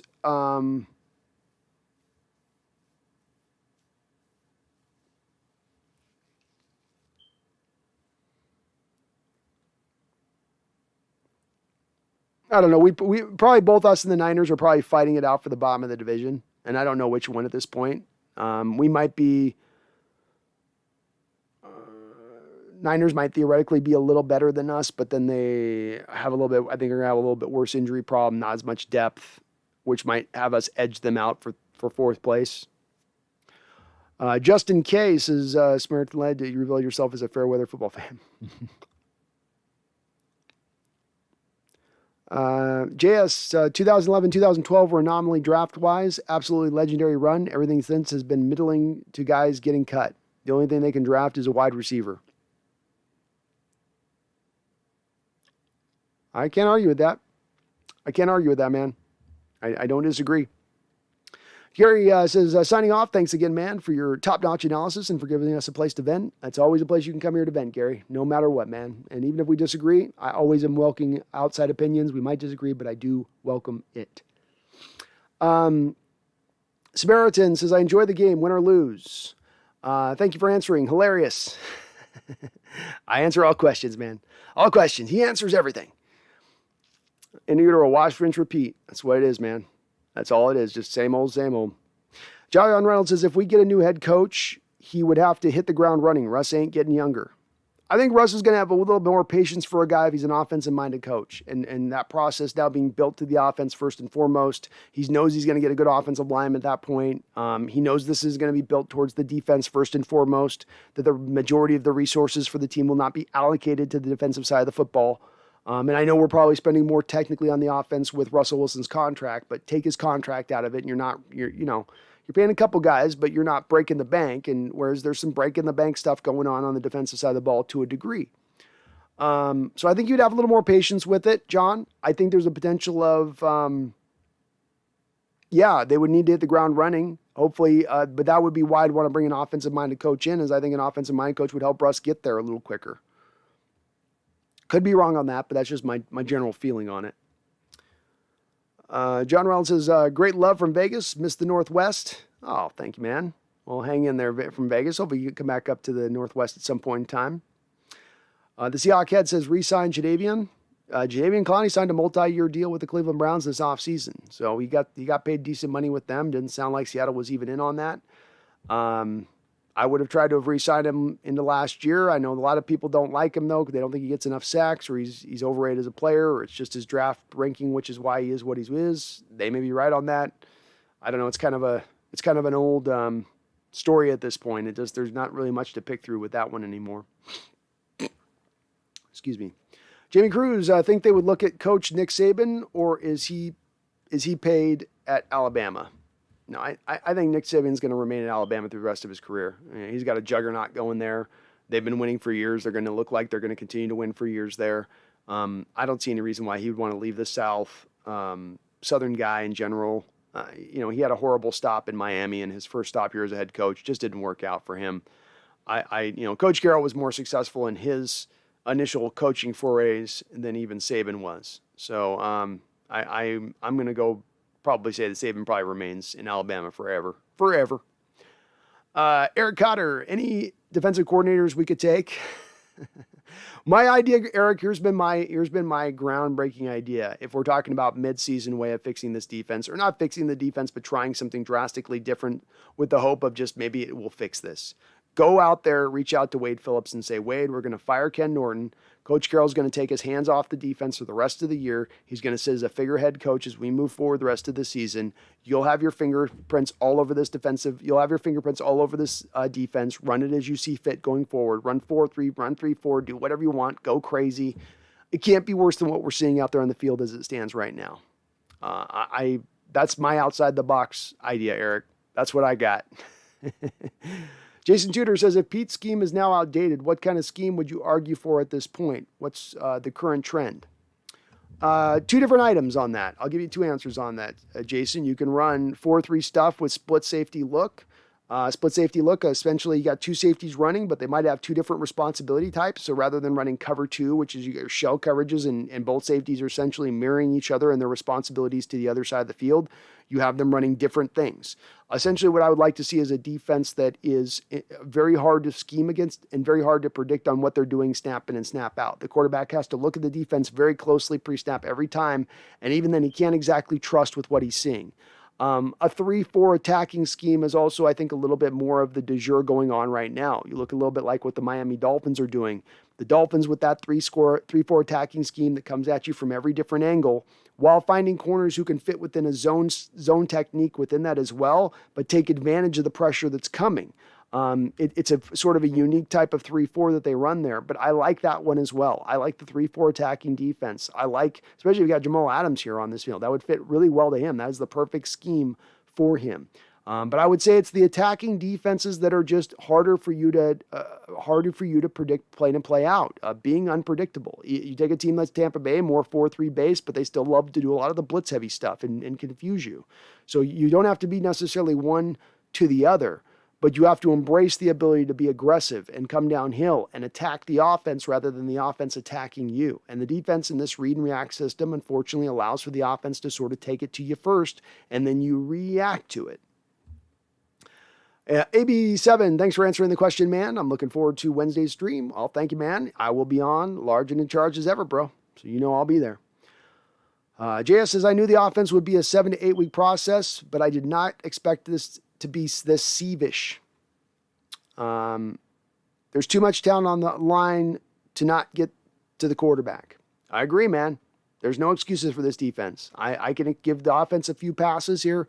I'm not saying the offense played perfectly or that they couldn't play better, but I'm not holding their feet to the fire off this performance. It goes to me to the defense. They're too good to be playing like this. Too good to be showing this kind of performance effort out there. Hi. You ready for me to sign off, huh? Yeah. I know. Very soon. Eric Cotter, good thought. I like it. Danny McCormick says at least Darrell Taylor made a play today. His future looks promising. I still like his upside as a pass rusher, Darrell Taylor. So I made a nice strip sack play today. Looked good in moments. Had some struggle moments as well, Danny. But I like his upside. I like what we got in that kid. Slapman305. Something that was at least kind of nice to see this game is it kind of looked like Waldron's offense again. Last game felt like pure shoddy. Very aptly put, Slapman. Aptly put, and I agree with you 100% on that. I thought this week was a little bit more like the Colts week in week 1 in that first half. This was you moving the ball patiently, not just looking for the deep shot. They fell a little bit into the deep shot stuff to a degree into the second half. Some of that was caused by the fact that you were trying to keep up with the Vikings and their scoreboard racing. But I think this is what you're going to see a little bit of. As the offense gets mixed in, as it becomes commonplace for what it will be in week 15, 16, 17, it's going to be growing pains. It's going to be moments of it looking good and then falling back to the old habits and then back to maybe looking good a little bit. But we just got to kind of wait with the offense to kind of let it find its feet a little bit. JS says Rasheem Green always shows promise and then dies. Collier is done. Dunlap has been okay instead of a star he was last year. Alden and Darrell aren't used enough. Agreed. And Rasheem Green, I think, needs to have his snap style back for Allen Robinson or for Benson Mayowa or whatever else. He's getting a lot of run in these couple of games, and I'm really tired of him seeing him getting blown out in the run game. I mean, he's getting taken out of his gap control, and he can't hold contained for the life of him. He can't set the edge for the life of him, which it should be his game.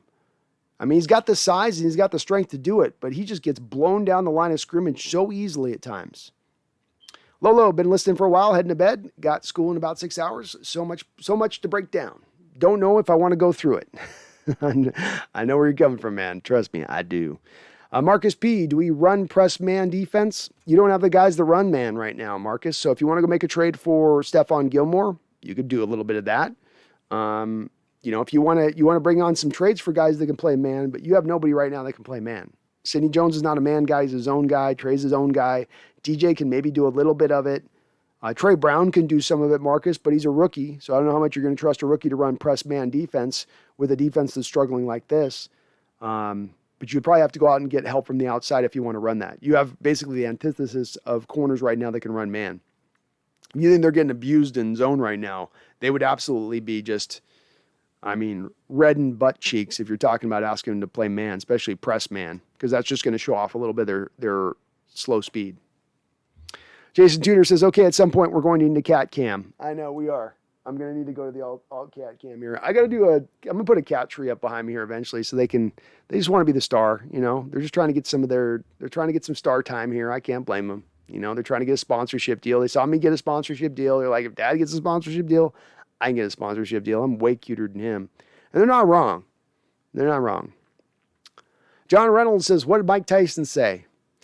Everyone's got a plan till you punch him in the face. We need to start punching, D.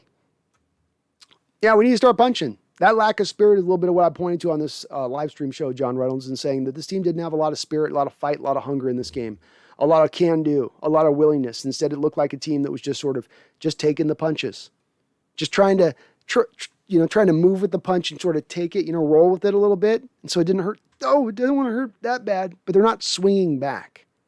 And there's no edge to them, and there's no spirit to them. They're just going through the motions out there on the football field. Hard to watch. Really hard to watch. JS, something is definitely up, though. Flowers and Reed post-game comments about scheme, etc. No faith in what's going on. Yeah, scheme could be some of it, I guess. I don't love the scheme either. I don't love the players or the scheme right now. So everyone, to me, gets target signs on their back a little bit as far as the blame goes. But, we don't run a great scheme. No doubt about it. Our scheme sucks. Shade Apex, what happened to the Geno Atkins stock? Well, Shade, I'm making a guess on this, but my contention on this has been, I believe that what happened with Geno Atkins is he came in and he actually did a workout, and the reports are it was a good workout, but I think that the team was just doing a solid by him at that point, and that they weren't really terribly impressed with the workout. And if that's the case, then that explains why they wouldn't have signed him up until this point, and why, frankly, Shade, no one else in the NFL has signed him up until this point. Maybe he's being patient, maybe he's just waiting on the perfect right opportunity. But that's the only explanation I can give you for it. I don't have a lot of other reasoning to understand why. Slapman 305. Al Woods has also been somewhat of a surprising bright spot on the defense. He's got great strength and can be pretty disruptive. Al Woods has been good. Al Woods has probably earned his money up until this point so far. And I didn't love that signing when we made it at the time, but he's not been the biggest problem on the defensive side of the ball. I'll say that. Luke 99, just going to work, didn't realize this was still live. We have to make some serious adjustments on D. Ken Norton might be the fall guy, more cushion than my pillow. Yeah, Caroll can end up trying to make Norton the fall guy and fire him at this point right now, but I'm not going to literally take any optimism whatsoever from moving on from Ken Norton midseason here and trying to install somebody else on the fly. You're not going to get any improved results at all. It's still going to be Coach Carroll's defense, and the failures will still go back to Coach Carroll as far as I stand on this. Do I disagree that we don't need to make some adjustments? Yeah, we can make some adjustments, Luke. I don't know what adjustments we can make. Become a more attacking defense and put our corners more on further away islands with less help. Hard to be willing to do that. I'd like to see them do a lot more, Luke. I'd like to see them go Sherman, Gilmore, Atkins, Kelsey. You got about $23 million of cap space, really. $22 million is probably what it really is about right now. So if they want to go make some moves, they can go make some moves. But you're going to have to go bring on some better talent on this team if you're going to run this simplified state. The talent's going to need to start separating itself if the coaching staff cannot. And the coaching staff has proved from the X's and O's standpoint, from trying to play chess instead of checkers, that's not something that seemingly is in their bag. Maybe it's in Waldron's bag, we'll see. But defensively, it doesn't look like it's in their bag anymore. Shade Impacts, what are your opinions on playing Jamal at linebacker, running a 3-3-5 defense? I'm okay with giving it a try. The issue at hand with that, Shade Apex, comes back to Coach Carroll. And again, I don't like it that it's this way. I just wonder how you're going to get Coach Carroll to change off of this. The Coach Carroll, first and foremost, wants to stop the run as a defense. Over the past 2 weeks, he's seen running backs go for 100 yards in back-to-back weeks, including the second-string running back for the Minnesota Vikings in this particular game. Is he going to want to put 3 down linemen which would theoretically open you up more into the running game to be attacked at that point. Would he make that transition to that? I don't think he would. Would I be open to doing it? Yeah, because at least it would be something new and different. I think you got to move Jamal Adams around and play him in a variety of different places. I think you need to be unpredictable in where he's coming from. I think you need to make the offense pre-snap have to figure out where he's playing from so that they're uncomfortable from that standpoint of things. I don't think they're doing any of those things really. I think that they're doing a minimal amount of moving him around really. And we're just not an effective blitzing team at this point. That much is obvious as well. But I'm okay with it. It's worth a shot. Slapman says, maybe getting rid of Ken Norton would be good in that it could show fans that Pete is really the problem with his defense, and then we can move on from there. Potentially. I think most fans, especially as far as this chat's gone, Slapman, over 6.5 hours we've gone live stream with this show, the majority of the fans coming into this chat have been pretty well on Pete with this. There's a few Ken Norton folks left, but most people are really understanding where this is landing, and this is really landing in Pete's lap. Maybe so. The one thing is with that is I would have thought Slapman when Chris Richard moved on after he left, maybe people would be thinking that a little bit more, or that the last couple of years of Norton would lead people to thinking that's the way it is. But we've not arrived there yet with it. But if that's what it takes, that's what it takes, man. You know, if for people who finally arrive, just get to the truth. However you got to get there, just get there. And that's the truth right now is it's Caroll holding this team back defensively. It's not Norton. Norton may be helping with that, but Caroll is the big problem here, not Norton. Mason Peterson, Josh Gordon. Yes, I do expect Josh Gordon to be us to be likely the front runners to sign him. I didn't until I saw John Schneider's quote earlier today, which was pointing to the Seahawks interest in it in Josh Gordon. Let me grab the quote here really quickly. I think I bookmarked it.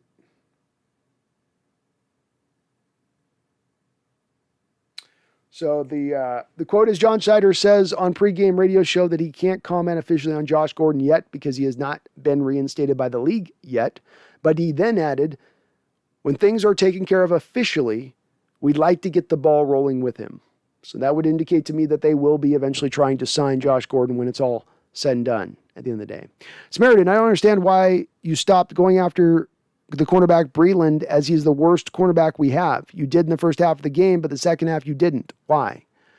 We didn't get a lot of possessions. So, and once we got in there, finally got a possession, we were probably put in a place of having to feel like we had to score every single possession. And when you get to that, you stop getting out the confines of your offense. You stop getting out of just attacking what the defense is giving you, and you start going beyond yourself, which is what I think the offense started to do when they saw what was going on in the game.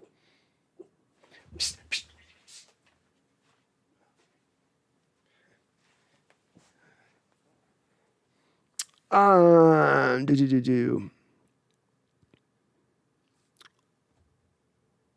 Luke 99 says, what's going on with Sidney Jones? You probably already answered this. It's all Pete, but they're not going to put it on him.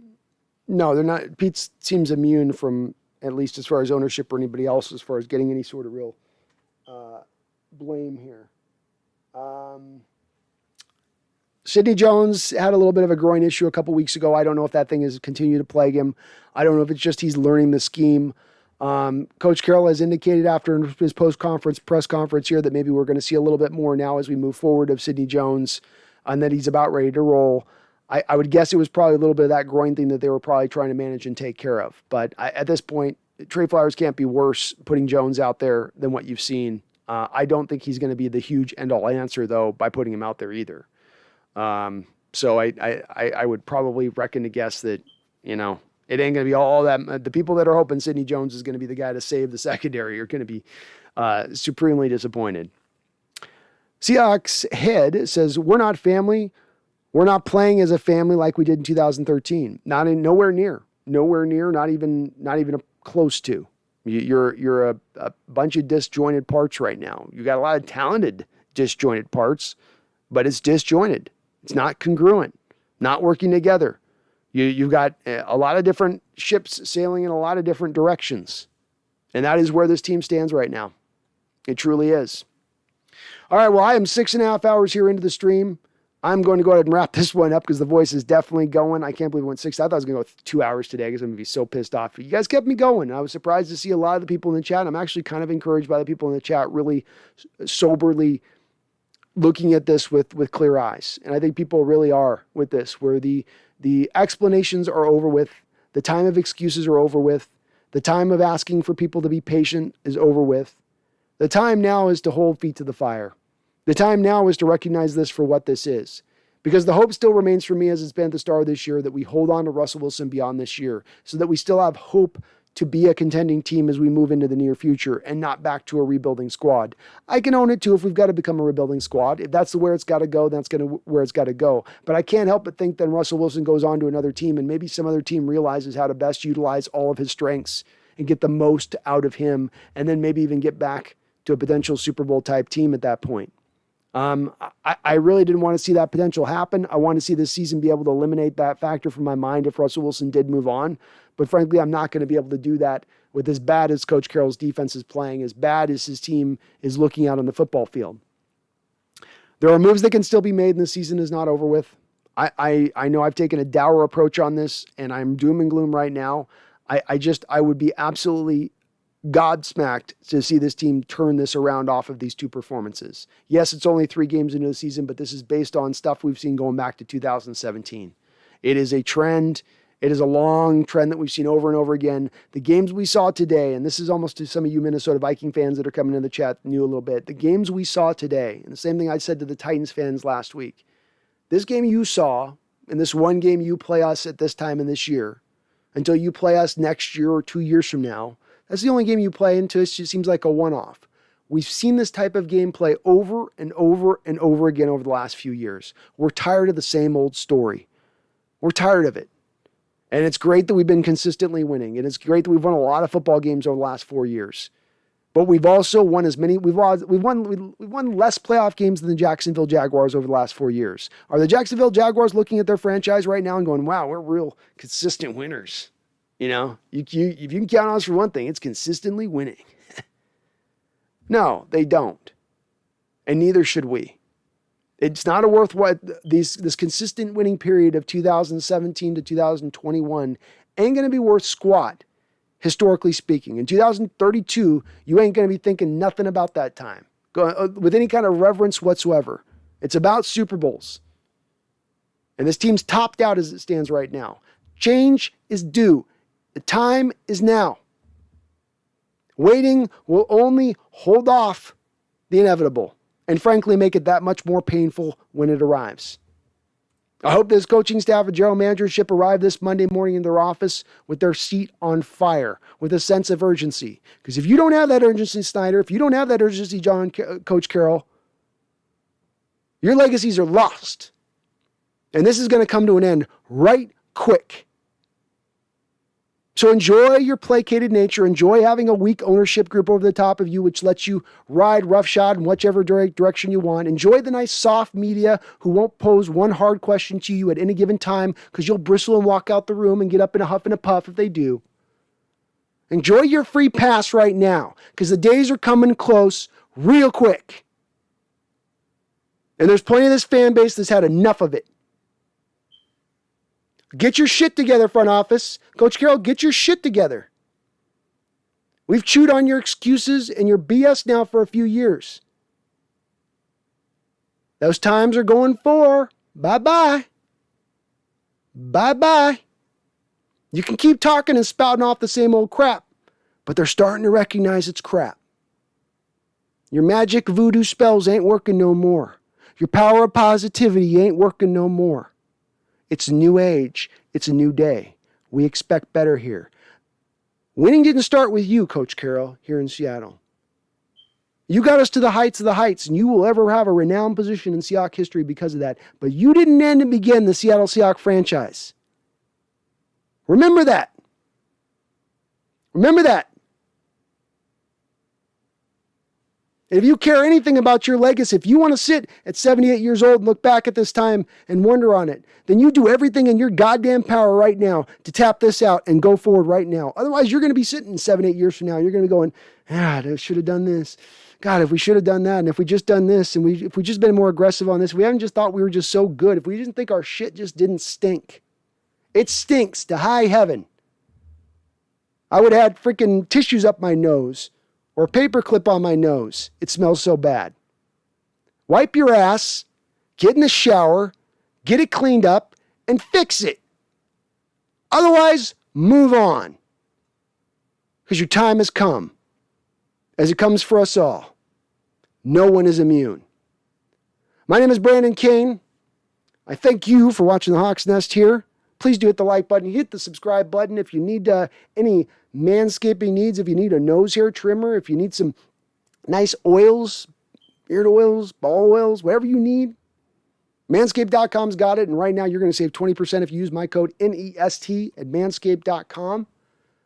20% off, free shipping, and you support the show. It's a win, win, win. And I appreciate you for doing it. Thank you to all the folks in this chat here today who donated. We must have had a dozen people that donated. We had another probably 24 people subscribe. Another awesome live stream as far as this channel is concerned. We just continue to grow, and I thank you guys all for that. It says something that we have this negative of a loss, this horrible of a loss, this tough of a start to the season. Yet I still have the people coming in here being so kind, so supportive of this channel. I don't miss that on the I don't lose track of that on this day. I still do appreciate that, you guys. I get caught in my emotions this day. It's going to take me a couple days to wring this one out. But don't think I don't see you guys and appreciate you guys for doing so. Thank you to everyone out there. Hang on. Hold your butt cheeks. It's going to be a bumpy ride. And even in these dark times, even in this dark hour, do not forget. Don't you ever forget. I see you forgetting. I can see you in the back. Yeah, I see you in the back. You, yeah. Stop forgetting. Brighter day will come, folks. And don't you